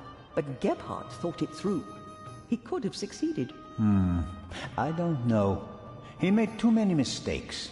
He couldn't have known that the Baroness, almost unconscious from the drugs, would lock her cabin door. But that was a risk. The plan was too complicated and sloppily executed. You certainly are a harsh critic, Mr. Zellner. He could have shot her on the side deck and thrown the weapon into the sea. With no witnesses, no one would have suspected him. How boring. Or if it had to be a complicated plan, then he should have worked more carefully. Should have thought of everything, had a plan B in place. Maybe he didn't have enough time. He had only a few hours to plan and commit the murder. Still, he should have covered his tracks more carefully. The audio tape, the bloody glove, none of that should have stayed in the medical center.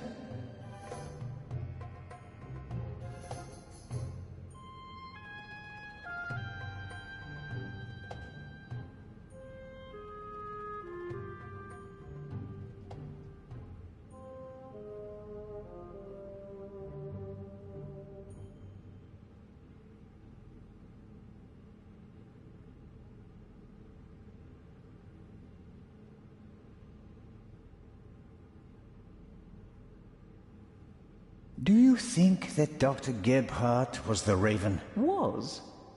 Do you think he's dead? The letter sounded like he committed suicide. There's your answer. Does that sound like the Raven? Being unmasked? Taking the easy way out? My sentiments exactly. The Raven wouldn't commit murder, get caught, and then jump into the sea. You don't want everything to be over, do you? It's my chance to do something great. It can't be over yet. At least you solved the murder of the Baroness. You're a hero. That's not how the newspapers see it. Nor I. Something's missing. I can achieve more. Careful, Constable. He who flies too close to the sun... Is that the myth of Icarus? To be honest, no. The story is Greek, and was only written down 1,000 years later. I was counting on the dramatic effect. Oh, worked well enough.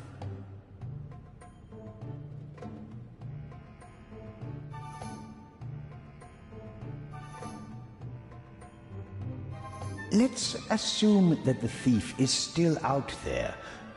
Who is he? If all this were a novel, then it would be the one you least expect. Is that intended to be a confession, Lady Westmacott? What do we know about the new Raven? He's a man who would stop at nothing. Must it be a man? And how do we know that it's just one person? There could be several people collectively pretending to be the Raven. So, we don't know anything. That's not completely true. We know that he or she wants the Eye of the Sphinx, and will probably strike here, assuming he or she hasn't already gone. It may be the end of the story for me, Lady Westmacott. Inspector Legrand will arrive soon and send me to the hotel. I'll return tonight for the gala, hoping all the while that the Raven does dare to attempt a burglary. Tomorrow morning, I'll have to return to Switzerland. What an unsatisfactory ending that would be. It wouldn't be a triumphant ending, but it could be worse. At least you'd still be alive, Constable.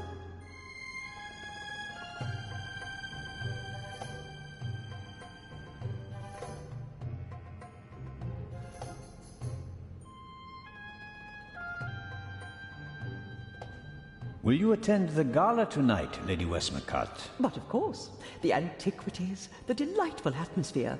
And who knows? Perhaps there will be another spectacular burglary. And your cruise? The ship doesn't leave until tomorrow.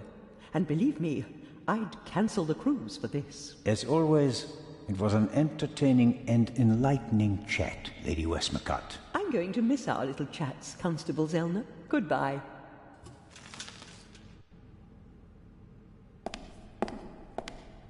A figure of Imhotep, who comes in peace from around 2700 BC.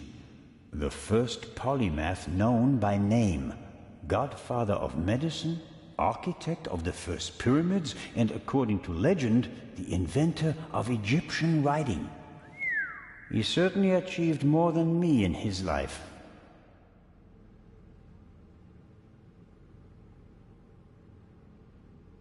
This is Akhenaten, the only pharaoh whose portrait I always recognize. He has a very unusual head. Akhenaten was the husband of Nefertiti and the father of Tutankhamen, a famous family. But he went down in history as the pharaoh who wanted to eliminate the old gods and replace them with a single god. The priests took offense, and he died of unknown causes. He was a legend. The Greeks called him a god.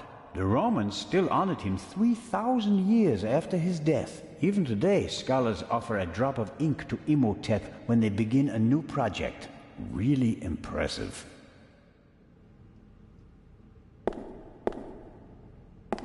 Ahoy, Matt! The statue was talking. The statue was talking? Yes. And what did it say? It said it was... That's a very bad word. I know. And an English one. Don't you think it's odd that an old Egyptian statue speaks English? Don't you think it's odd that a statue speaks at all? That would have been my next question. And, is the statue talking to you right now? Do you think I'm nuts? No, of course not. I just thought you might have much better ears than me. Ears that can hear statues. Some cop you are, Mr. Zellner. This is a mystery, and you're just making jokes. You're right. It's just... Don't you believe me?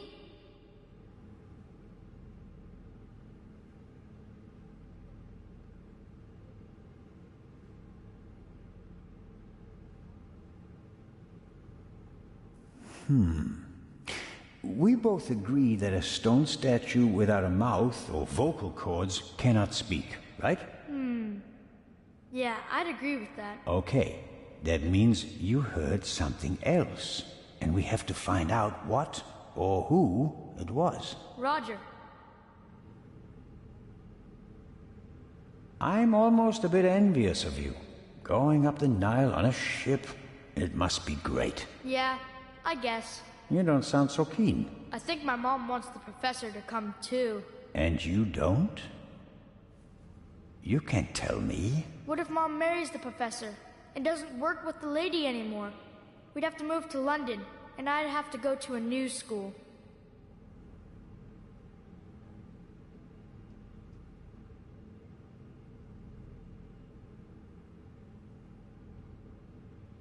You could tell your mother that it's not okay with you. She'd never do anything against your will, would she? I guess you're right. If I'm stubborn enough, she'll definitely send the professor packing. Thanks!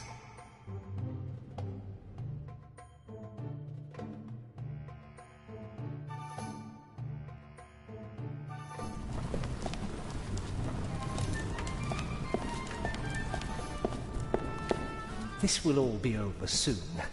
Then I'll finally have time for you. We wanted to head back to the hotel.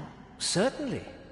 And tonight at the gala, I'll show you around the museum, okay? And have you made up your mind about the cruise? Well,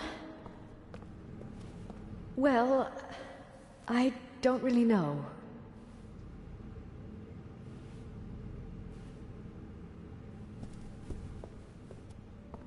I only see you on vacation, Mom. And now you want the professor to come too? So I'll see you even less? You're right. I'm sorry, Professor Lucien. I think it's best if you don't join us. But Mary... Professor, are you coming? Maybe we can talk about this again tonight.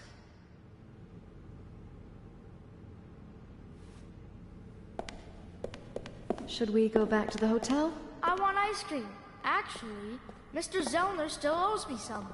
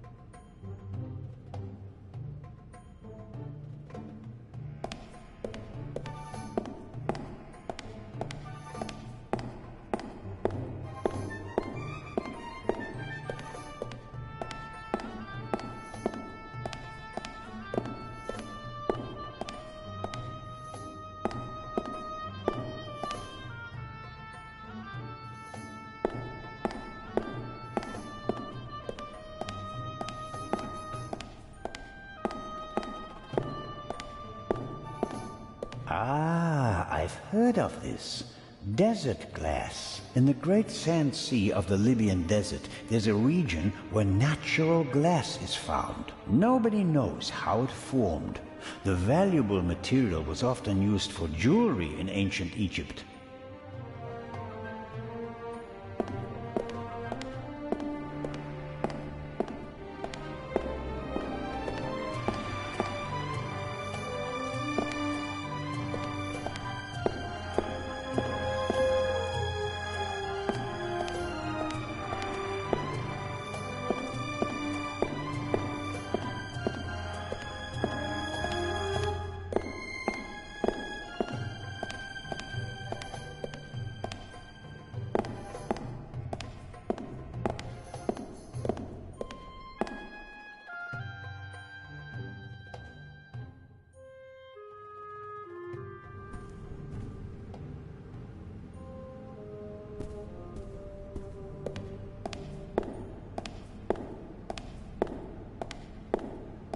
The door is closed, though I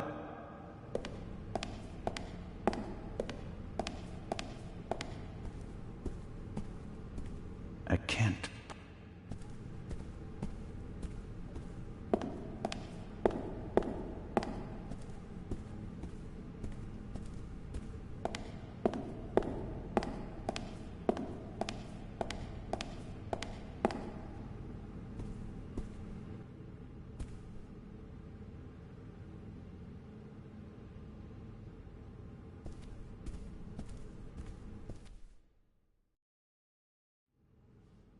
A great moment. Professor Lucien, your key, please. Yes. well... Come on, Professor. But you have to realize that... Thank you. Finally! But... Professor? I wanted to give you this.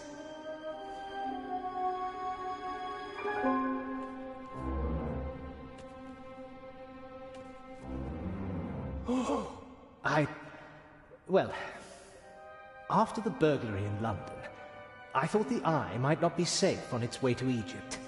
So I secretly took it when I was supposed to place it in the safe in London. How dare you? I felt that I should leave the jewel to someone I trusted completely. Myself.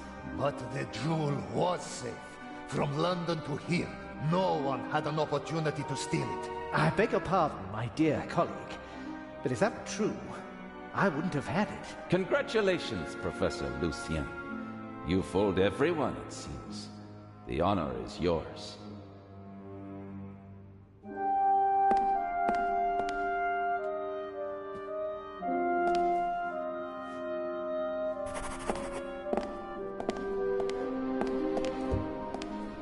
Well, that's that. Shall I explain the security system to you, Inspector? The French ambassador summoned me. I have to get in touch with him. The press is besieging the embassy, and I have to answer their questions. But you absolutely must come tonight. The opening of the exhibition will be the highlight of the year, and you are my special guest. I will see what I can do. Zellner, will you have a look at the security precautions? We'll see each other tonight. Of course, but...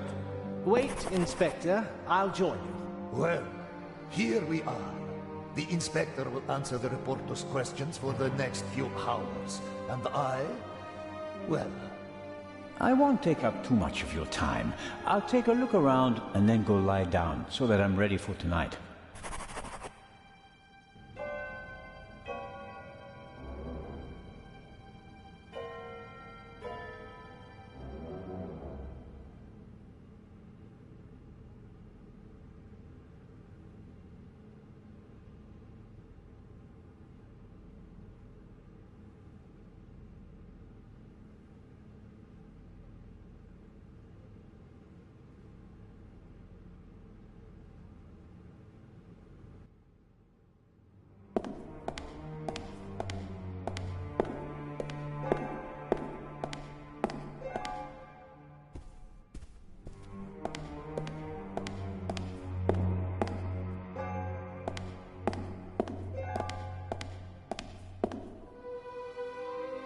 What's that?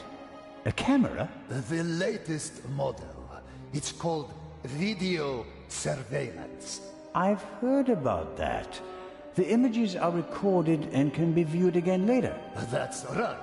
Images from all 3 cameras are recorded in the guard room. Wow. As I've said, we've spared no effort and no expense. How is the display case protected? It's made of bulletproof glass that's several centimeters thick. You'd need heavy machinery to open it, but even the smallest disturbance of the display case will set off the alarm. Doesn't look half bad. A glass cutter wouldn't be much use. Is the display case anchored to the floor? Why do you ask? The Raven once stole a whole display case in St. Petersburg instead of just taking the jewels out of it. Such an attempt would fail here. The display case is bolted to the floor and weighs several 100 kilograms.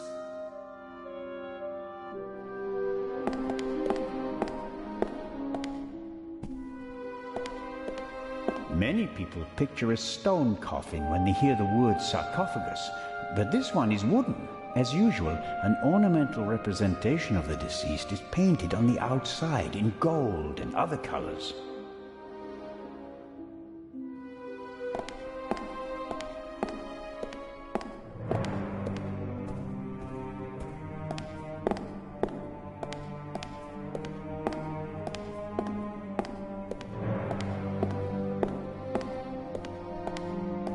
what's in the other display cases? Other valuable originals.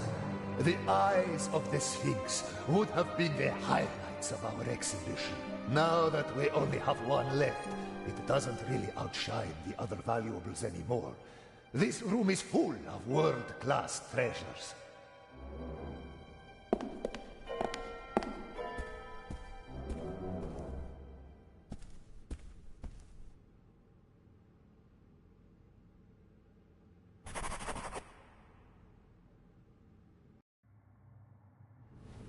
This here, the gate, how does it work? If the alarm is set off, the metal gate descends. The same thing happens at the windows and the main entrance. The thief is trapped like a rat.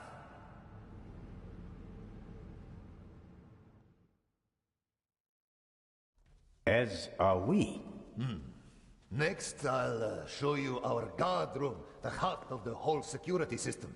And after that, I'll have to excuse myself.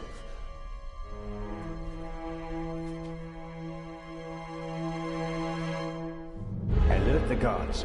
Then call the French embassy. Legrand needs to come. We're being locked out.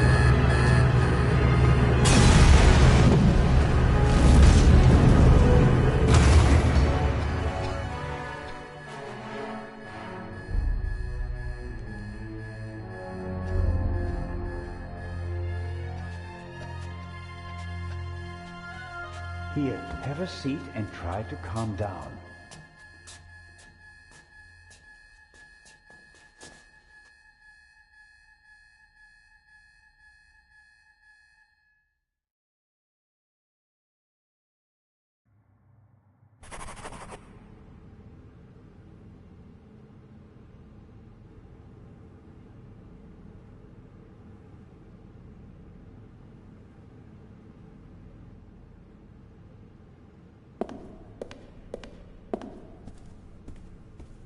Unfortunately, now it's just the eye of this, but it's a... That bloody bomber. I mean, the chamber was filled with...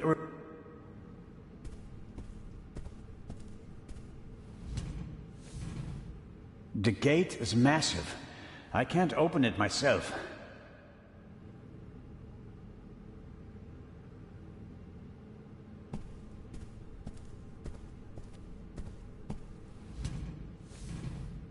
The gate is massive.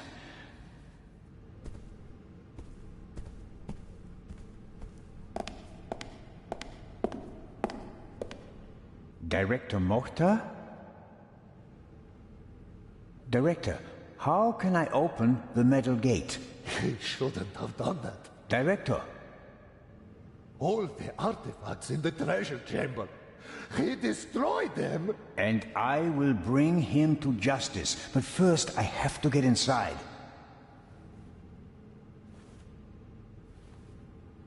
He's pale and shaking, probably in shock. Perhaps I'll get something out of him in a couple of minutes.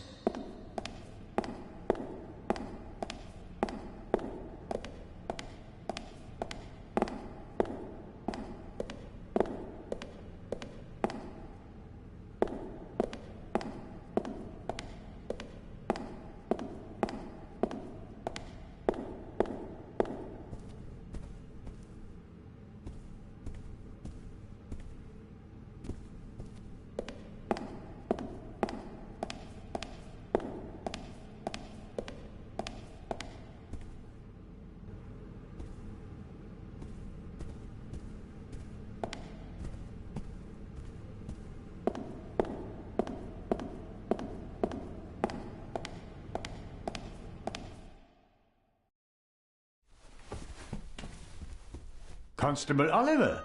Don't move. What did you do? I didn't do anything. But I'll tell you what I'm gonna do. I'm gonna arrest you. Put the pistol away. Oh, you'd like that, wouldn't you? Robert, be sensible. Shut it.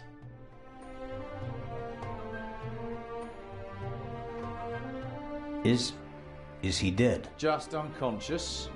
Perhaps he can tell us who knocked him out. Excellent. Don't act all innocent. It was you. I was in the treasure chamber with the director. You, on the other hand, had every opportunity to take the guard out. I found him unconscious. I wanted to open the gates. And make it easier for the Raven to escape? That does it. On the floor. Hands behind your head. Why aren't you in the embassy with Inspector Legrand talking to the press? What are you talking about? Legrand refused to do it. What? He told the ambassador that he'd rather walk through the desert for 40 years than give interviews for 40 minutes. We have to open the treasure chamber's gate. I suspect there's a secret entrance. No. We should open the main entrance and call for help. Robert, think. The Raven is inside the museum, and so are we. We could catch him, but we have to give chase immediately. The two of us can finish it here and now. You just want to confuse me. Robert, I don't think you knocked this man out, but neither did I. I was with the director the entire time. Ask him. That doesn't mean you aren't involved somehow. You could be working with the Raven. So could you. We can suspect each other, open the exits, and offer the Raven every possible escape route. Or we can bring him to justice right here, right now. Oh, okay. But just get this straight. I don't trust you. I'll keep an eye on you, and if you try to get away... Understood. I'll try to open the gate to the treasure chamber now. I'd appreciate it if you'd refrain from accidentally shooting me. No tricks, Zellner. And if we don't find anything in the treasure chamber, we'll open the gate at the main entrance and call Inspector Legrand. Of course.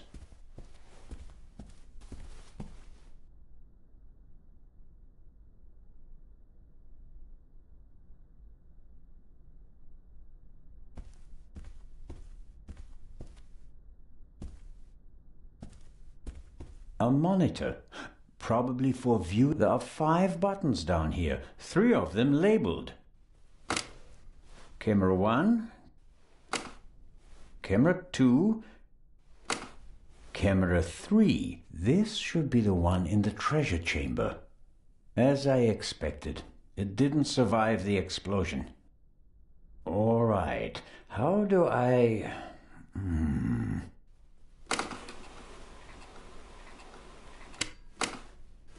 Fantastic. That's me, with the director. Now it's getting exciting. What on earth? You damaged it. No, I didn't. Someone must have turned the camera off. Or... no, it's still recording, but something's covering the lens. There. That was the explosion. Interesting. Why is it interesting? Someone was in the treasure chamber, and they disabled the camera. And? And, just a few minutes later, the alarm went off and everything blew up. The burglar hardly had time to prepare a targeted explosion, right? One more reason to go and see what happened in the treasure chamber.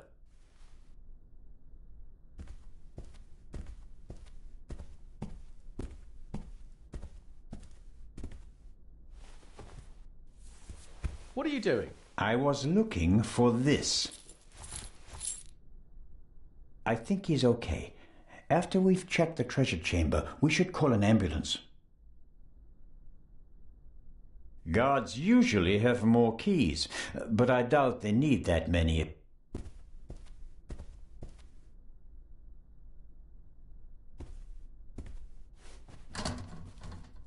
Locked.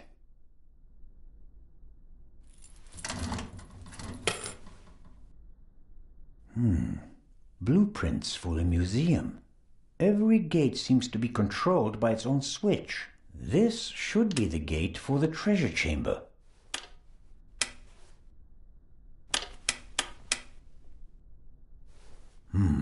That's it. There's nothing more I can do here.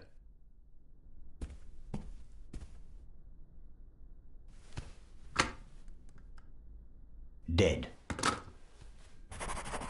We can't call for help. The line's dead. Does the alarm system call the police automatically? If not, or if it was also disconnected, I'm not sure that anyone out there knows what's happening inside the museum. I guess no one heard the explosion from outside. The treasure chamber doesn't have any windows, and the metal gates that came down could just be part of a test. We can't call for help. The line's dead. Does the alarm system call the police? Or if not, I guess...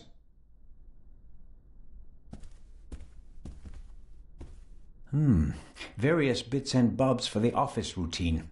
Looks like even the guards can't avoid mountains of paperwork.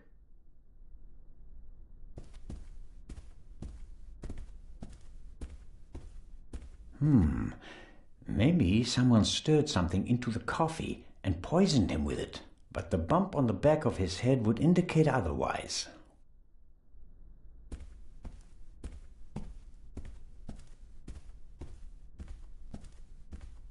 Constable Oliver can't honestly think that I'm the Raven. He must realize that I never had a chance to set a bomb. Although he may think that I could be an accomplice.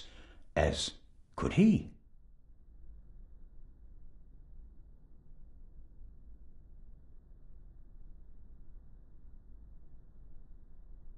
I'll grin and bear it. As long as he's nearby, he can't cause any trouble. And if I have to get rid of him, I'm sure something will occur to me.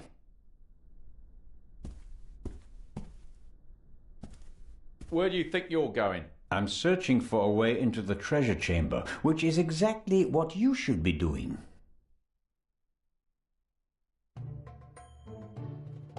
I'll give you 5 minutes. Then we'll follow my plan. Open the main entrance and call for backup. Let's hope for both our sakes that I find a way into the treasure chamber before then. I don't want to be responsible for the escape of the Raven.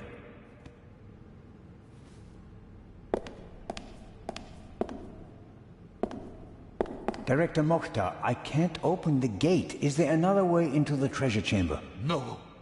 Only one way. Only one. The director won't help me, whether I want to or not.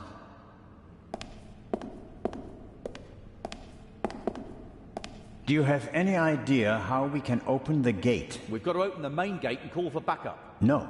You gave me 5 minutes and my time isn't up yet. The clock is ticking. Sooner or later...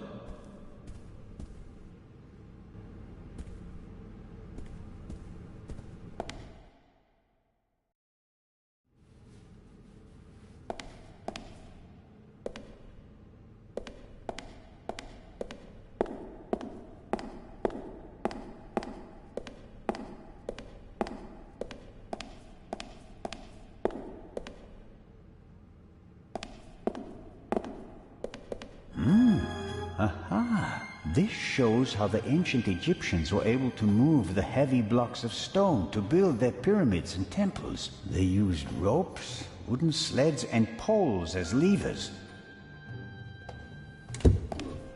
Locked.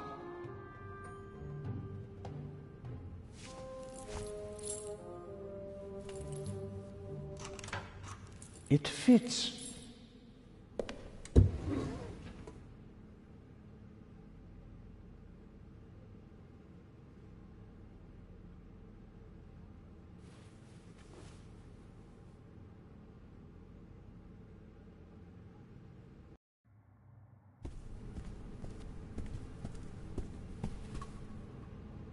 Constable?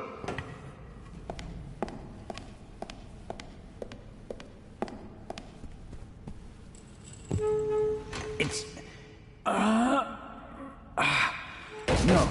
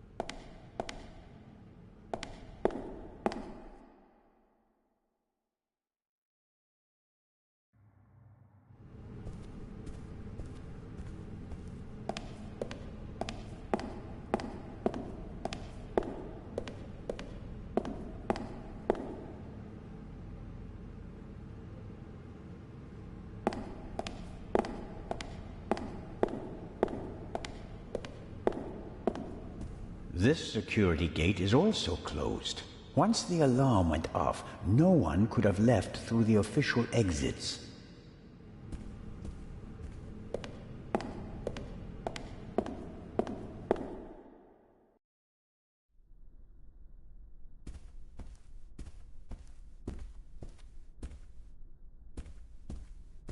Guards usually...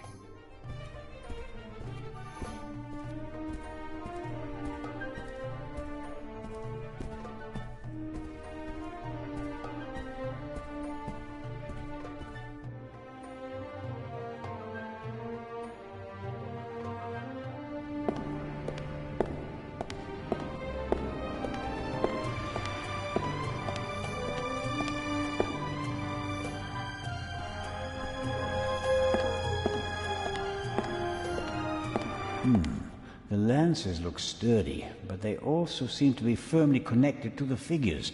Maybe I can break them off. On the other hand, there's been enough destruction today.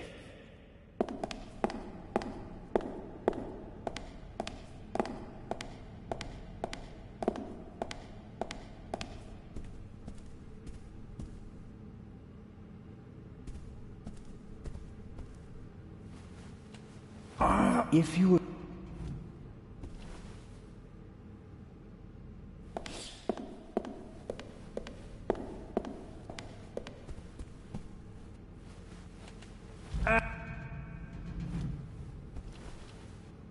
I could have told you that.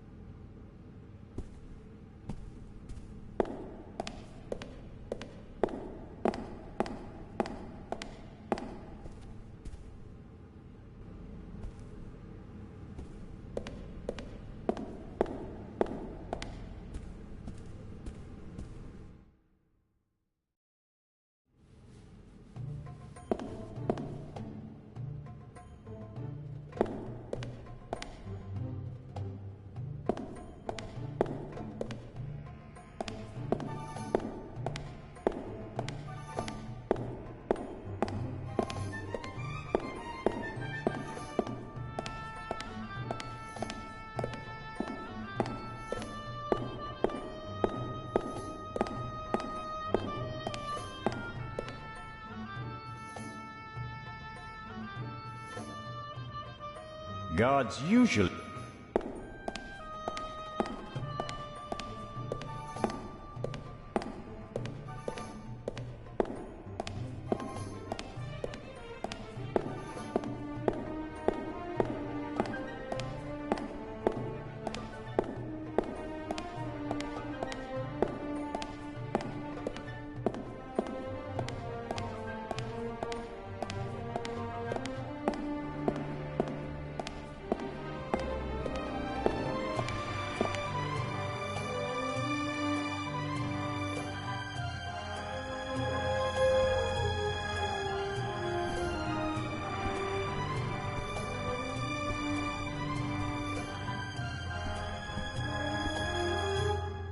The clock is... The director...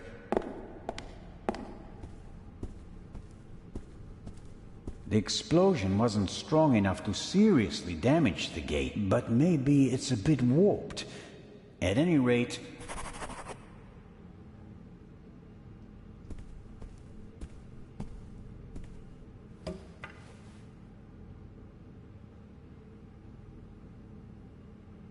The explosion, but...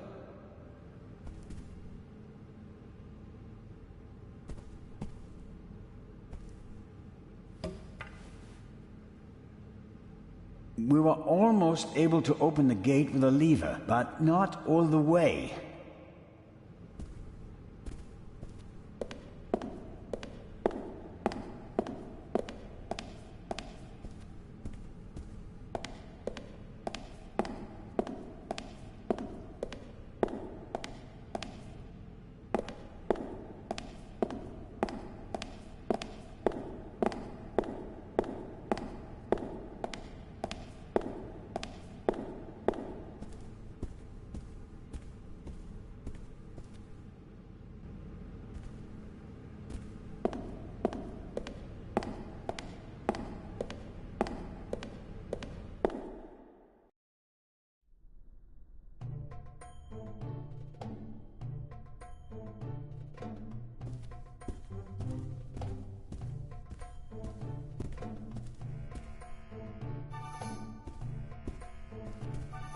If not, I get...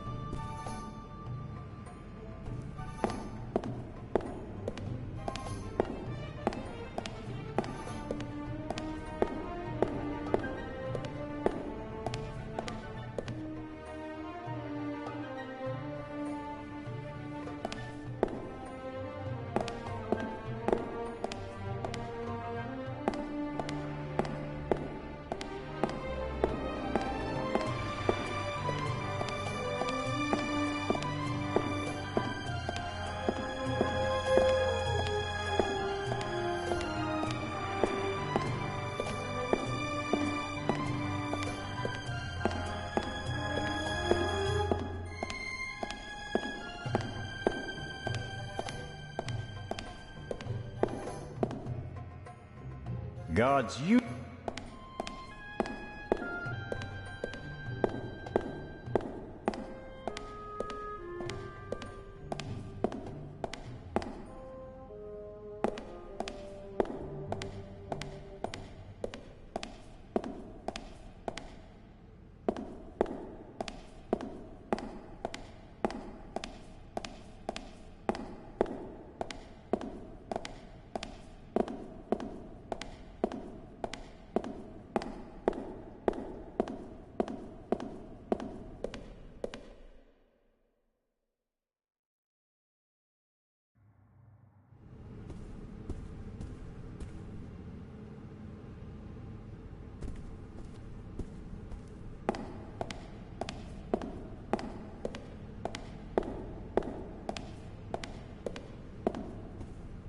I'll leave...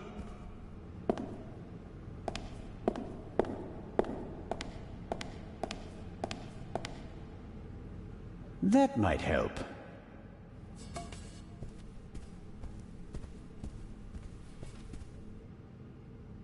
All right. It has to work. Constable Oliver, could you lend me a hand?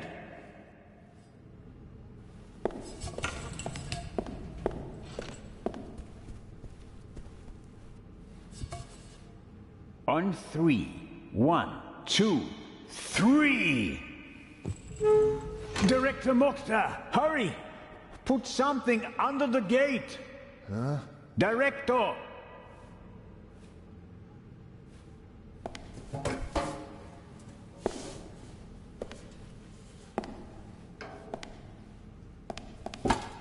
No luck. It won't open any further.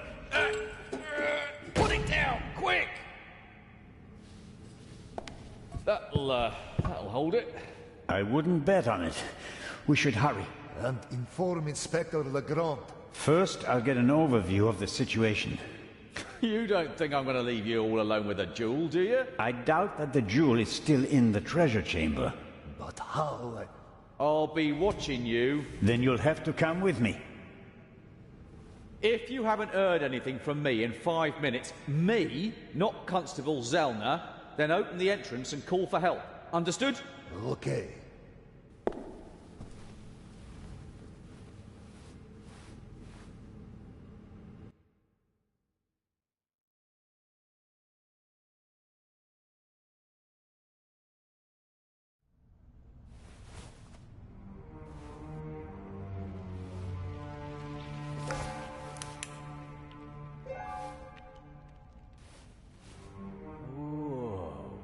Whoa, indeed.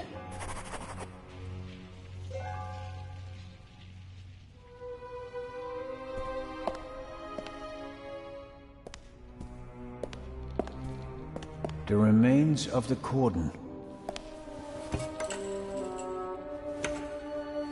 Give me some light.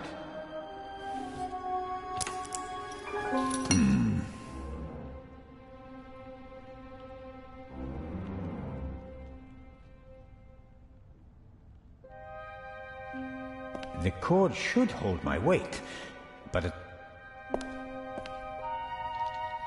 Let's hope that at least some of the artifacts withstood.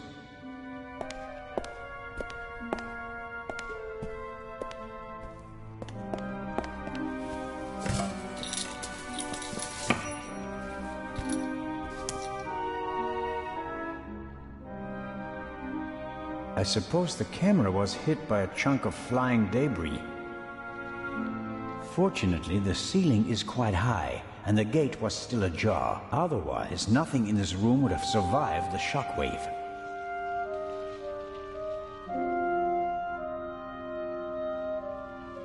It will take a long time to clean and restore everything, and some things are surely lost forever.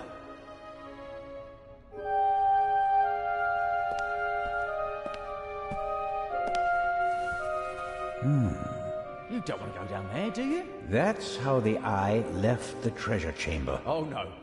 No way. We've seen enough. The Raven is gone. We need to get Legrand.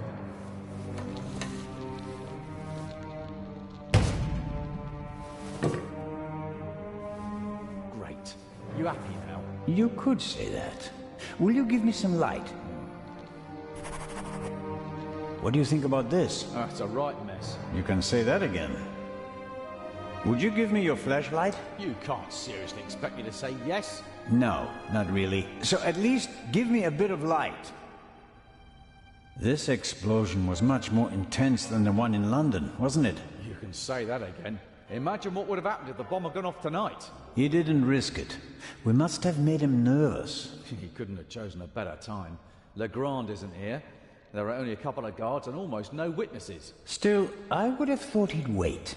Remember the train? Our opponent has a penchant for drama. He's vain and wants as much publicity as possible. Even vain people don't want to go to jail. True enough.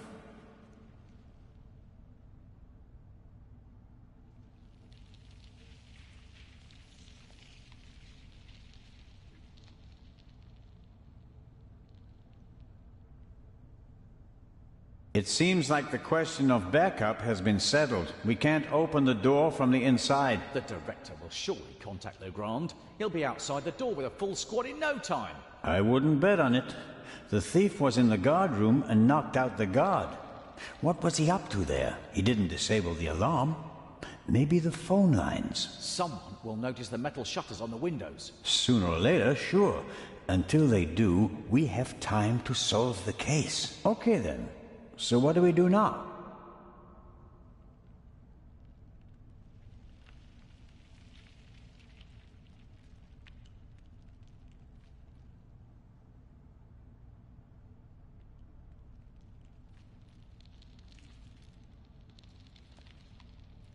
This is it. The grand finale with Constable Oliver. I'd rather have another partner for this dance.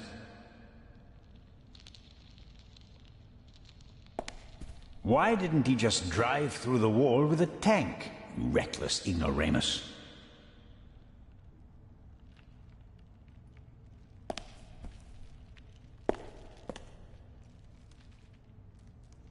Come on, I can't see. There's the display case. Is the jewel still in it? I can't tell. Hello? I hope you don't expect anyone to answer you.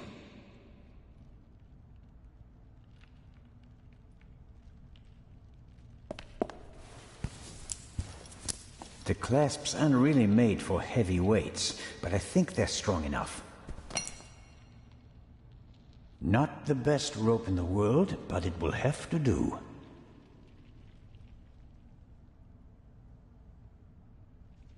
I let myself down into the hole with the rope. You can't be serious. This isn't a matter for discussion.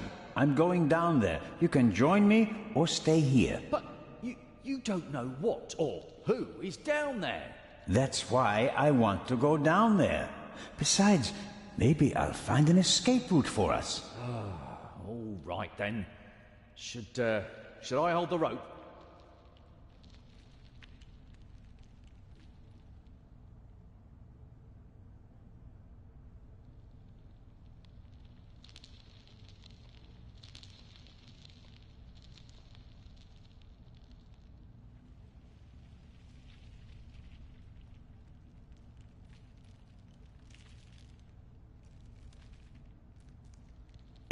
No. You take care of the light. Yeah, why not?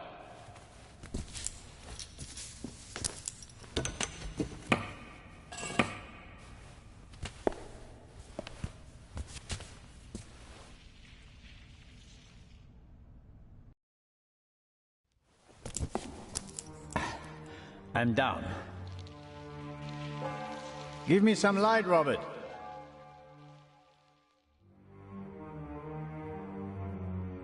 Are you all right? Yes. Have you found an escape route? I'm working on it. Not the best rope in the world, but it...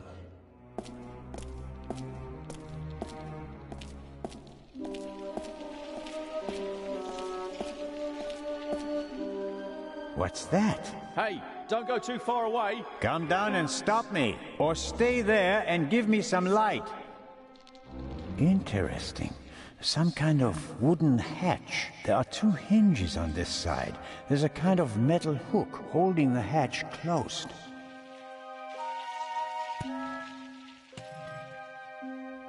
I'm the talking statue. I really like to teach bad words to the little boys. At least that riddle is solved now. Peepholes. And I suspect... yes.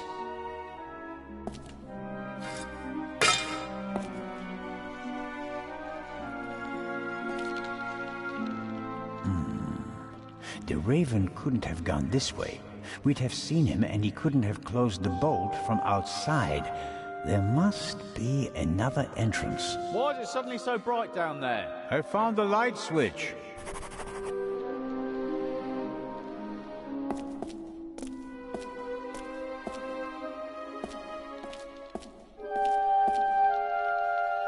Shine the light over there, please. Interesting. Documents, maps, letters, all of them at least 20, 30 years old. I wonder how the Raven knew about the secret basement. He must have done some research and then paid someone for the missing information.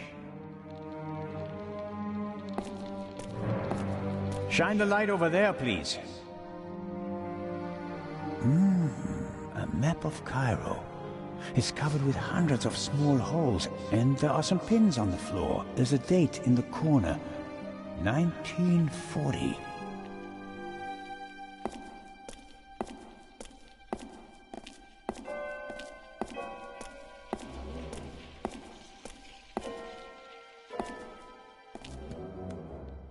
There are cracks in the wall and scuff marks on the floor. A secret door? And probably the Raven's escape route. Can you open it? There are several panels and kind of a handle, but I can't turn or pull or push it. Something's written here, but it's too dark. Hurry down with the light. No, the Raven is trapped. We should call Legrand.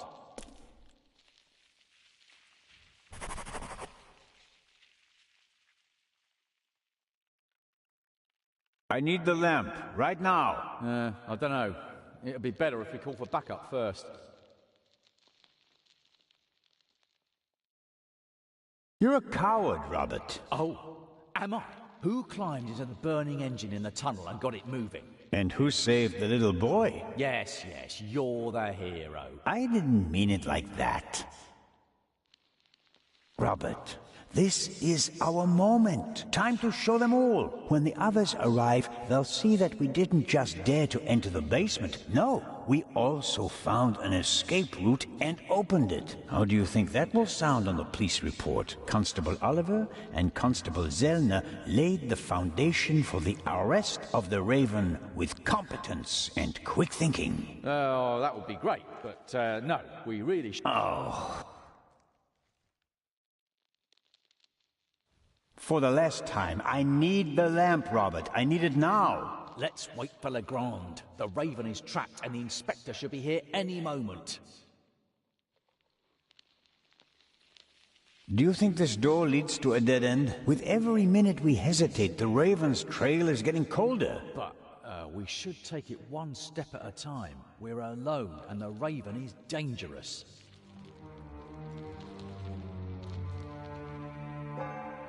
What would Nicholas Legrand do in this situation?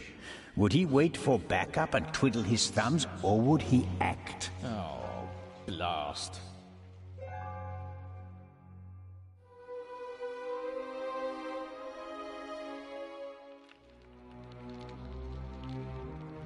Come on, Robert. Small decisions can have major effects. You hand me the light, and we could both be heroes. Or dead. Robert, I'll be careful. Okay, here's what we do. I'll hand you the lamp, and you open the door. Then we guard the door and wait for backup. I couldn't have put it better myself. Right. Catch, but hurry. I don't want to think about the fact that I'm standing here in the dark, surrounded by mummies.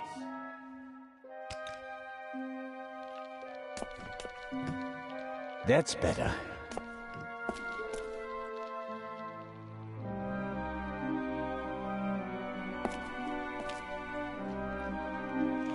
Constable Oliver has his heart. Everything okay, Robert?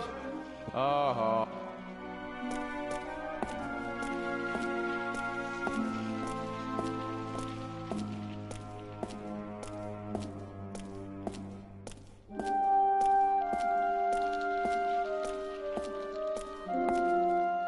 That is interesting. 4 discs. An extravagant combination lock. If it was just another language with a Latin alphabet, I might be able to guess the meaning, but I'm lost when it comes to Arabic. I'll write them down. It could be a hint about how to open the door.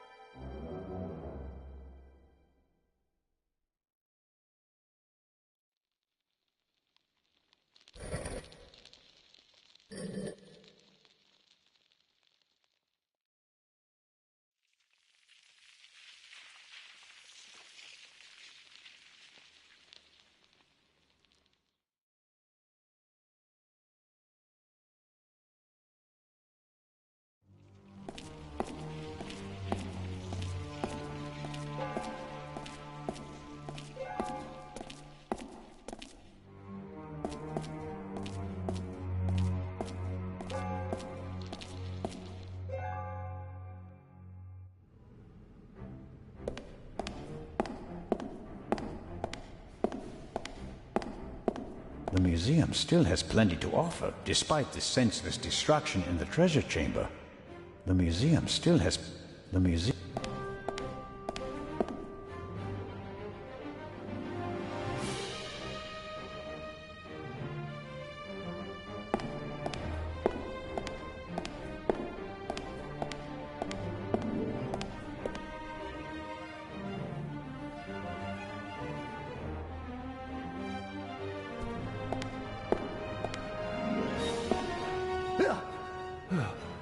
What are you doing here? You were just... I found another exit. The eye? Gone. The Raven blasted a hole in the floor of the treasure chamber. There's a hidden basement beneath it. And the other treasures? It doesn't look good. Oh, no.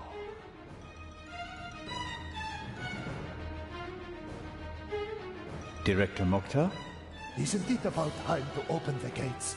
I don't believe that the police have arrived yet. We can't risk giving the Raven a means of escape. That monster is surely long gone by now.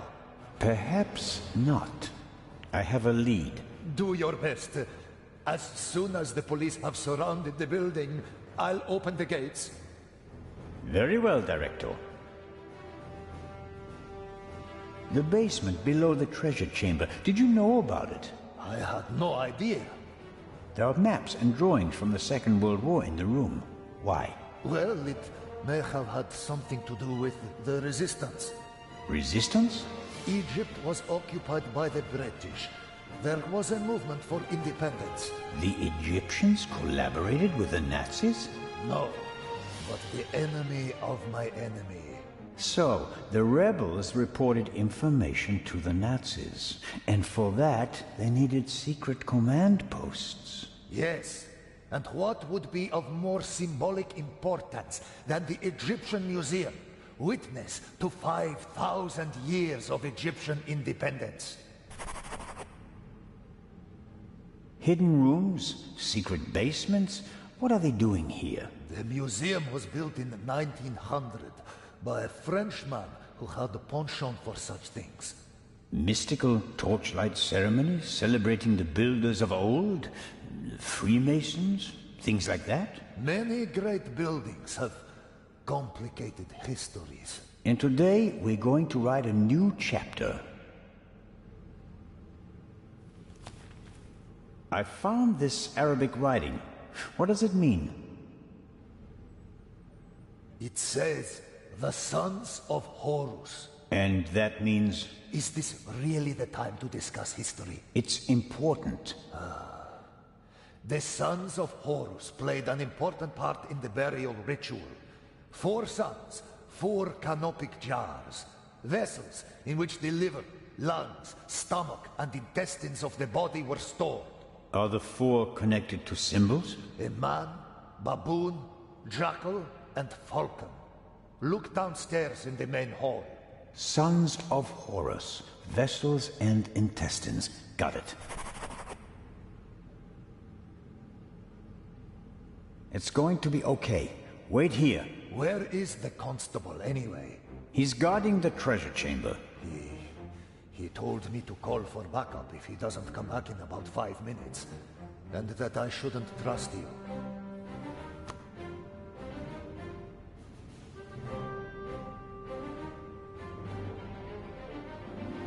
You won't stop me. Someone raised your museum to the ground, and I'm your best shot at putting a stop to that someone.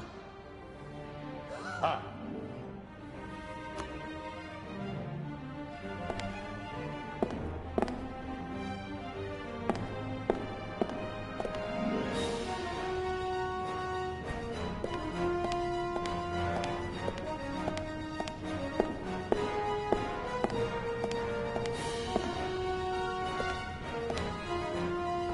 The guard is still on...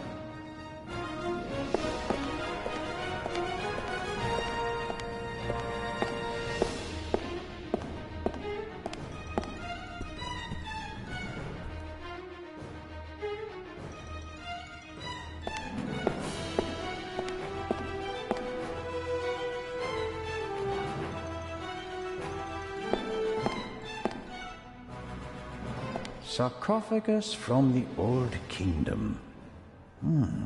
Unknown ruler. Here we go. On the front, you can see the tutelary deities Amset and Happy. At a later date, it became traditional to show all 4 sons of Horus on all 4 sides of the sarcophagus. Each son signified a cardinal direction. Happy, the north; Amset, the south; Quebecsenueth, the west; and Duamutef, the east.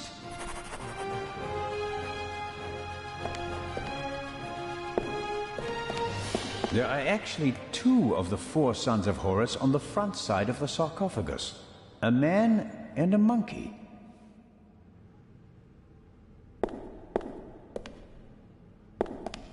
Each son of Horus is associated with a cardinal. Happy as the north.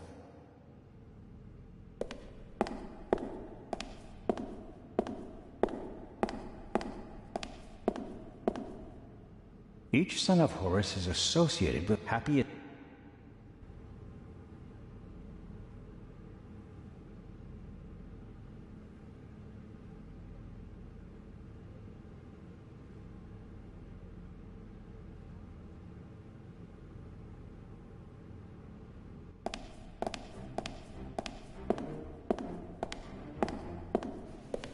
must be the canopic jars the director was talking about.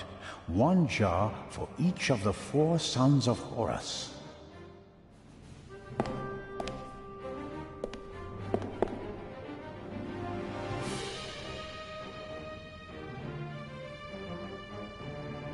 Here we have Duamutef, stomach.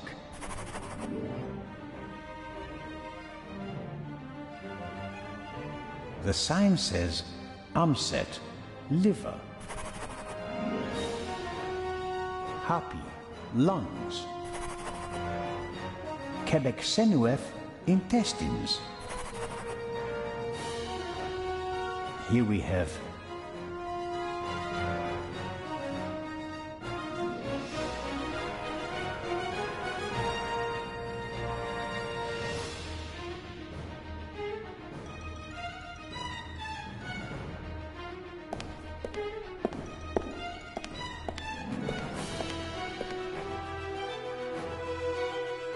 Zelma, is that you? It is I, the Raven. Did you find an exit? No, I'm still looking. The basement is quite large. Okay, don't go too far away.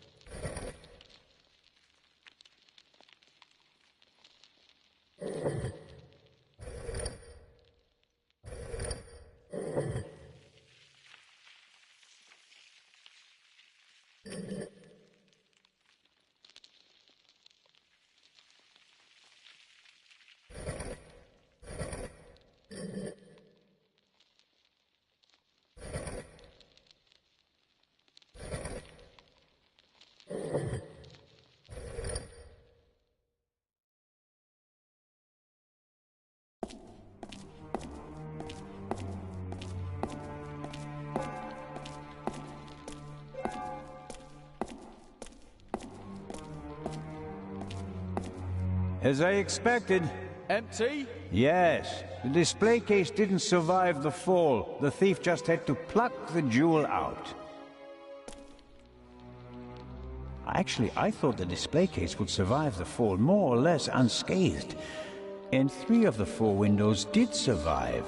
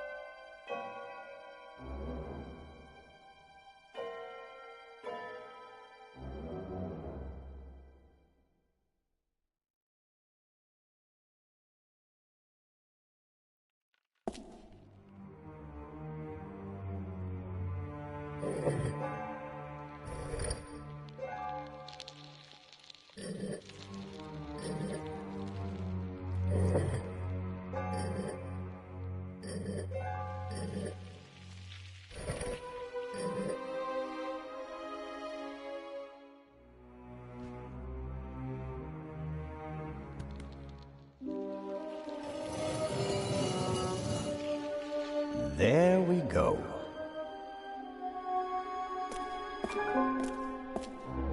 He's up there, Robert. I know that. That may be. Go into the guard room and open the gates. Tell the director. Zelda, don't do it. It's too dangerous. You can't stop me. Not anymore.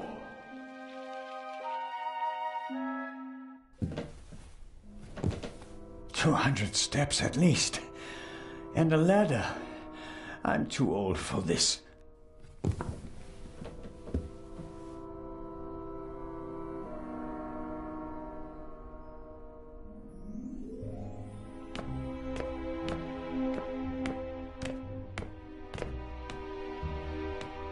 An old roof like this must be paradise for pigeons. Seems like there are dozens of them up there. I can't see them, but I can certainly hear them and smell them.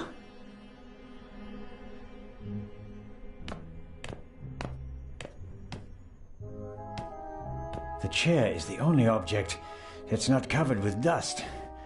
It seems like someone sat on it recently. Handcuffs. Not what I expected. Was someone interrogated here? Huh? The Raven, if I'm not mistaken.